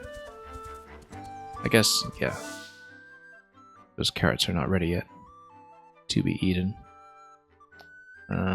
Right, so we can keep exploring up here on the map. We are keeping an eye on Blueberry's house, of course, in case we want to upgrade a sword. Not that we've been using the sword very much at all. And yeah, we've been here. Let's go top right. See what we can uncover. Snakes? Why did it have to be snakes? And, oh, this is a bomb location by the looks of it. Let's, first of all, get off the horse. Can I? I dismount. And... I feel like we shouldn't drop the bomb next to the horse, but we can see what happens if we do. Obvious bomb location, though.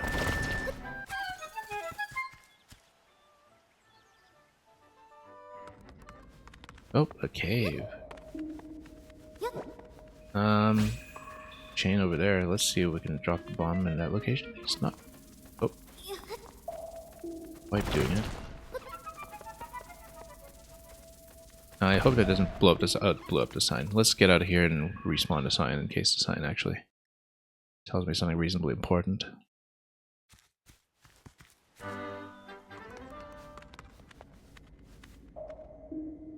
Heber Mountain Passage. Oh, Heber Mountain. Interesting. We will do a bit of scaling there in a moment. Let me just climb up above here to see if there's anything in the immediate vicinity. Whoops. Okay, let's drop a crate then. Hang on.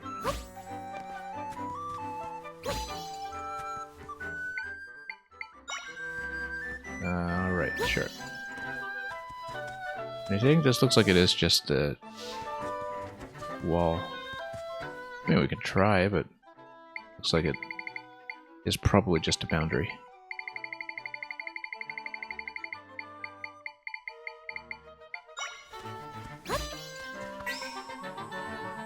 Let's see if it takes us anywhere interesting. Yeah, it looks like it's just a hard boundary. Never mind. Okay, let's go to the Heber Mountain Passage and see what we can do with it.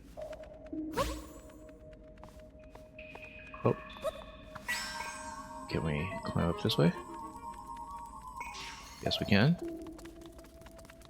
And lots of keys here, though. We should probably do something about those. Oh, can I take this out? Okay, now let's maybe use a P-hat to just clear some space. I love how everything in this game has a side-scrolling mode to it. And yeah, this is a bomb location for sure. Let's spawn 0. Although we might need to drop a bomb some other way here. Okay, let's maybe take him out. Yeah, the bomb actually just drops right away. What we can do is maybe... Oh, yeah. Try to spawn another one. Or hold it, and then Or maybe drop some beds here to create a platform. Actually, I like that idea. Let's do that first, except costs 3, so we can't really realistically do too much for that. We can maybe drop a bomb in this location though. And too bad I just can't copy the bomb by itself, but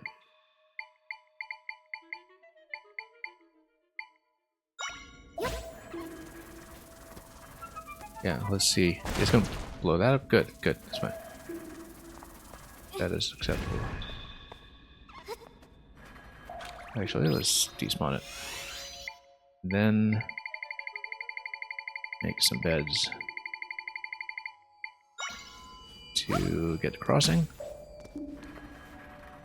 And then we can just do another little bomb crush over here, perhaps.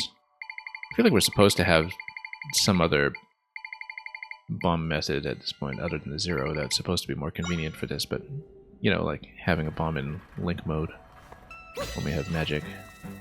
But you know what, we'll just do a little bomb crush over here and that'll take us up ideally.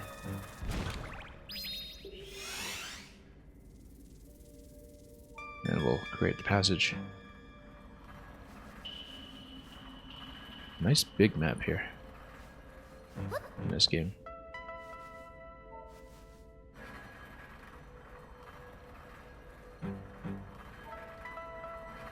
And more bombs, that's fine. We can grab those in a moment, but... Oh, P-hat and treasure. Well, we'll obviously bomb this first.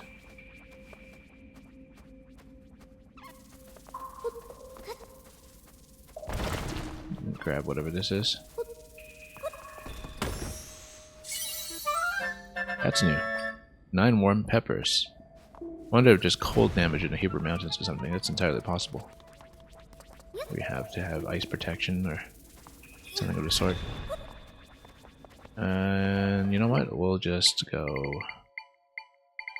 with Strangula. Oh, nowhere to cling on to. Let's bomb this stuff then.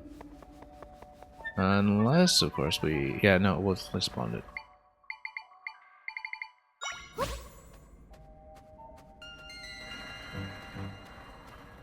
Spawn a bomb? Yeah, there we go.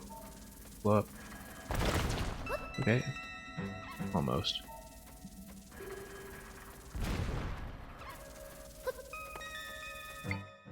You know, we could have just put a table here and jumped up that way. Or trampoline. Oh, bomb's totally gonna take it out though. Just grab it. The way back. We'll get rid of that P-hat too, of course, but we'll go this way first just to see what happens. I feel like it's clearly supposed to take you all the way up though. Oh, you know what? Then let's get the P-hat first because maybe this is the optional part. Let's just see what we can do. Probably spears.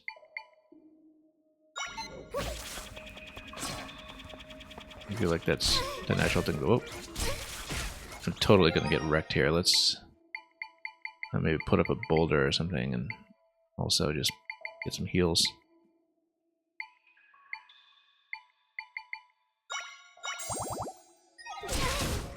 Okay, good. Yeah. Oh. Guess that's not the way to do it. I wonder if that is jumpable that way. But I feel like we'd want something to grab onto, like a flying element. If we're able to spawn one and grab it right away here, which might not be the case. Oh, maybe not. You know what? No, we can do Strangula here.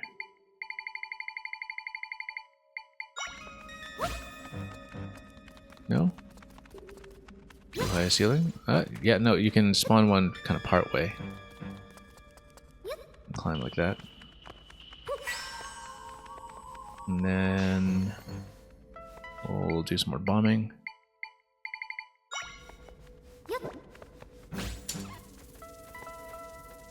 And then move this across. Oops, hang on. No, get out, get out. Okay.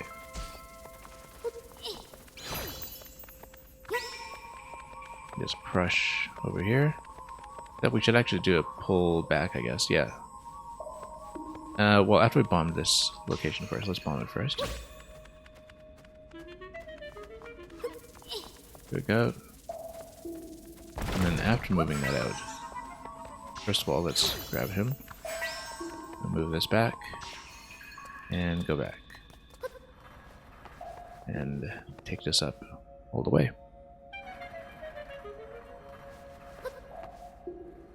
Yeah, we do need to remove this block, obviously, to take the lift all the way up. And that'll do fine.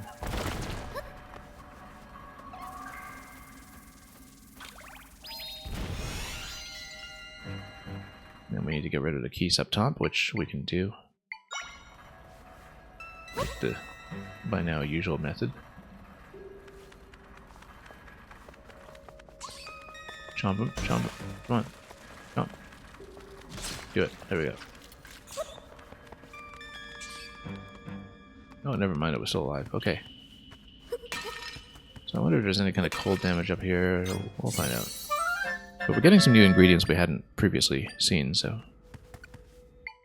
Big game, this one. Let's get into a bed first here. Also, we've got lots of different sources of fire at this point, so... we will see.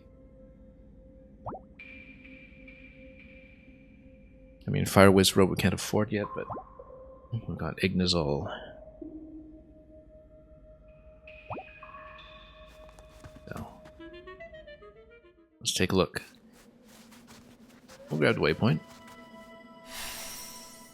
I kind of wonder how cut off this is from everything below it, whether it's climbable without having taken the cave. But we will, of course, do a little bit of wall crawling once again to work our way up. Oh, hang on. Oh, no. Let's reposition this. Get up here.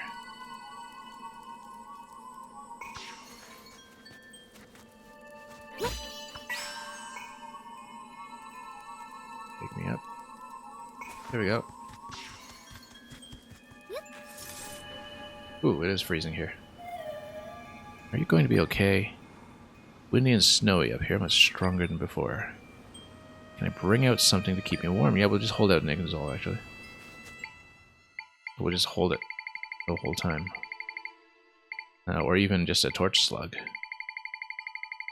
Got a couple of options. I think Ignazol will work. It's cheap. Let's do it.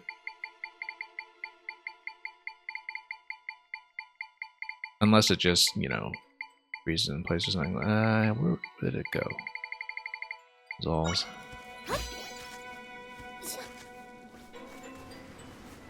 Okay, there we go.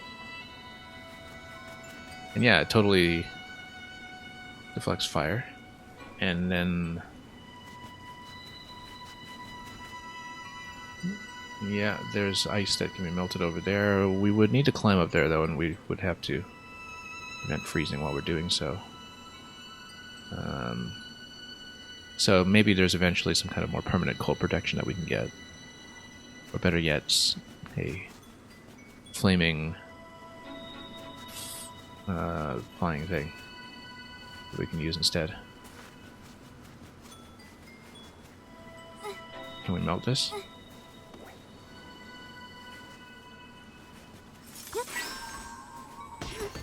And here? Yeah, as long as we stand near it, we're okay. Oh, that's new. Let's stand close by, perhaps, and then figure out how to defeat these.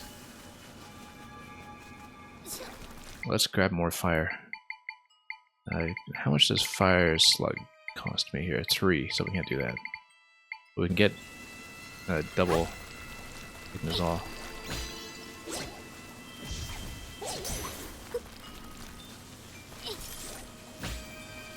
Yeah, so we can have one for warmth. We can also see what this is.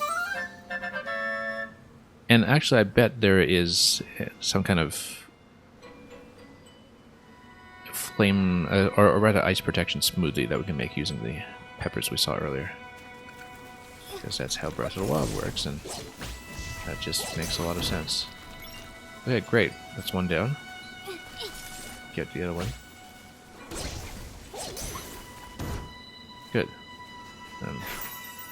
Keep one of that. Lever.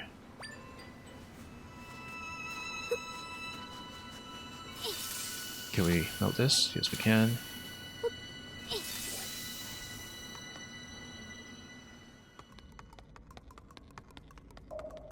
Oh.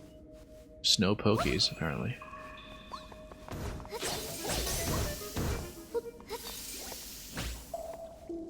I mean, we got fire, we can just take them out right away.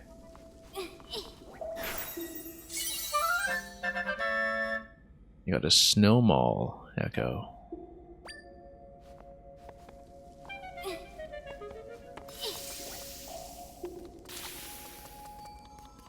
And then, yeah, we'll need to unlock our way up there. Which is what we can do.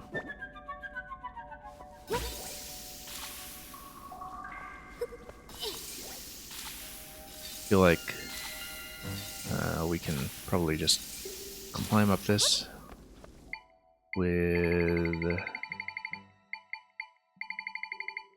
good old Strantula. Oh.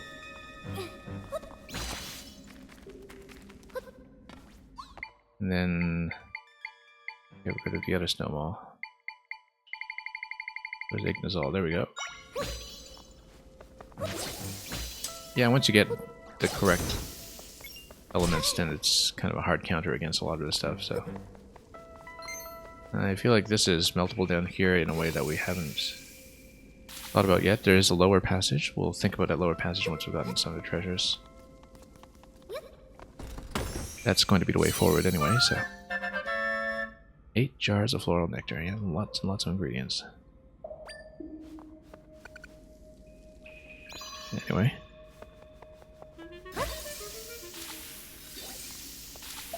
Yeah, it is a climbing wall, so it is reversible here.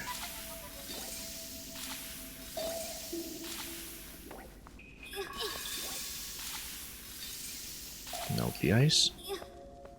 Okay, now here do we actually want to melt the ice? I feel like maybe we don't. Yeah, actually, yeah, well, we don't want to step into the icy water.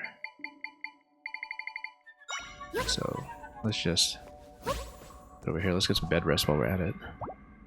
But we want to avoid slipping. However, beds should be able to just float on the water. We don't want to burn them, that's the only thing. What we can do, though, is hold the Ignazol. No, hang on.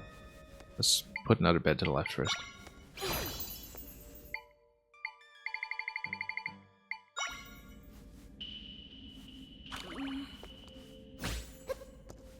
And then hold the Ignazol so we don't just burn everything, but...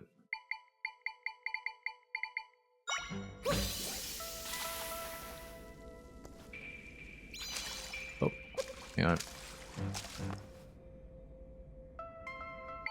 Oh, was that actually a hard collision and an icicle? Let's see, I hadn't thought about that. It looked like background art to me. No, it's not, it's just background art. So what was the issue? Oh, whoops, oh, no, that's a problem. That's a big problem. Hang on. Let's... Oh, how do we get out? Hang on. Oh, I learned the Ice Block Echo. I didn't even know we could learn those. Unfortunately, we have a big problem here, which is I don't have a way to melt this stuff. Let's see if maybe we can break any of it. Hang on.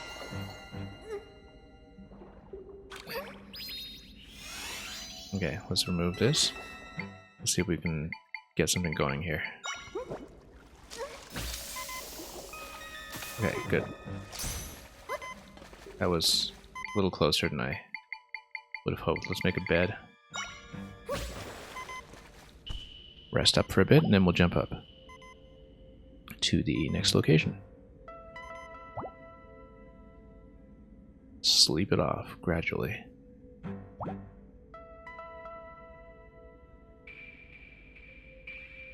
yeah. It's okay. So you do need the power of fire in some form to get over here, but, you know, we've explored so much of the map at this point, but I think we've had a lot of flexible ways to get around.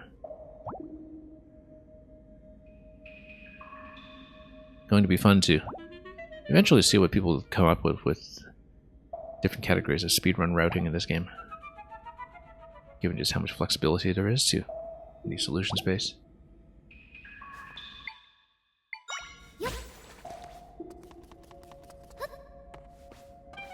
Oh, let's actually spawn something here that we can use.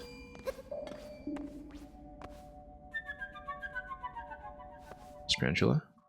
I don't know if it can reach. No, not quite. Let's get up a little higher first, or try anything like that.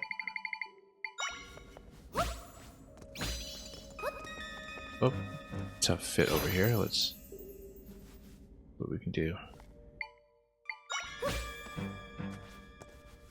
Shrub in a box. And maybe Strangula can reach from here, but we'll... It costs 2, so let's not try that yet. Let's go Ignazol first. Ignazol also costs 2, actually, so... That's not the most helpful.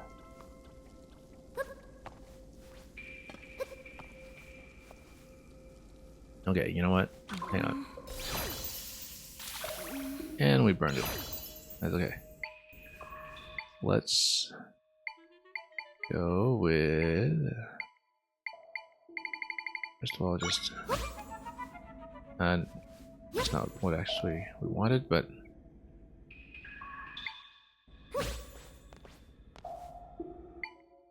Oh yeah, let's see if Strangula can maybe reach from this location.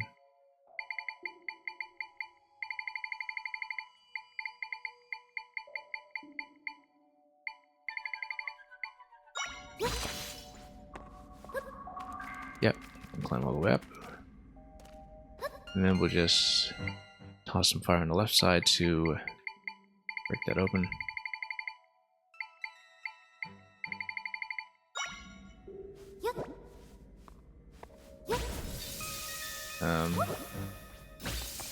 Melt it over here, and then break that open. Whoops. And actually, let's create something for this to stand on. Where's my decorative shrub? No. We're a little bit limited in that they break. Alright. In that case, we need to find a way to break this open. Bombs, potentially. Or we actually just make more beds here and cross this way. That works. Now we've got a big ice wall to the right, which will break eventually, but let's... Oh, whoops.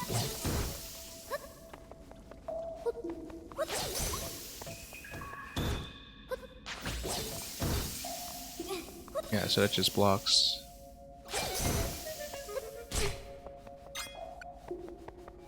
Jump it. Oh, here's a switch and a treasure chest. Let's whack that. We'll keep going to the right, though, because there is an ice wall over there that's clearly something we can progress through. So many things we still don't know how to use in terms of materials. Also notice that this is a climbable ice wall to the top, which makes me wonder what we can do with this. Melt it all? Yeah, there's something there. Oh, it's just a climbing wall here. Okay, no, because the idea is that you have an alternate route. In that you can climb all the way up instead. To finish off this location. Okay, in that case I think we've seen everything we want to see here, except wasn't there a lower ice passage? Or was I thinking of... No, that was the required passage earlier that we saw. Let's heal up once again. And then head back out. Yeah. Well, doing pretty well for ourselves otherwise here. Now, there was something that was clearly above the cave entrance as well that we'll climb up to, hopefully without freezing our buns off.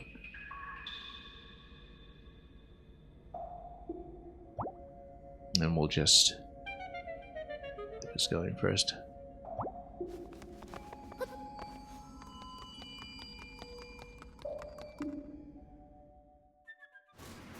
Okay, let's get some heat going. And then we'll do a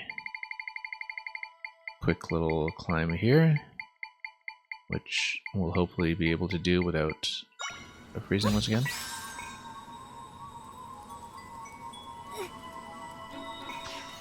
Okay, let's go with some heat.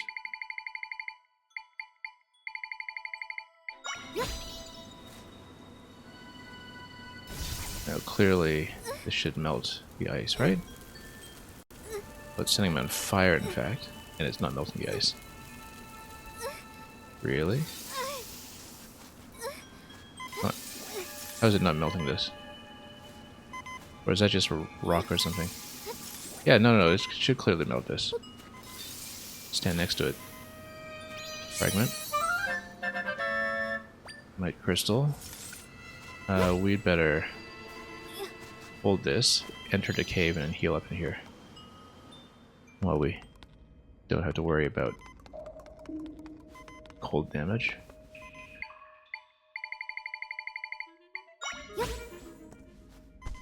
Okay, let's rest up once again and just take a moment while we get replenished. Kind of wonder what the heart frequency is like if you are not just playing on hero mode. And also, again, whether the fairy accessory effect is affected, but we will figure that out later when we had a chance to try it. So let's just heal up quickly first and then get back onto the ice and see where we can explore. I wonder if you can come to a certain point where you will get a permanent accessory upgrade for cold protection. Possibly something expensive. I mean, we have seen potentially some of the smoothie solutions to it. Not that we've concocted it yet, but that would of course be on a timer. Let's just once again grab this all here. Walk with it. Melt what we can. We can just try to melt everything here in case there's, again, more materials to collect and other things to do.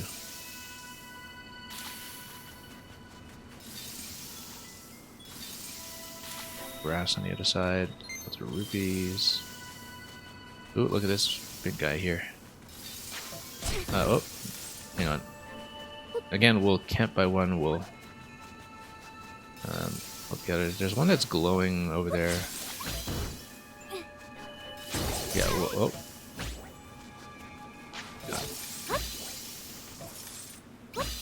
Stand by one on the other side here, perhaps.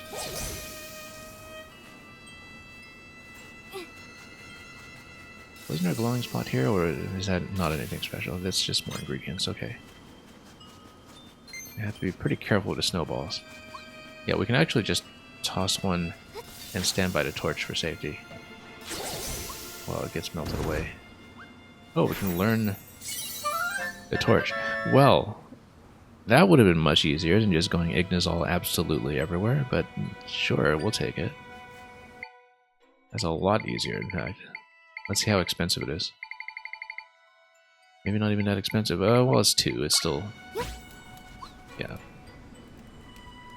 But then we can use one while using Ignazol to take him out like that. Okay, now we're in actually much better shape. Guess we can just drop these. Oop, that's something new. Ice keys. I feel like we want then something like Spear Moblin against it, as long as it doesn't die to freezing as well. Or maybe P hat. Oh, okay, that's going down. Maybe it was one that was already available on the field. Let's actually take a moment here to just lie in bed. Is that within heat range? Yeah, it is. Anyway, let's stall for a moment here while we recover.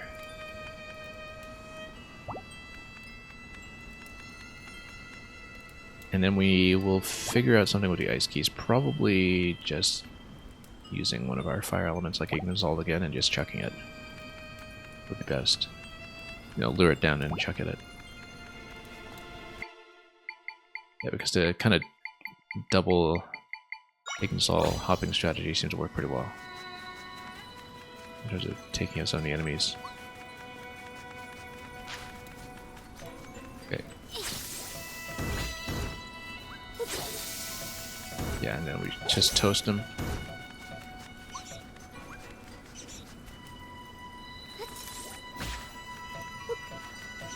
Yeah, and oh, we should actually lock on. Much better. Yeah. Except it's not really. You know what? Why don't we just use the sword? There we go. And then we'll learn it. I never remember to use the sword. That's the thing. We haven't actually been using it in conjunction with our echoes very much at all. Usually because every time I do, I just forget to turn it off and run out of magic power instantly.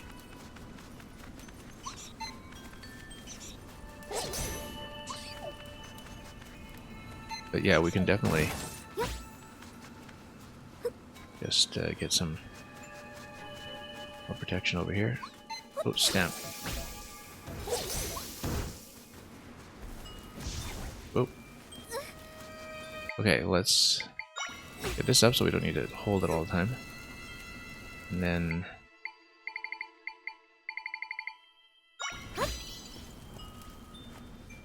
put it to the stamp. There we go. Collecting quite a few of those today.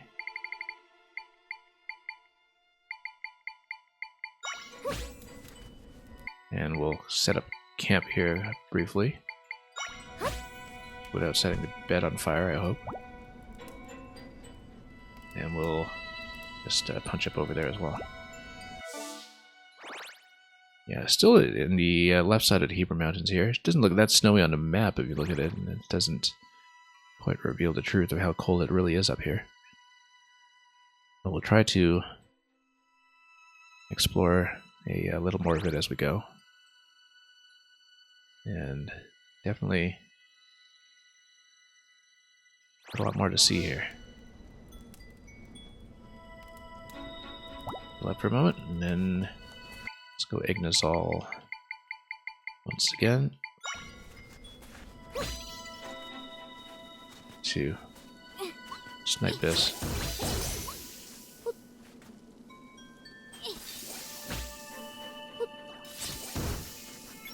Good.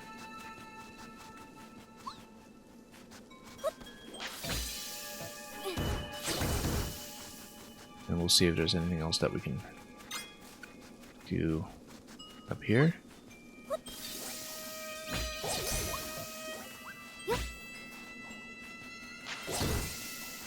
Looks like a cave. No, we've been here though, right? This is the waypoint that we first encountered.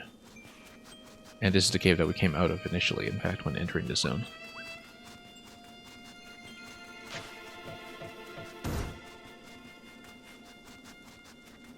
Right, in that case, let's just keep going while we're up here. And then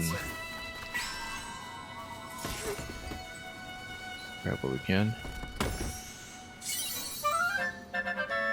There's a lot of twisted pumpkins that we've seen so far.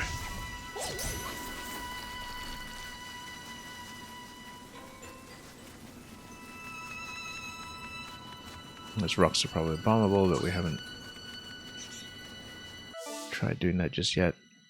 Yeah, we could get on top of the trees, but I think it's better to, for the time being, just continue along the main passage here. Typically, if we had a free hand, we would just climb everywhere.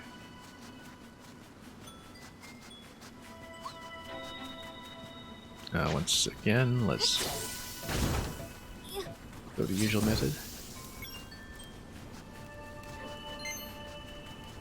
Looks like there is something climbable up here. We should try it. That totally looks traversable. Which means... hang on, let's just put the brazier up here instead. And then we'll go wall climb. Although that'll negate it. So we'll have to take a little bit of cold damage on the way up.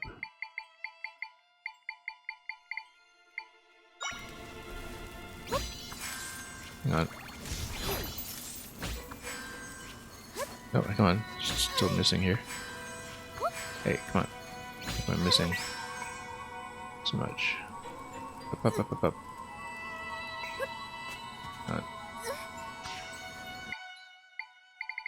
Let's heal up for a moment here.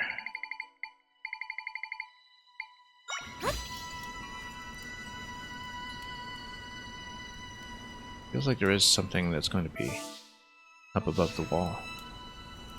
Totally looks climbable, looking at the map structure. Unless it's just kind of a hard wall that we don't know about. We'd better heal up first.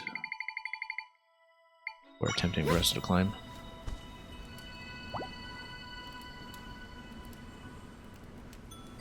And we'll see how high we can go.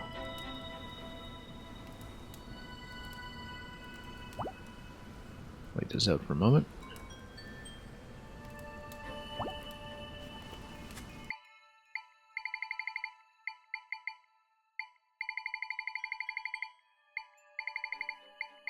Okay.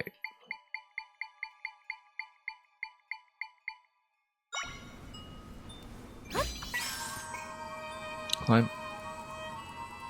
How far can we go? Pretty far. Is it going to turn back? I hope not. Really far, actually. Can we go all the way up? Yes. Let's heal up for a moment. Wow, that went really, really far. Let's drop fire once again. And a bed. And we'll just continue crawling up as we go. Yeah, because I saw this at a cliff edge on a minimap, and I thought, okay, clearly that's traversable as another zone that we just have to uncover. Yeah, we can just skip all the way up the mountain.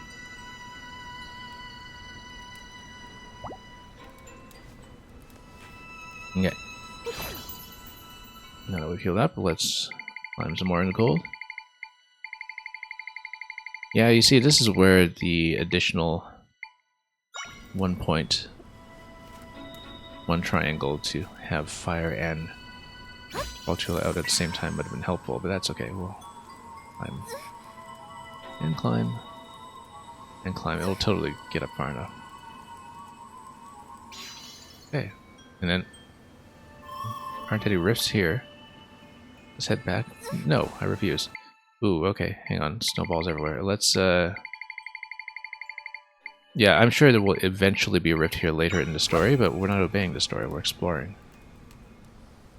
We don't care if there are no rifts here, we want to map it out first so we know what we're in for later. Hang on. Respawn to bed, that would be nice. As long as it doesn't get whacked by a big snowball or something. Oh, I bet we can copy those, actually. Hang on, let's get some more fire going. I bet we can capture one of those.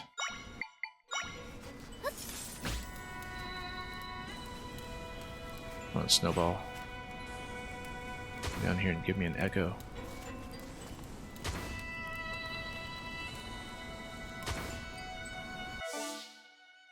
Yeah, a whole passage over here that we can traverse. We can do so carefully. Yep.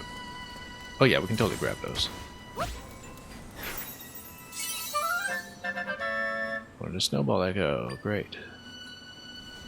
Wonder if you can make the snowballs this big or if you just make smaller ones. We're gonna try it. It's gotta be under things, not under enemies, but that's okay. Oh yeah. I totally roll those. Roll goal. And yeah, there's probably something up here. Particularly, there's a little island here that we can maybe move towards. And we'll have to be pretty careful. But I bet we can do it. Maybe use boulders along the way. Let's see if boulders just stop the snowballs. They do. Which means you can just block your way up. And then switch between boulders and braziers to give yourself some safety. And then you can just keep on removing boulders as you go to kind of inch your way up. And might be easier to take Ignazol as long as it doesn't jump around too much, because then I can just hold it directly.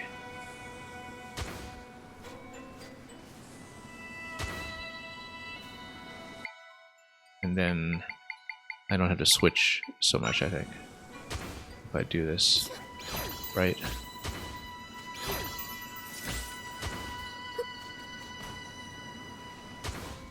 Yeah, just move back here. And then we'll do a bit of swapping. We'll swap one boulder at a time. So totally a piece of heart here, yeah, thought so. It looked very much like it should be a piece of heart. And that's very reachable for me.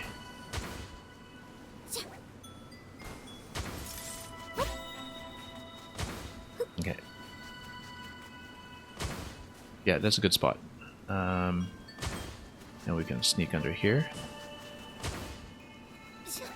And then maybe even a single bed here will do. Possibly two.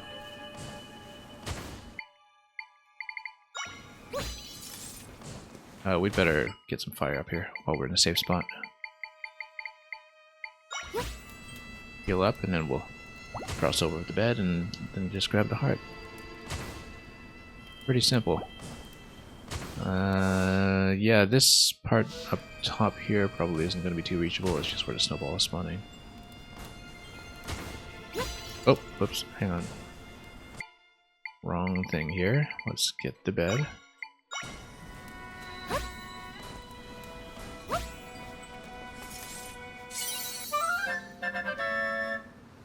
And look at that, an additional heart. Now let's get out of here before too long. Set the bed on fire. And yeah, we'll just jump back there and we'll, you know, boulder our way back down like we were doing.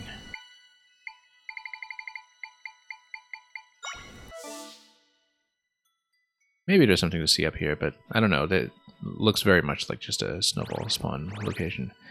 We should head over to the right side, probably. I think the left was not very auspicious from what I was seeing. Then we'll have to cross over, oops, this way. Just get some fire going again.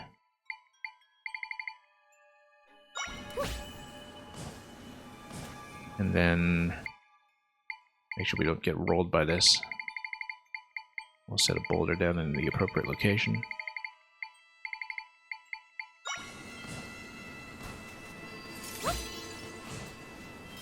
Good. Yeah, we just blocked that off completely. And having done that, we now do the same kind of boulder leapfrogging that we did before. Except we'll only want Ignazol back, of course. Yeah, we'll just leapfrog the boulders. Not lose the Ignazol if we can help it.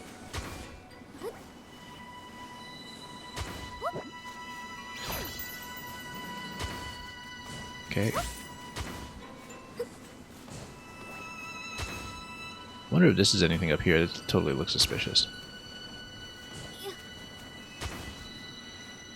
Anything? Oh, whoops. Shouldn't have tossed it like that. Let's, grab one of these. Oh, yeah.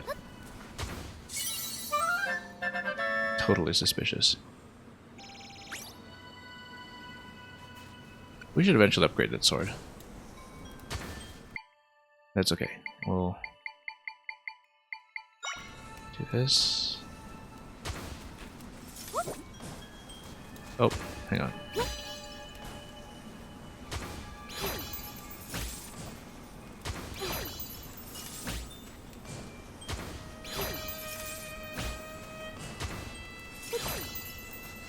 Then let's get more fire going over here.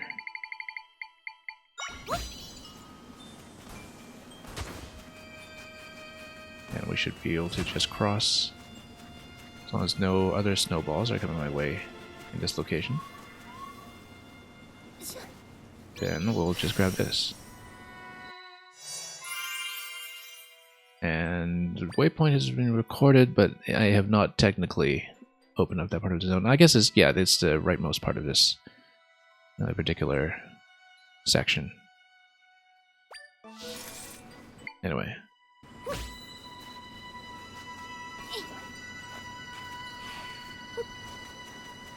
More boulders, yeah, more snowballs rather. Oh.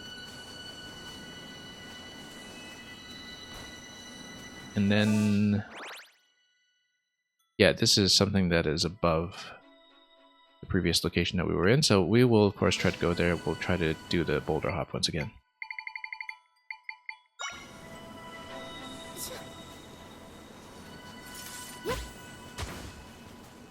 Figuring out this sort of thing is entirely too much fun.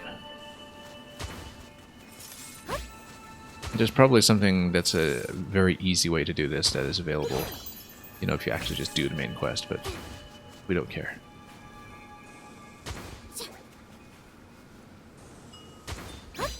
Oh, whoops, no, wrong one. I was trying to release one of these first. Hang on. Let's go for a boulder once again. Come on. Muscle memory problems still abound.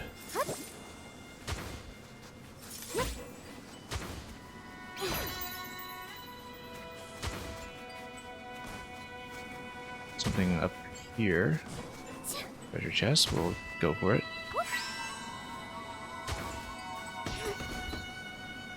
Without getting rolled. And just cash, but you know, useful for smoothies. Okay, let's drop more boulders.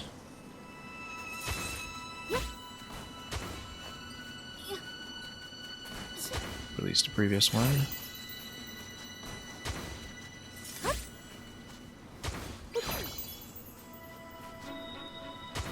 And then we can just sneak under here and then uncover whatever these are.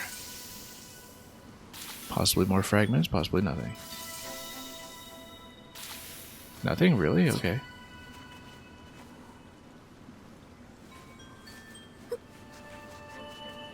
They're working so hard to get to this location.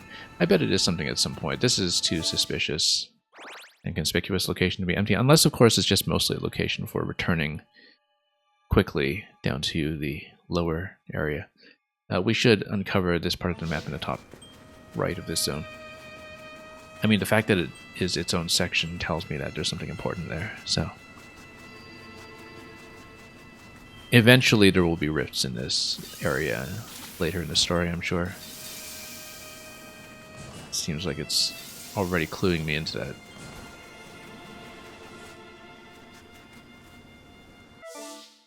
And yeah, it looks like this is climbable as well. Just make sure we know where the snow is going. Oh, and there is something to climb over here.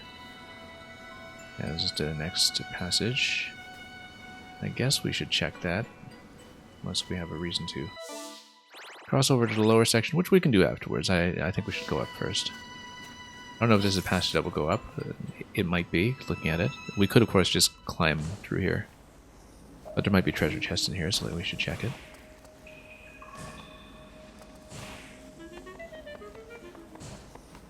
So... Oh, Ice Octorok, that's new. Which means we'll snap that up. Possibly enjoy just tossing some fire at it. Oh, you know what? We have Fire Octos too. I totally forgot that we have Fire Octos as a fire source.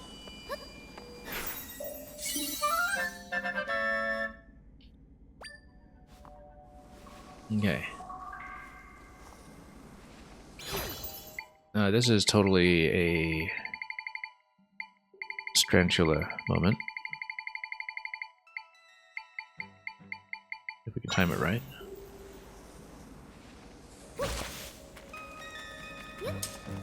There we go. We go for boulders. Yeah, it breaks the strand, but if it doesn't kill the Strantula, then the Strantula reestablishes the strand. That's an important interaction to know mechanically. And we'll just push this until we can get around. And we'll just push on through here.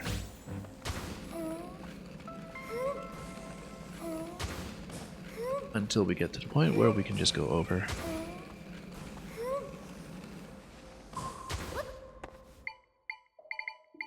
Yeah, let's just go around it.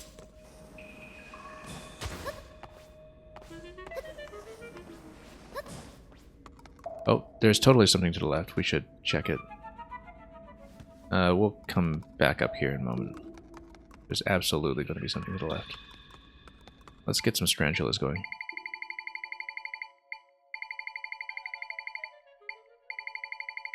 Unless there's something we can use for a ceiling cling. Yeah. Oh, whoops. Yeah. No, too far down. There we go.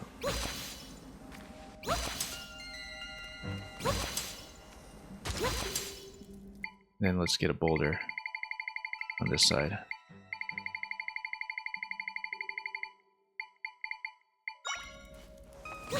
Oh, absolutely something here. Okay. Let's wait for this to come down. Yeah, probably can't go up here since this is just the snowball spawning location. More monster fangs for our collection.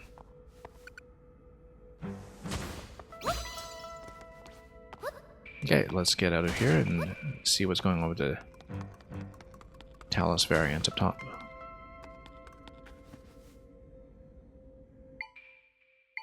This is a bomb waiting to happen. Let's just do it. Got so much to work with at this point. Let's see. Take him out.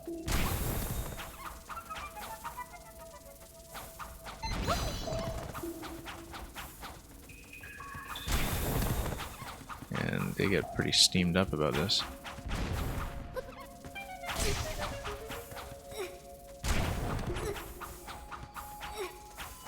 But yeah, the bomb should take them out steadily. So. Is it a hot spring? Yes, it is.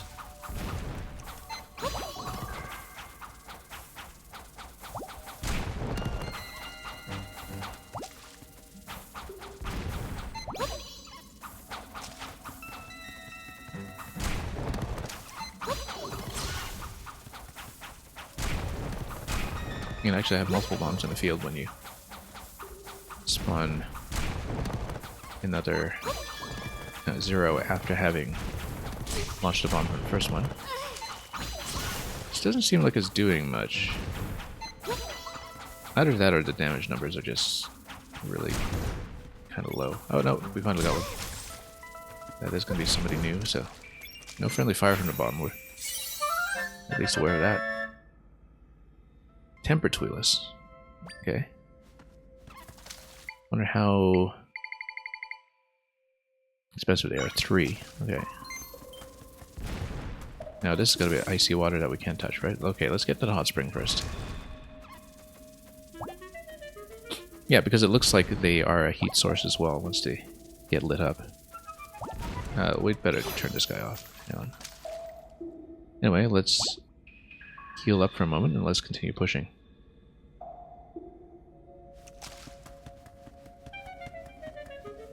Yeah, because get up and running, and then I guess when they track an enemy, they become a heat source. Until then, they aren't. But then that also means that they survive in ice.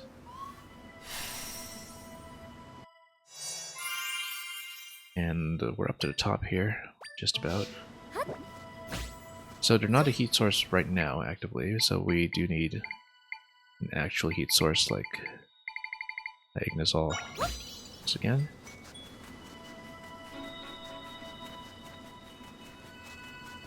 Yeah, so there's something story related that goes on here that we just don't have yet. But we should check that rock up top, that looks too suspicious. We should definitely check it. Okay. Let's climb first. And then we'll stay warm and heal up.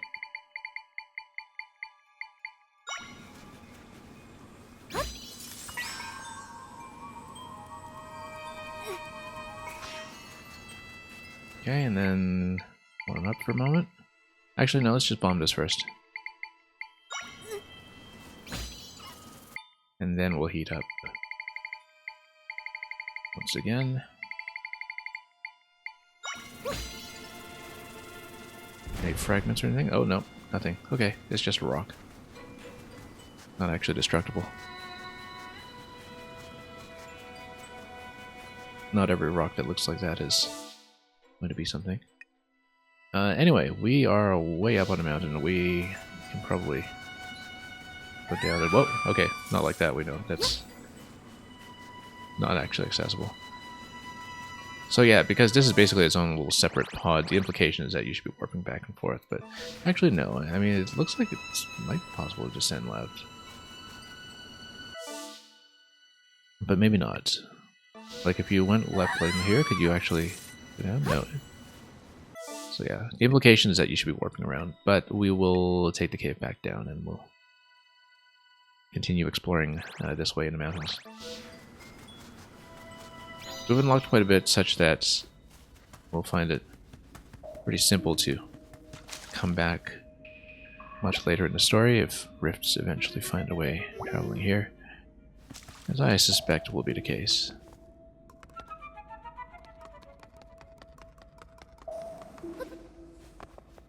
Okay, let's get a boulder up just to block the snowball. We'll make our way down. Yeah, the boulder stays up and running on a map. And then we'll just skull our way up here. Strandula, rather. Not Skulltula.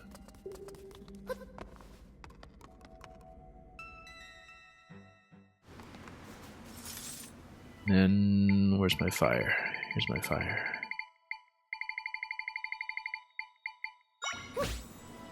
Okay.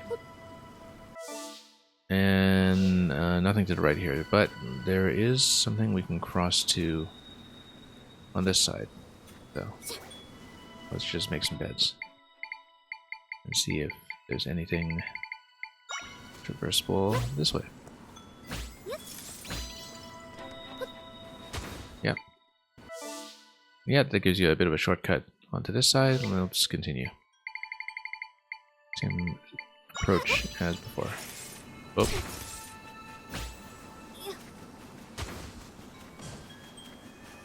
We'll just bypass it.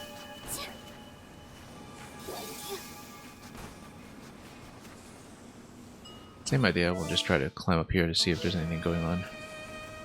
Might be interesting. It might just be another snowball spawn location, but we never know. Yeah, there's a lot that is clearly story-locked content before anything spawns in the relevant locations, but we don't mind. Might as well discover everything while we still can, and just to see what this game is made of. Yep. There we go. Where's my fire? There we go. I wonder if Fire Octo is also a passive heat source. We hadn't tried it. Yeah, it looks like it's probably just a spawn location, but we can check it.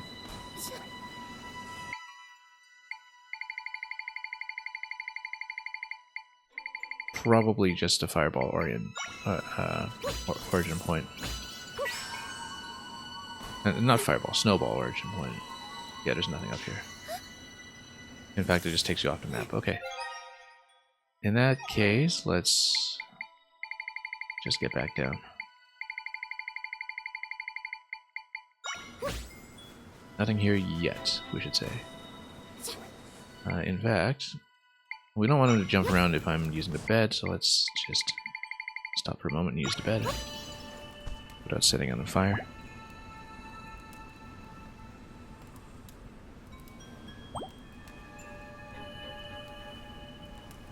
Let's see what else we'll do today. Yeah, there's actually an entire water section down here. It may or may not be hot springs or something, but or it might just be icy water. We'll go down and we'll explore this section and try to map it out a bit further. And we'll try to finish a little more of the map. I don't know how much longer we'll stay on today, but we'll come out pretty satisfied, I think, with the progress I've made. Just given how much we've been seeing.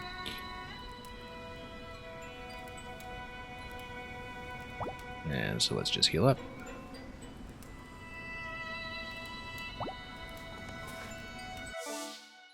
And grab some fire and head down. Although, I wonder if it makes more sense to check this section first while we still have some height. Maybe you can cross between these. We'll see. We'll see. I will know how to get back here, I think.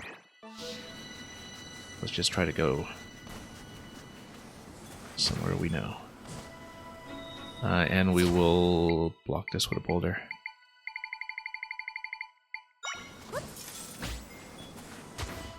Okay.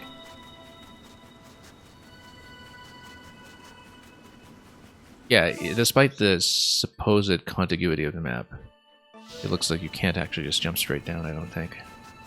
Because you can see that this is all fogged up in such a way that implies that you can't actually treat it as a continuous space, in spite of the fact that, in theory, it's supposed to be. You can see from some of the sparkles that I think that's the indicator for when there's something to loot.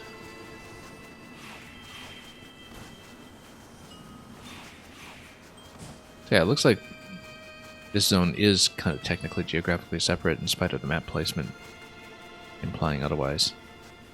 And so, yeah, here I think we had removed the fragment from this location previously. Oh, whoops. Let's get a boulder here.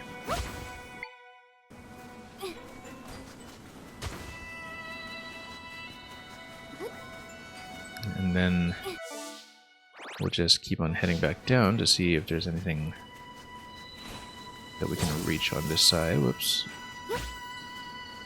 Oh. Hang on.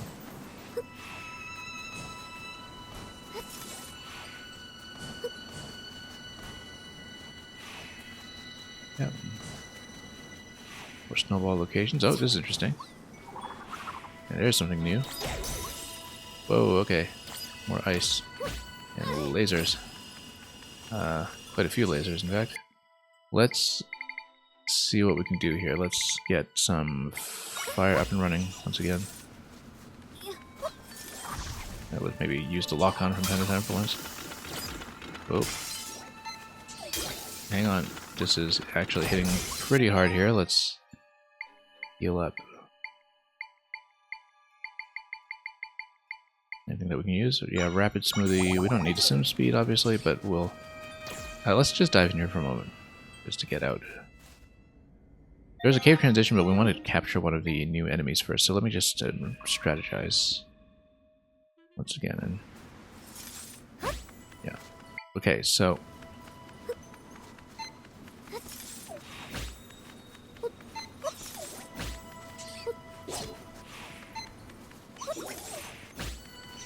get ice keys out of the way. How come we never picked up fire keys?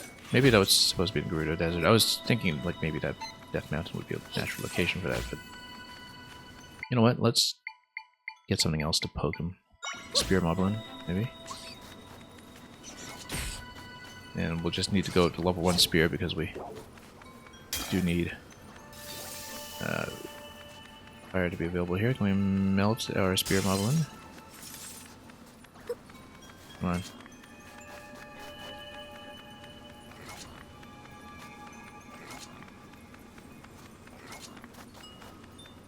Yeah, we do need it to be a ranged attacker, I think, but maybe there's a more effective one that we are not considering here. That's okay. Finally getting some pokes in. Just gonna zone him out. We can probably use the sword to whip it, actually, at this point. Good. Now, let's see about the heads here. Oh, whoops. Hang on. In fact, let's just take this and see what we can do. Get us these ones. Oh, okay, we just popped it off there. Which is not good in terms of getting the echo for it, but we might have to come back and respawn those.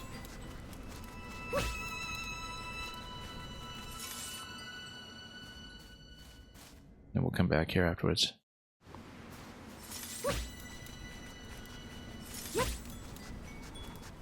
Okay. Oh, yeah, actually it's available, so let's just nuke this guy too.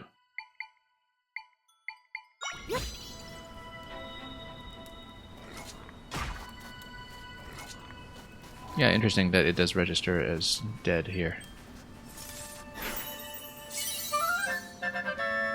Freezard. Okay, we do need to get the eye here though.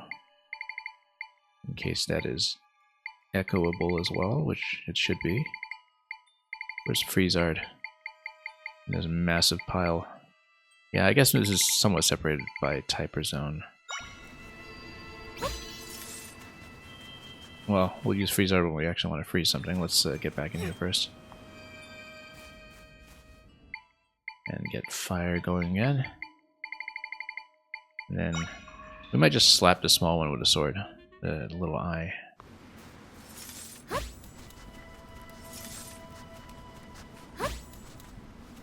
Yeah, create some fire over here and then let's just slap him. Oh, wait. Oh. Never mind, that's not actually reachable. Okay. Let's just throw some rocks at it or something. Oh, guess not. Oh, and it just disappears on me. Huh. It should be obtainable. Let's reobtain it. Just need to figure out how to do it. It seems to disappear pretty quickly by itself.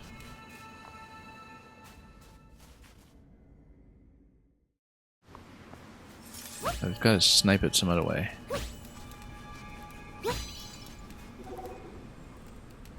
Yeah, but let's see.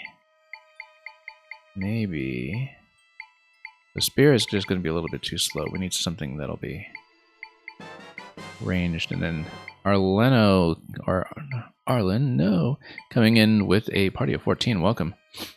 Let me just give you a shout out for that space raid coming in here from Arlen. Pretty rare for you to come over to my end over here instead of the other way around, but I guess our times just lined up for that today. And I see that you've been running Echoes of Wisdom over there as well. Yeah, we've played quite a bit of this, but I am actually only one dungeon in right now. We're still on 4 triangles with Try, and we've actually just been mapping out as much of the world as we can and doing what we can, you know, in the early game technically. And so I've collected this massive pile of entities to work with here. And yeah, we've been playing on hero difficulty as well, because I noticed right away in the menus that this was selectable right at the start, and so We did get one shot by a few mini-bosses along the way, but that's been okay. Okay, I really want to capture this eye. I just haven't found a way to do it yet. You finished it. Okay, I see. Yeah, as you can see, I've not really even started the story. We're still on searching for everyone, Gerudo Desert and Jibble Waters. So very early game in that respect. So I'm glad that, you know, nothing I'm showing you here is going to particularly spoil anything, I guess. But I'm just exploring, because that's just how we like to play. So yeah, I just want to map out as much of the world as I can before we actually get into the story content. And we've definitely seen a lot of empty spaces that are supposed to be relevant to the story later. It's pretty obvious. And yeah, Smudge, you're saying you're endgame yourself and died twice? Yeah. I've died, I think, 7 or 8 times, but again, I'm on hero mode, and so when I was still down at 5 or 6 hearts, I was getting one-shot by a few things like mini-bosses. I gotta see if we can snipe this eye. He keeps running away. I don't see a good way to catch him because he goes pretty quickly. I'm just trying to catch the eye. Maybe there's a way to trap it that I haven't considered. Let's try this again. I've been spending the last few minutes trying to trap this. Yeah, so congratulations on finishing it so quickly. I mean, once I've uncovered the map, I'm sure that things will follow. Is it going to die on me yet? It's not. Maybe I can't capture it yet. We'll have to figure it out. Because it just vanishes almost immediately. You went in with no heart heals, and the last phase of where you're at is so much, I see. Okay. I mean, I'm sure I'll understand once I'm further along in the end game. I'm gonna burn this thing. Oh, it's not respawning, so I must have killed it, but now I can't actually... Oh no, it's over here. Okay. Can I kill it? Yeah, it just disappears on me without giving me an echo. So, there's gotta be some way to maybe trap it more effectively and stun it or something. But without some additional fire protection, it's hard to tell. Maybe I am supposed to freeze it. In which case, we should actually go Ice Keys against it. Ice Keys are expensive. I didn't realize it cost 4. Anyway, let's come back here and we'll set up for that. You don't want to see endgame on hero mode? Well, we'll see. I mean, like I said, we've been getting one-shot by a lot of things. I nearly got killed in the Link tutorial section, in fact, because Ganon hits really, really hard on hero mode. Even against this 20 heart pool that you get at the very beginning. That's, I think I got knocked down to 2 hearts in that fight. We were still very new to this at the time, of course. And yeah, Smudge, I'm sure you'll get it all done. Okay. Place this here. Let's go for Ice Keys and let's try to just freeze this. Maybe that's the way to do it. Nope. Can I just slap it? Yeah, no, it just disappears on me. So, I think I need to come back to this one eventually. I don't know which tool I should be using against it yet, and I'll have to figure it out. Maybe we can do the Deku Baba one-shot that I've been doing. So I've loved doing this today, where Deku Baba just chomps the enemies to death if you just carry it around, right? Like Mario holding the Piranha Plant in 3D World or something. And you can just one-shot so many enemies in the game just by carrying the plant around everywhere. And so it's been a fun way to play. I've also been doing tons of wall crawls today with the Crawlchula, which is why we've been climbing absolutely everywhere. And so, let me just heal up quickly. The bed is the whole trick to hero mode, it seems. As long as you have the patience for it. So yeah, we've just been doing tons of, you know, wall climbing and Deku Baba chomping today. And yep, we've been having lots of fun with it. I'm going to try to go Deku Baba against that, actually. And Because if we can capture it, then maybe that prevents the despawn. If it's a despawn, maybe it's just going invisible or something, and we just don't understand it yet. Let's go for it. Yeah, as you can see, since I only am on 4 triangles, there's a whole bunch of 5 triangle enemies that we just haven't been able to spawn as echoes yet.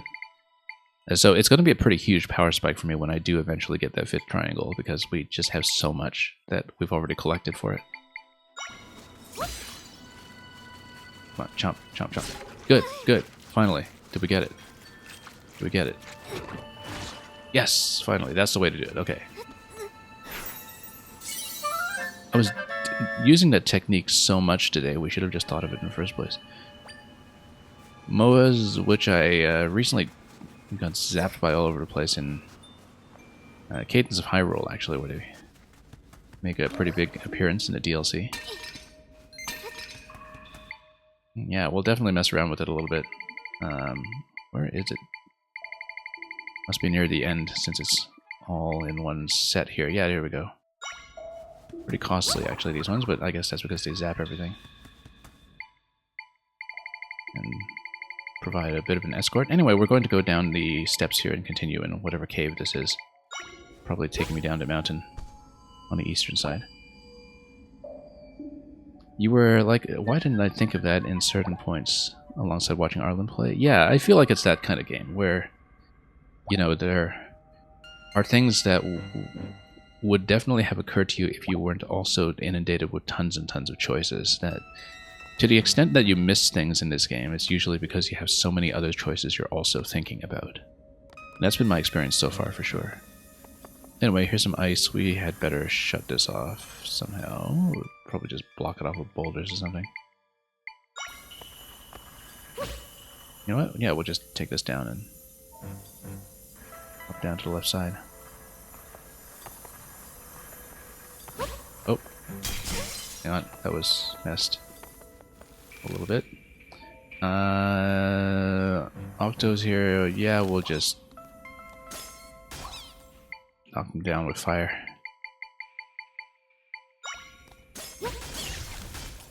Let's roast him alive. I said roast him alive, although they will hit, I guess. Hang on. Here we go. Roast him. Roast him. Come on. I guess we should work on our timing for this. Like, drop immediately after he fires. Let's let him fire first. There we go. You know what? No, let's just do something else. Let's... actually, let's go sword. And just slap him. Good.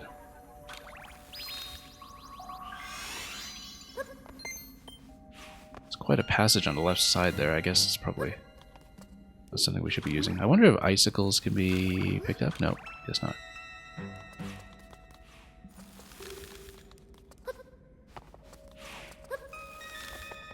Okay, let's leave.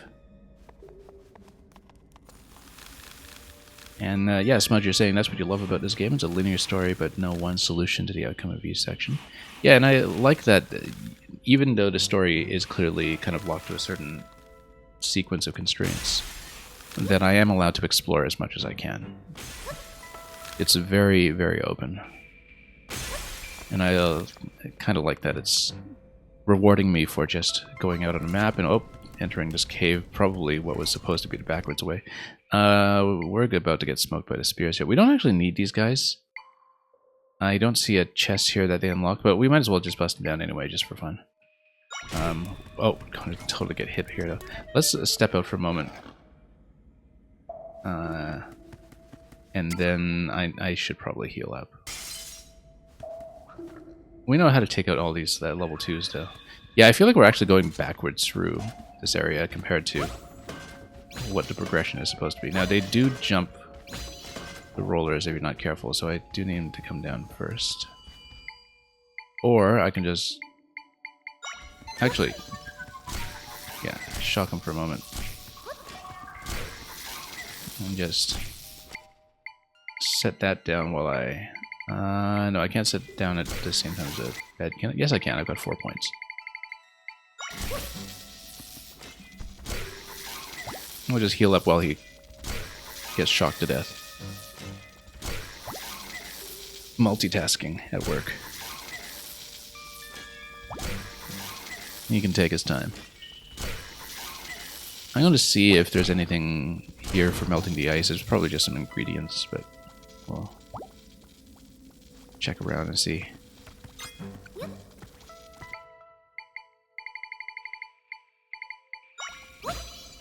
Yeah, this is the most I've enjoyed 2D Zelda combat because it has been so vastly expanded by all the tactical options that you have. It is a much more combat-focused game than I imagined, actually. I thought it would be a lot more puzzle mechanics in some ways, and maybe it is once you get into the dungeons, but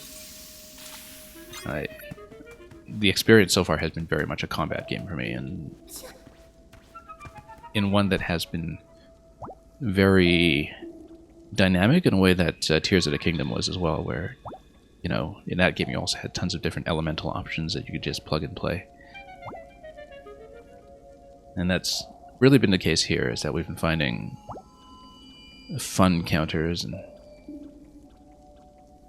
other oddball solutions here and there. So here, for instance, given that these guys aren't shielded, I bet Deku Baba would actually work even against the level 2s. Let's go. See, this is too much fun. Come on. Okay, we need to... And they're shielded somewhat against the spears, as long as I don't get hit. Come on, chomp, chomp, chomp. Chomp. And he can reach a couple tiles in height as well. Oh, I'm getting hit a bit hard here. Hang on. Maybe I shouldn't be taking quite so many risks here. Let's actually back up to the next room for a moment. I'm trying to show off a fancy play here, but we couldn't quite get in close enough. Usually, of course, I would use melee attackers to counter spears like that. The sword level 2 would actually just get right in their face and knock them down. But yeah, you find playing as Zelda to be a really nice and fresh change. This is the best that playable Zelda has been as well.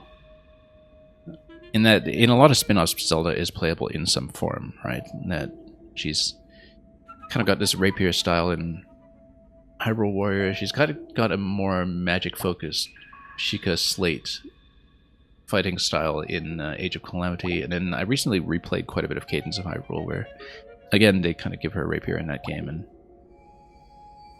but then also with a couple of magical abilities as well, just mostly defensive. But where they kind of play her as agile and magical. But here in this game, it's just, you know, a summoner combat game from the ground up, and I found it extremely rewarding. Okay, let's try a different strategy here. Let's just roll these guys. They're not shielded. We can just roll them. And we'll just keep on... Oh, I'm getting hit too hard here. We're being much too risky. I don't want to get one shot by these guys. Let's, Oh, I got one shot. Okay, never mind. I got one shot. That's okay. I think it's game over like 8 or 9 or something. 9, I think, because we died a lot to Moblin 3 earlier in the day. First game over in quite a while, though. Let's just do this again. I've been too much of a show-off here. It's the issue.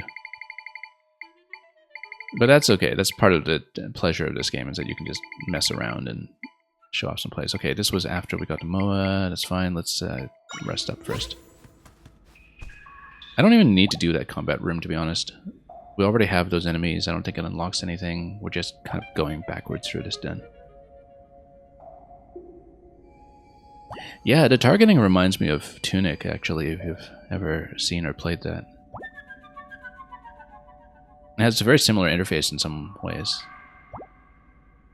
In terms of, you know, how the YXA button display is placed in the top right, and also with the lock-on for targeting. And that Tunic was kind of, you know, based on Zelda in its own way to begin with. Oh, we're all the way back here. Okay, that's fine. Didn't realize. That's okay. We'll go down and we'll continue and go backwards through this I think it's backwards. I don't know. Could be wrong about that. Whoops. Oh, same mistake I made last time. The enemies are down, though. Those are nowhere in sight. You think I have guts being up here? I like to mess around and explore, so. When I played Tears of the Kingdom last year, I did as much of it as I could without the paraglider. Which was not my original intention, but it just kind of accidentally became what my run was about. We ended up going no glider for the whole thing. Let's just skip these. I can still kill them. But let's heal up first, so we don't get two-shot.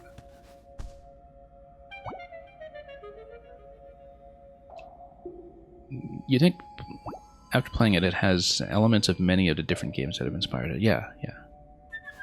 For sure. Okay, I really do want to take out that room. I think we should just go Sword 2. Because, yeah, I found that Sword is usually pretty good for just crowding them out.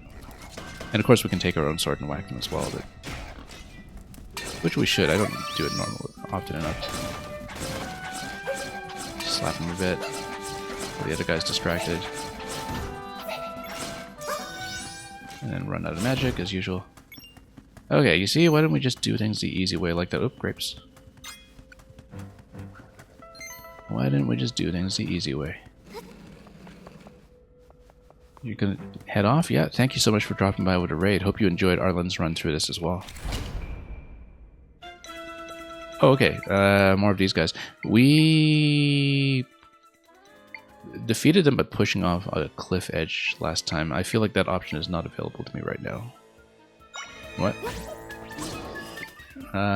Let's see. That was not what I was trying to pull out. Let's go for bombs. Okay. And then let's just escape the ice as much as possible. Just take them out remotely.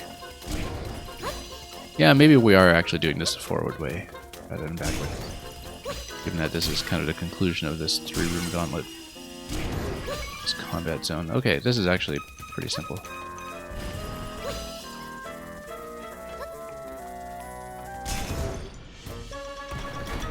Okay, here we go. Let's continue progressing and let's see what's on the other side.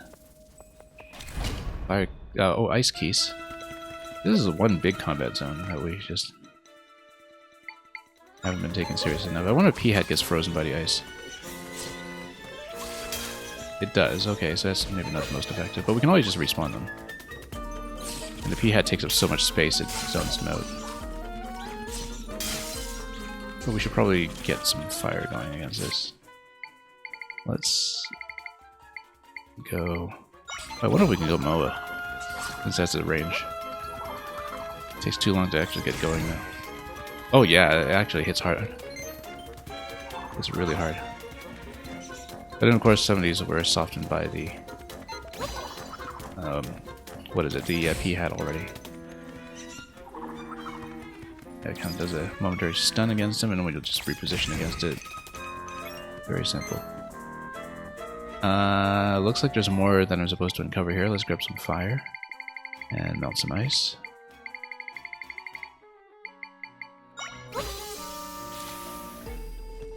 Okay. Yeah, there must be more. And we'll just melt it all.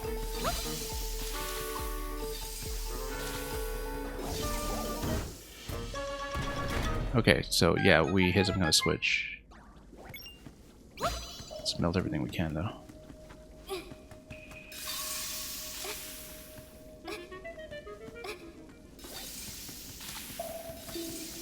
Yeah, it must have been that top right corner there. We'll melt everything, just to see. Do we even have a map inside here? No, this is just an overworld cave, so...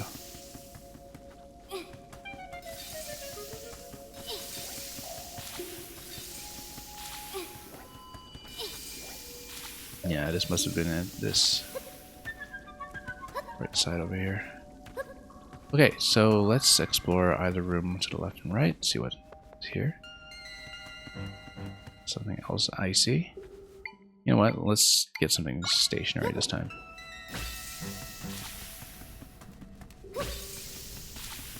Melt everything as we go. Treasure. More monster guts. Lots more monster guts.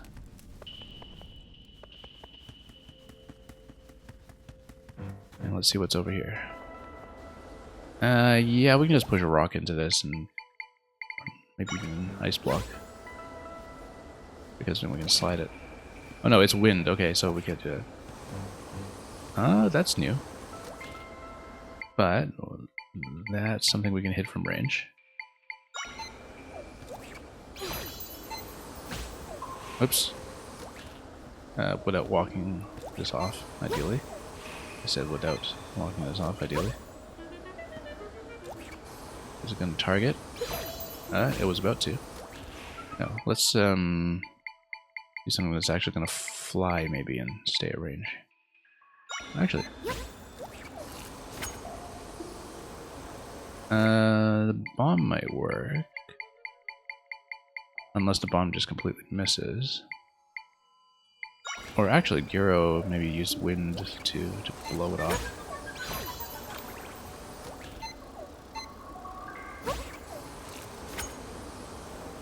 Nope, that's not gonna work.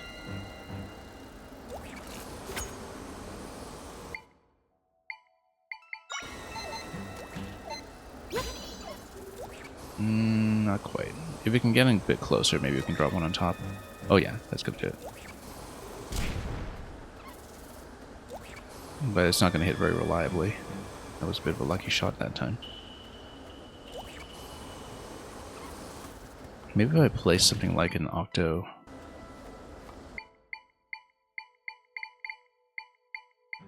Or the Moa, since we went to the trouble of getting it, but let's see if we can get something like an Octo Rock, like a Fire Octo.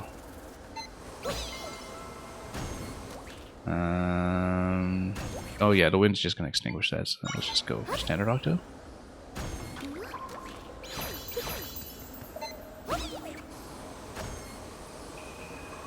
Oh, whoops.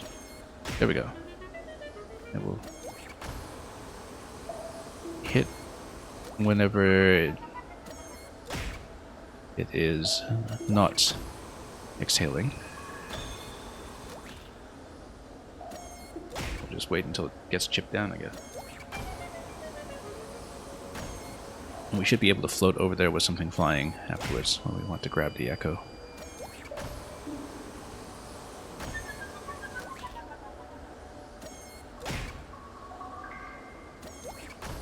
Or even just block off the wind on this side with a boulder or something, which we can do. Let's just do it while we're waiting for things to happen here.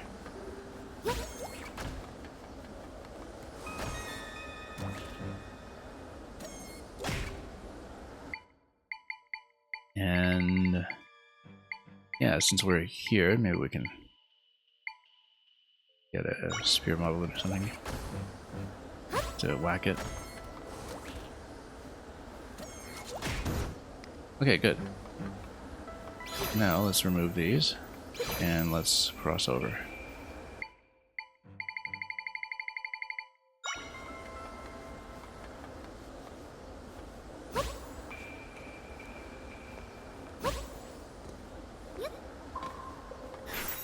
Okay, got it. Gustmaster. Yeah, we can basically use it to zone out some enemies. We should find our way back out of this, though, which I should have considered more carefully.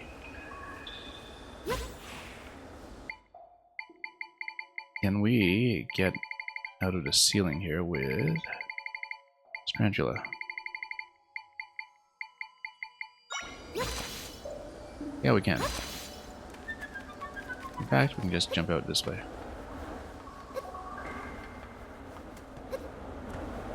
Yeah, I love how flexible the solutions are in this game. Alright, so here, once again, we can probably just block this and then head on up and fly over.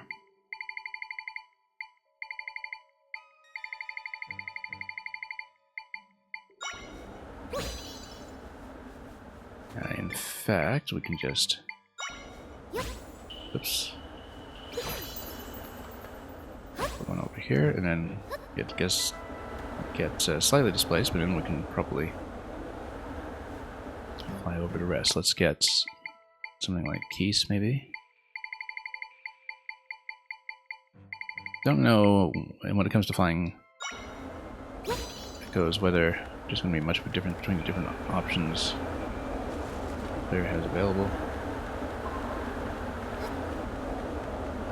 Here, I think we just cross without too much trouble. I said without too much trouble.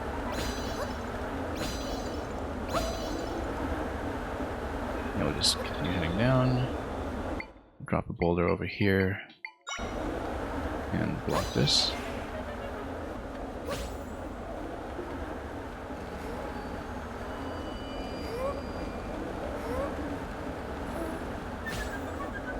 And then just do this. Kind of standard Zelda block pushing logic, except you're making all of your own blocks, which is satisfying in its own way.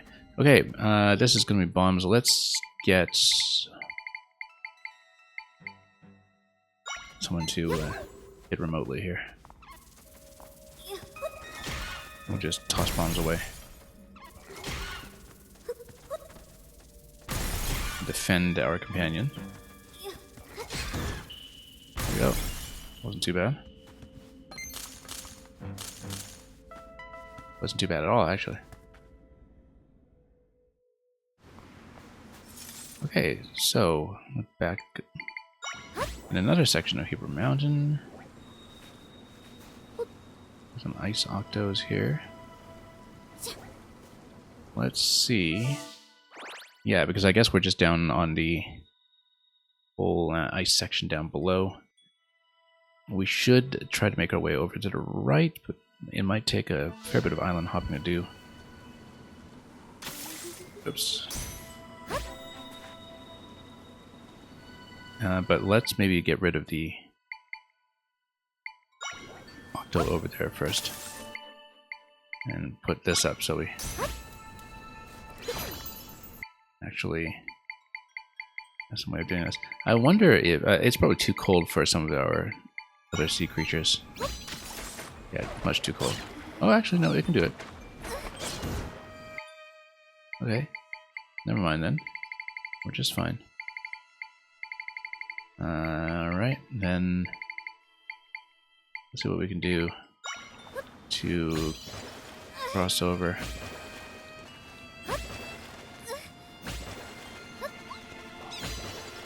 And then we'd better warm up here somehow. Oh, whoops. Hang on. Selected the wrong thing here. We're potentially in a bit of trouble if we don't get out. Oh. Let's heal up. Milky Bubble. Yeah, we don't really need lightning proof at the moment. We'll just go for a sweet refreshing or something. Apple Radiant, sure. We haven't been using Glow necessarily. Oh, come on. We really have to get out of here. There we go. Okay, let's put up a rock for a moment. And heal up on another bed. Oh, nice Keese over here. We're in trouble, I think. So I should just go back this way. And then... No, oh, there's a problem. Hang on. Come on. Get out.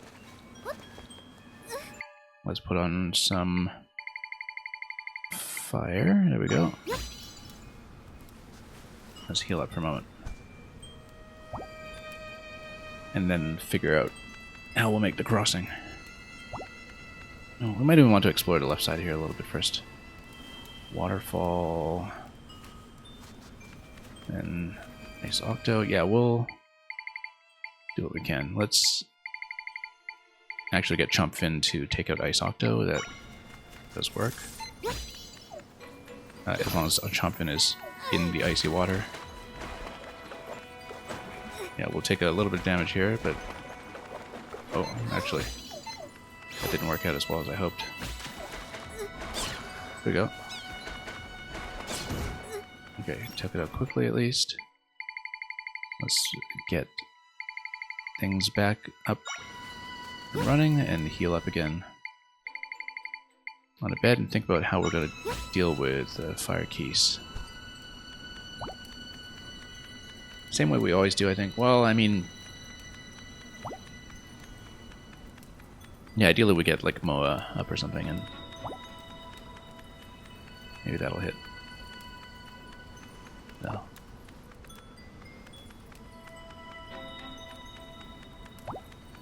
Okay, let's get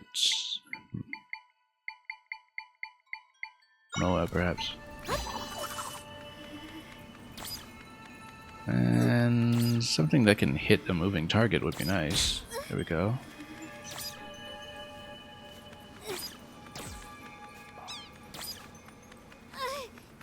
Totally not hitting a moving target. That's okay, we'll just let it fight until it's had its fill. Okay, the heal is a little bit outpaced here. Let's just get a source of heat running again.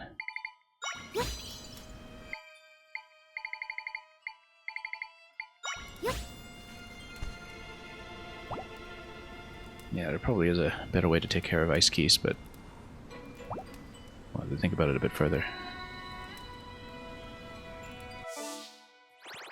Likely what will happen is we'll try to uncover just a little bit more of this Hebra Mountain section here, and then I'll probably call it a day from that point. Looks like there's going to be something here like a bomb wall, so I'll try to push forward just a little bit.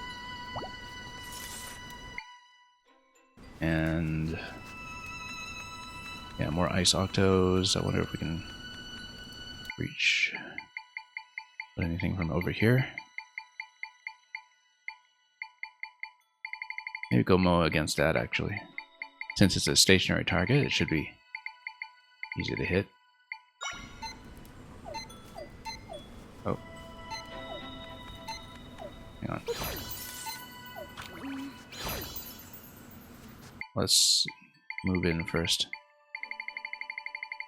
Move in a little closer.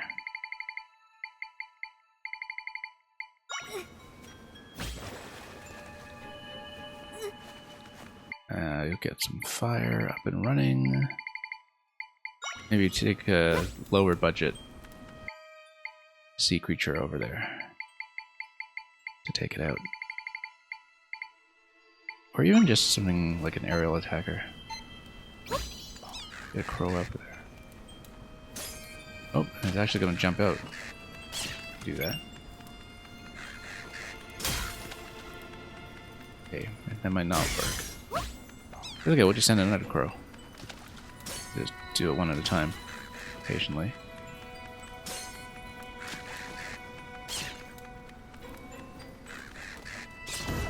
Good. And the crow would like to take out the Ice Keys, that'd be great, but if it doesn't, that's fine. We will have other options available. In fact, even just going Sea Urchin or something against it, maybe. Well, let's try to cross first, and we'll worry about it from there. Okay, let's go Sea Urchin, actually.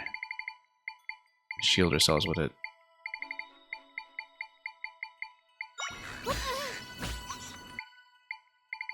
And let's just get some fire going once again.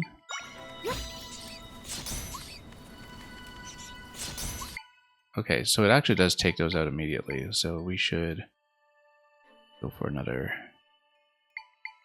strategy here.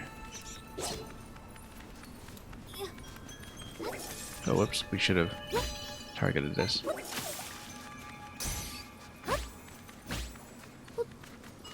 Yeah, one that you stand by, one that you throw from. Okay, good.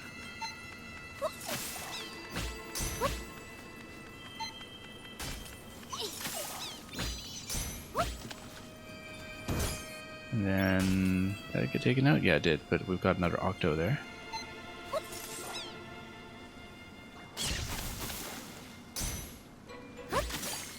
That was surprisingly effective given that we're basically just jumping off the ledge with it there.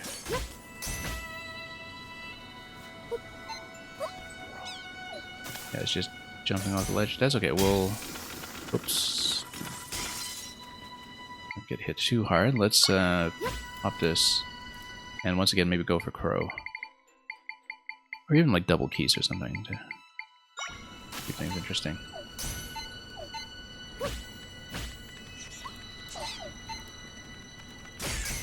Surely it's not going to smack them both at once, right?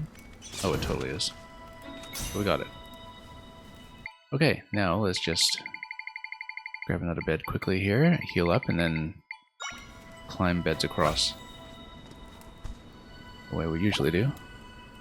Just slowly making our way over.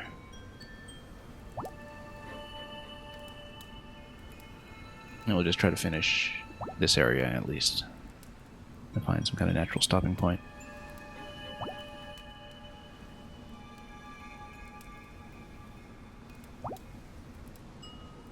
Keep going. Okay. Let's keep walking.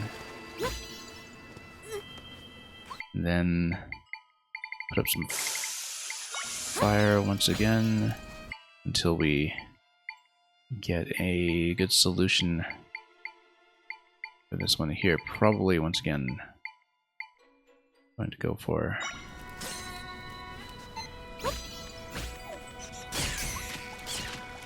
some keys here. We'll go two at a time, so we're able to stay by the heat.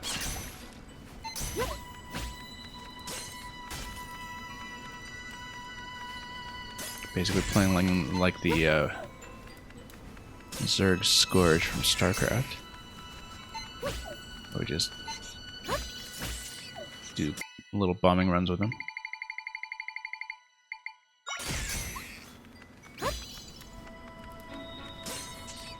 Poke, poke. Still not down. Maybe we should go Crow with it. Even if it is just one at a time. Definitely want to send some kind of flyer to it though. Needlefly? Let's try Needlefly. Oh, didn't work out. Yeah, I did get caught a little early here. Maybe we should let it fire first and then send one.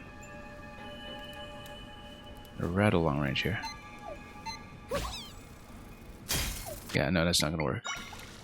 We'll try Crow. Yeah, it's a much better diving pattern on it actually, because Wedge Crow just kind of charges up ahead of time. Okay, let's see what's up here. We'll probably want to melt that big glob of snow up ahead. That it seems to be blocking something. Yeah. I'll just drop this.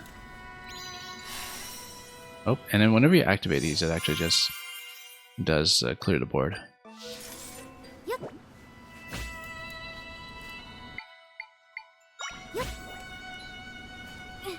Can we just stand next to it? Place it on the snow? Is it seriously not going to melt? It's not going to melt. Oh, curious. Well, I would have assumed it would melt, but maybe we need something a little heavier duty. We can try bombs, perhaps. I don't think so, though. But we should attempt it. Huh. I totally assumed that that would work. I guess not. Wonder if it's just a matter of not having the right tool. Unless it's something that needs to be unblocked from a different side or something. No, I don't know. This looks like it's clearly the gate in. It's just that it might, again, be something that's potentially a story lock we don't know at this point in the game. There could be something else I need to extract it. That would just break it open. I would have assumed this would just melt, but Oh, apparently not. Curious. Wonder if we can just get someone to slap it. It's not going to be bombs, it's not going to be slapping. Okay, let's just keep walking. Very curious location, we should mark it. I mean, it is pretty visible on the map, but still.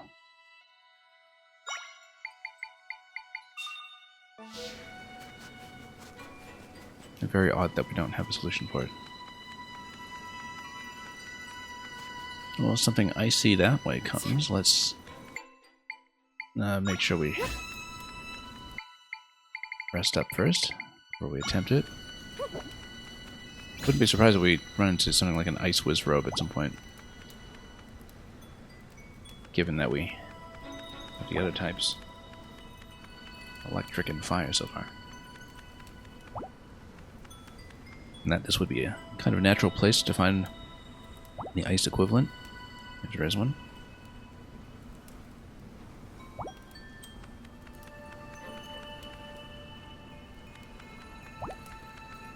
Anyway, let's wait this out and then we'll go for the ice keys once again. Try to find a better method for it. Okay, let's go. Yeah.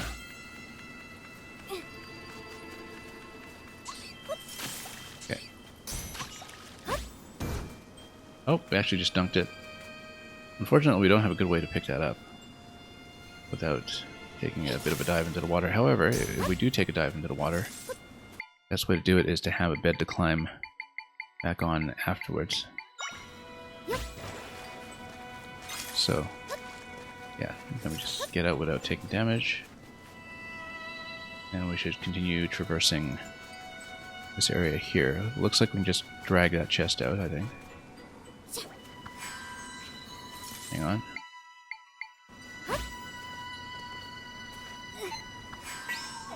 Okay. Let's get some heat on our left once again. And drag it out once again.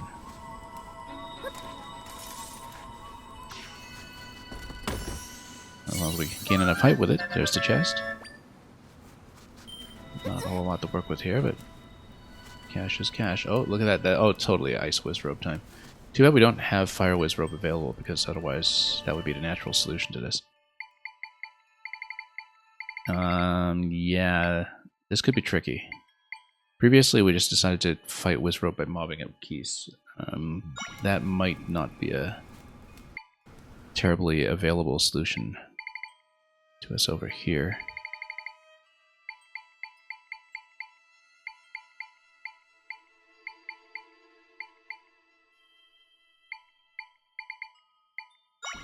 Maybe go for Fire Octo or something.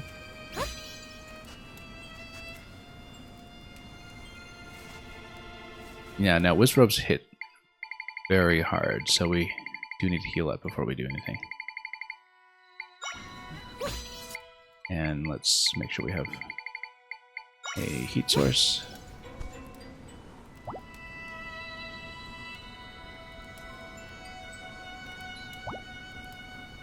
So yeah, this could be interesting. We'll try to kill it, of course, but I think I need to kind of lure it out first and get it to warp over to this area. And then once we do that, then we can fight it properly. Alright, let's go this way. Yeah, get it to spawn at least. Get it to follow. Follow. Let's... Oh yeah, it'll follow. Oh yes, it'll follow, but we need to heal up. Running low on my smoothies here. That hits so hard. Yeah, let's just... I mean, we could always make more of those. I'm not too concerned, but we do need to set up a little bit here. And hopefully get it warped down.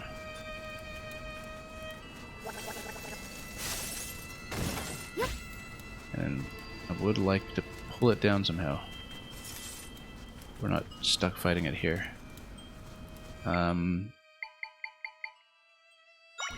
Maybe if we have Spear Moblin or something. That's way too far out of position.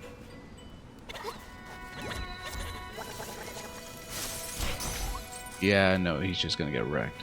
I feel like we should just go for the Ignazol strategy. Except we're a little bit slow and we're carrying. That's the only thing.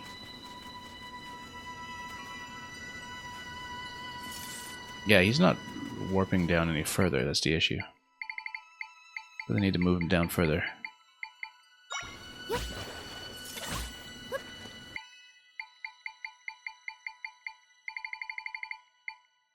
And then maybe we can go for... I don't think Deku Baba can one-shot these, but we can... Oh, actually Moa might be good. Moa might be good here. It's just too costly in that I wouldn't be able to have heat at the same time, which is a pretty serious liability here. Especially with this guy being so far off screen. No, come on, not this. Get us away. Hang on. Yeah, so as expected, Ice Wizrobe. But we needed to really kind of heal up first, otherwise I will get one shot by this. I feel like we can take him out and that'll be a good capstone accomplishment for what we've been doing over the course of this session. But we don't have a very good solution right now. Because we need something that can hit from range. Typically, like I said, against Wizrobe we've been going for Mass Key strategy, but we won't really be able to do that if we need a few points on Heat Source at any given time, which is the case. If we can go maybe double keys against him from this position. No, come on. The chest is really in the way. We have to dunk it or something. Yeah, just drop it out of the picture so we don't have to deal with it. Again, I'm kind of in danger of being one shot at this point. Given my current state of health, let's see what we can do. Got a couple of fire sources here, but nothing that's really good enough to work with. What we really need is like fire keys against him. There's one way to, if there was some way to get it.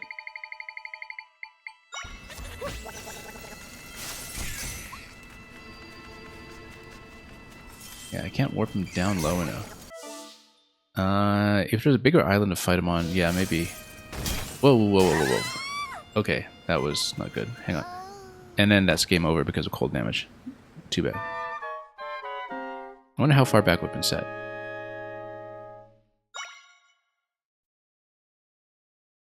That's gotta be about 10 game overs at this point. Okay, no, we actually start after the treasure chest.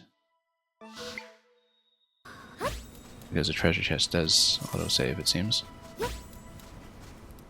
Now, Wizrobe is still kind of back in its original position. Which might be okay, because maybe we'll fight it on the left here. Because then I have a wall to back against, as long as it doesn't, you know,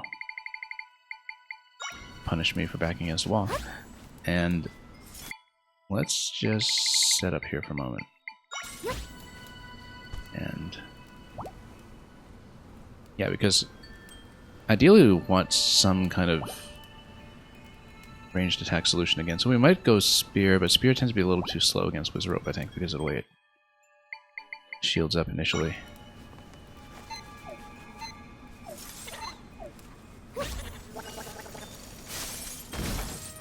Yeah, we definitely need to set up a little bit here. And it's not even going to attack. It's just not doing anything. Way too slow.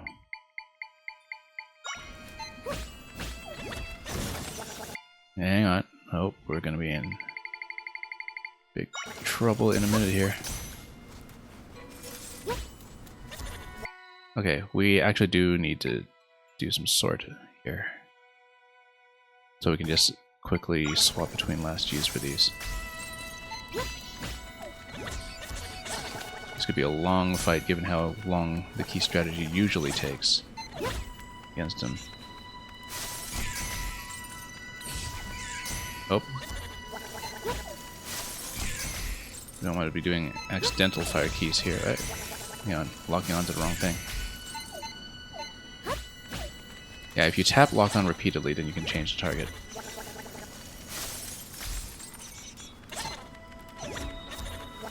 Okay, then we'll just... the keys here, as they get eliminated, we'll just respawn them. We'll just try not to get hit directly.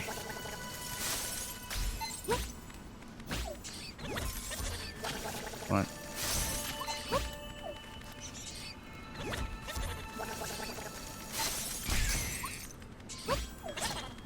Okay, we can probably chip him this way.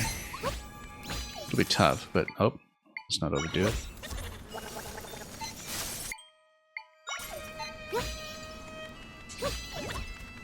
Yeah, the reason we go keys rather than any of the 2 damage, rather the 2 triangle flying enemies is because then we have more targets for diversion. Where'd he go? That's a problem. Oh, way up here. So yeah, warped all the way up top, in fact. That was not good. Okay. Hang on.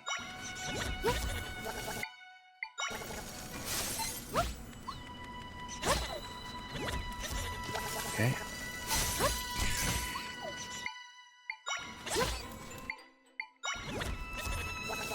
Yeah, if we kind of have a strategy that just requires 2 separate elements, it makes a lot more sense to go last used. I've been going by type pretty much the whole game, and then I'm finding for this kind of situation where I'm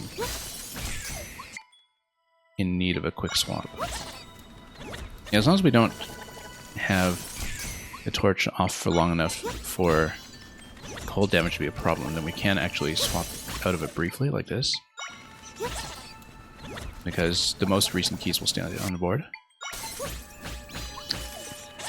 Then we can still do a bit of a swarm attack. And then that way, we just don't get targeted. Really.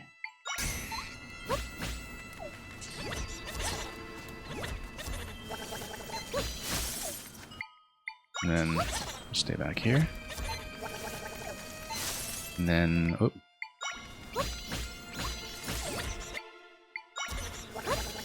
Oh. Let's be careful here. Come on, mob him. Gotta be careful when he is tracking me.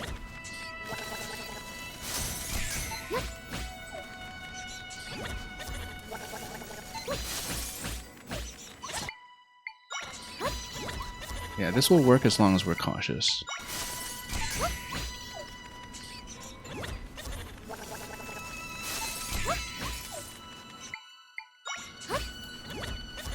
Yeah, ideally we'd just have, you know, fire keys or something, but... or fire whiz robe, which we have collected, we just don't have the points to afford them. Yeah, fire whiz robe would probably just take him out directly. And that's not an option for us since we don't have the triangles. We'll chip him down slowly this way instead.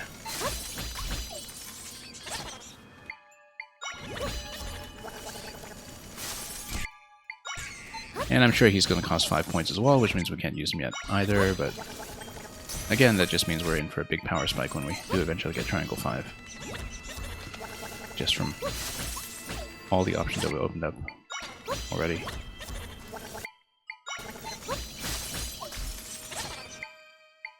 It's taking a while, but they usually do.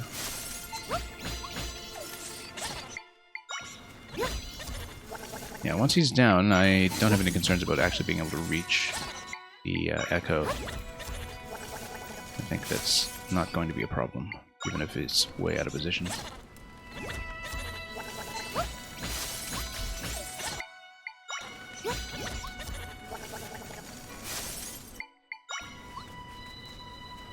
Okay, spawn a little closer, if you will.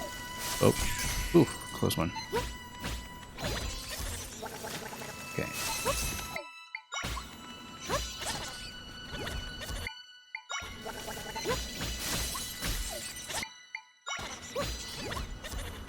Still not down. Come on. Get in close. Get in where I can see you. Good. I mean, he's a little out of my range. That's a bit concerning because I don't have a good way to bring him back. Here we go. Okay, now let's get back into Keese. And I don't want to lose too many hearts here because of the way that, you know, 6 hearts plus cold damage is enough to just take me out almost immediately. And yeah. Once we get him over there, good position, come on. Okay.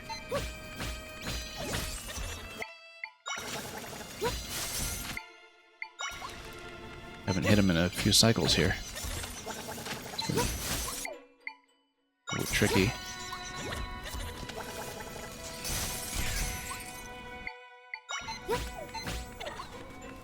Just need to get a few more on the field here to try to find him at range and attack.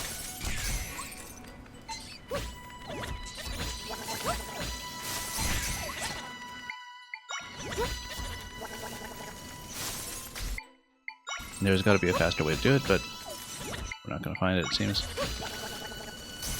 Not yet. We'll just go with this because we know it works.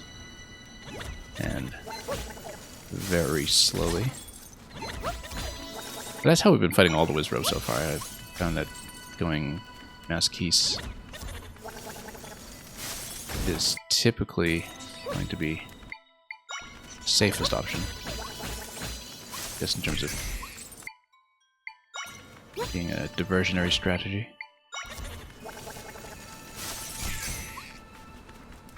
Come on.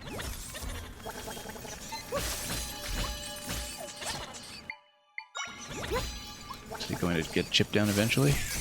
It's a lot of damage. I haven't been counting just how much damage is involved here, because, you know, this is, as far as we know, somewhat hidden information. I mean, you know, it's probably not hard to reverse engineer if we were really studying the footage, but we're not, so.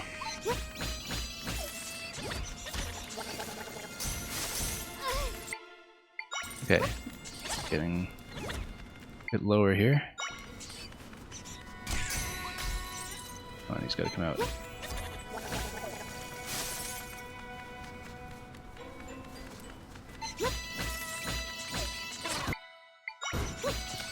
Is he down yet? Yes, he's finally down. Okay. Let's heal up a heart on the bed first. Actually, no, we're too far away from the flame. Let's heal it here. And we'll go down and grab that. That took a while, but we only died once to this. And we have a bed to get out of. Oh, come on. The wooden learn range from here. Let's just grab him. We're the Ice Wizzrobe Echo. And that took some work, but we got it. And we have all 3 Wizzrobes, and we can check the top corner on this side of the map as well, and see where to go from there. We'll probably not be staying on for too much longer today, since, like I said, that's kind of a major landmark that we just hit. Or maybe just map out a little bit more of this area if there's anything to see, and then walk around, and get out.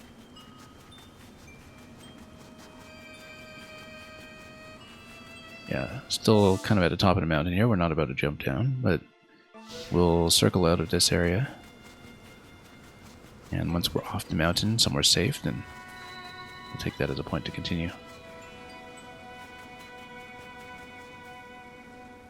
Okay. Just cross. Oops.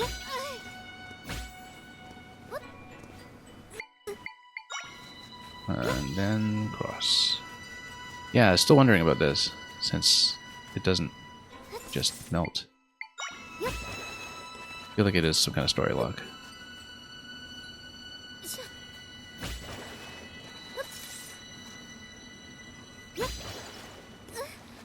Now, it would be possible to go over to trees, but the thing is, I don't know if the descent from the mountain is survivable from that point. Oh, piece of heart. We'll absolutely go for this.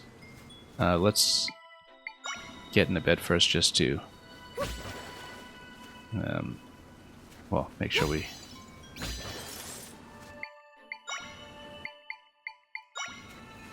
are rested up for this part. Getting the heart, of course, is going to replenish us instantly. So we'll go for that. And then it looks like there's maybe even a bit of a southern exit out of this zone here. We'll try it.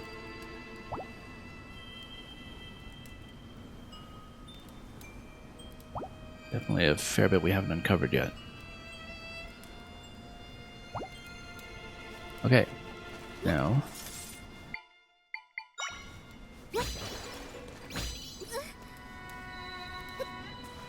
and then again. Oh, hang on. You know what? Let's just melt all this stuff. Hang on. Let's create something to stand on first.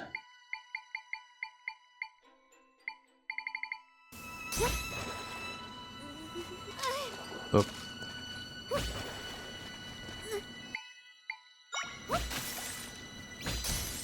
Hang on.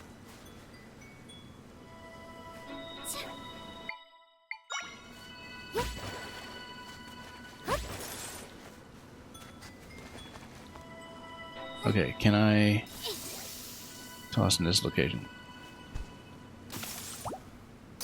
Nope.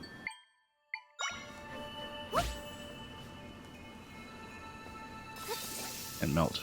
Like this? Good. Much better. Now we actually have some room to move. Now we can melt our way up to the hearts. There's an octo down here that we should get rid of as well. We'll get rid of him.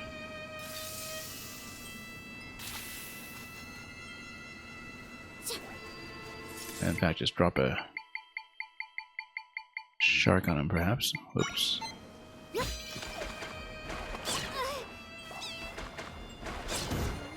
Good. We'll grab the heart first. Oh.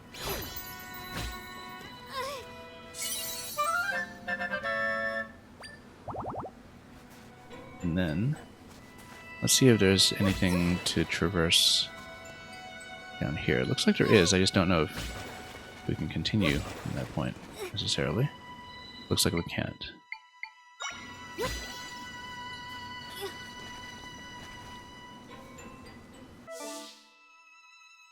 Okay, let's set this down for just a moment here. Rest up. And then we'll get out of this area and see where the continuation will be.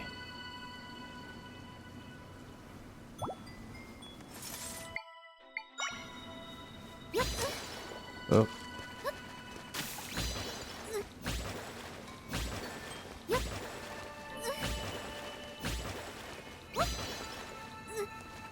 Okay. I wonder if we can go down a waterfall, actually. Can we? Nope. That's not a place you can traverse. So cross over back to the left, I think. And we'll see if there's a natural place to get down the mountain from there. Possibly there isn't.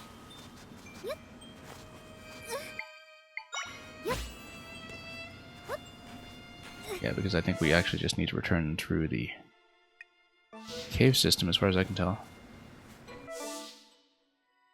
And that's okay, a bit of a long ways up. I mean, that's what the warp system technically is for, if we ever deign to use it. Also, yeah, let's heal up first. And then maybe we can do the spider climb to get back upstairs. Yeah, we haven't been using fast travel for the simple reason that we typically don't.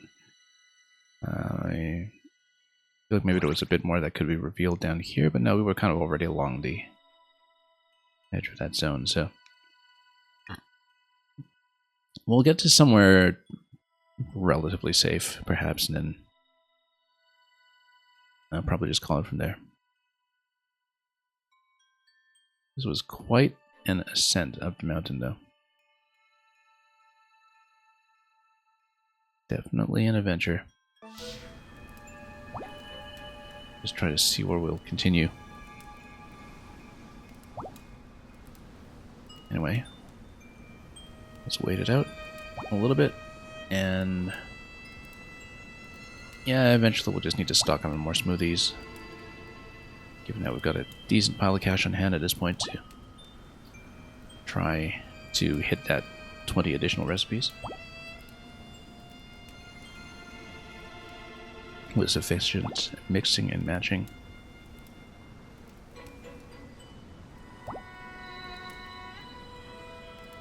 Okay, let's get up out of here. Yeah, I mean, we had finished all this combat zone earlier, so it makes sense to go through it, but I am going to try the spider climb. See if it will actually allow me to cross zones. It totally does. I love that it does. I love that it lets me do this. Because you're not allowed to fall through these segments, but you are allowed to ascend through them, which is great. Because you can kind of follow the natural curvature of the map that way. I wonder if there is a safe way to descend. You would think that you'd be able to using the various flyers you have access to, but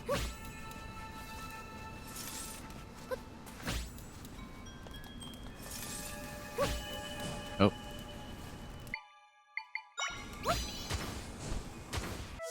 Let's take a look at this again. Yeah, if we can go down in this segment, maybe we can go down here. I thought we'd been there already earlier, but I'm not sure. That's within reach of descending. We should try it. Otherwise, the way down would actually be through the cave system once again. I mean, yeah, all this is actually still on the mountain. Like, the mountain is this whole zone.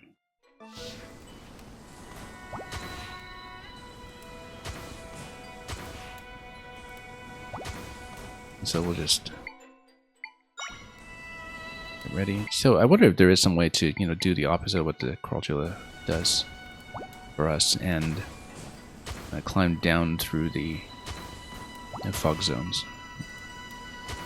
But I love that it lets you go up. And that it shows that the spaces actually are continuously designed. It's not just an illusion of the map.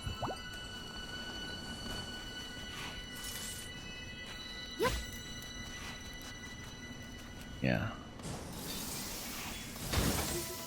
I mean, yeah, you're not allowed to just fall down. You'd have to climb down somehow. I mean, maybe if you just sent it down, would it drag me down? No, it wouldn't. It would get lost.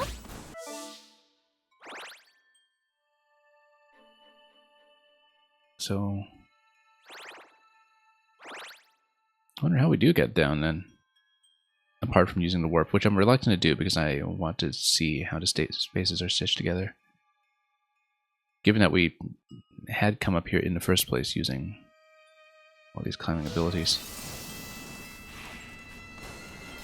We'll try to map that out.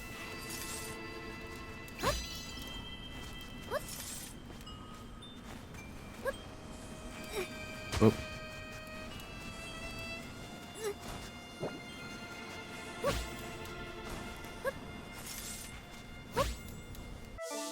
Let's see, because I thought there was maybe a cave entrance or something here that we used.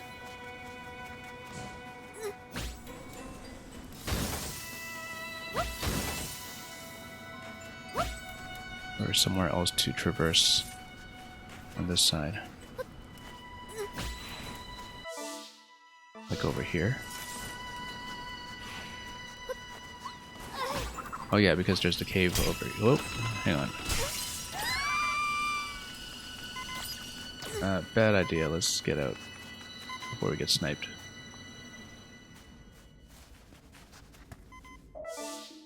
Yeah, because actually, yeah, no, this is what takes you back down. So I wonder how we were supposed to get up here in the first place then, because, I mean, we did so by way of the big climb. Maybe if we crossed the trees over in this section, we were actually allowed to descend. But it seems like everything here is kind of, you know, above elevation. So we'll figure it out. I mean, obviously the natural thing to do would be to warp out, but I actually do want to see what the natural pathway to exit would be. Possibly out here. But we haven't really found it. I think I'm going to call it at this point. We will, first of all, heal up. And maybe we'll start in this area and try to work our way out steadily.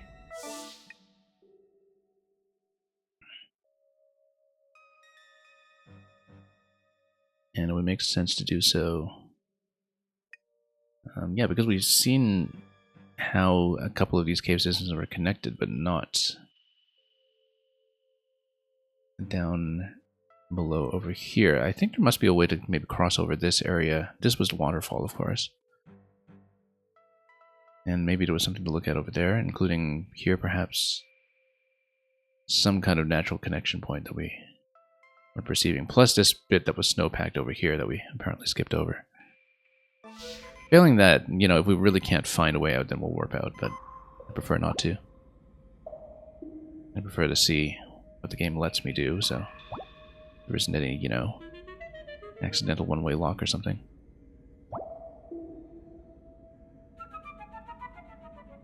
But, yeah, pretty interesting progress that we made today, I suppose. And got through quite a bit when it comes to map coverage. Pretty much the entire northern part of the map, actually the whole northwest part, because we just started out with a Hyrule Field and we just covered all this territory today. So I think in the next section, the next session rather of playing this game, will probably finally progress somewhat with the dungeons, so we can at least get the 5th triangle up and running for all of these enemies that we collected. We'll try to explore this area a little bit more next time to see what we can do with it.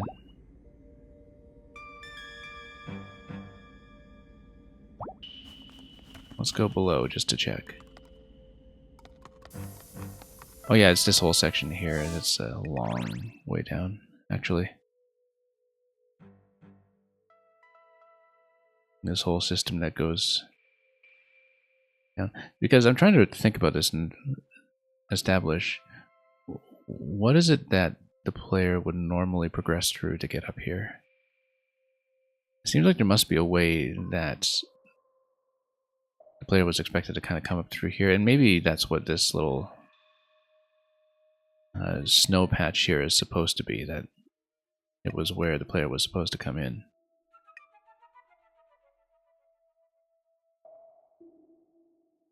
But instead, because we climbed the fast way, then we're sort of above a whole section that we're not allowed to descend.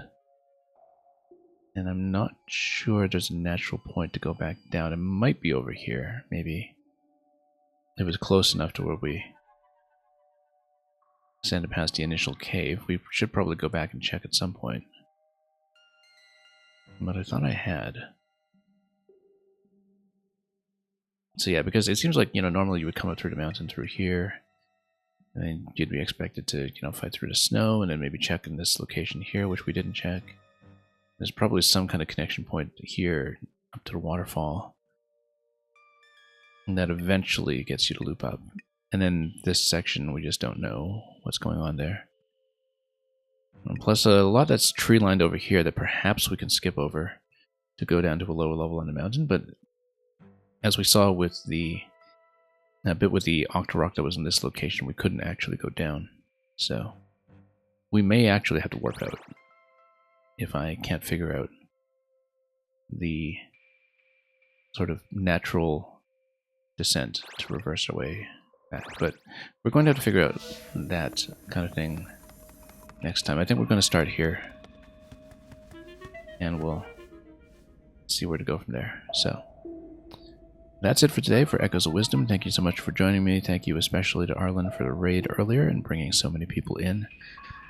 This has been a good session too, with very little story progress, but considerable collection accomplished.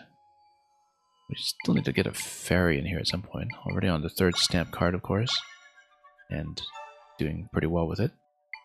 We need to finally upgrade our sword at some point, given that we haven't spent a single one of these Might Crystals so far. And yeah, I think this is where we'll leave off for today. So thank you so much for joining me once again, and we will pass you folks on somewhere else. We'll be back with this as much as we can this week, possibly as early as tomorrow. But we'll take it day by day and see what the schedule allows. Thank you for joining me for Echoes of Wisdom. There will be much more. Until next time, have a wonderful weekend ahead of you with whatever you may be playing or watching, be it Echoes of Wisdom or anything else, and as always, fare thee well.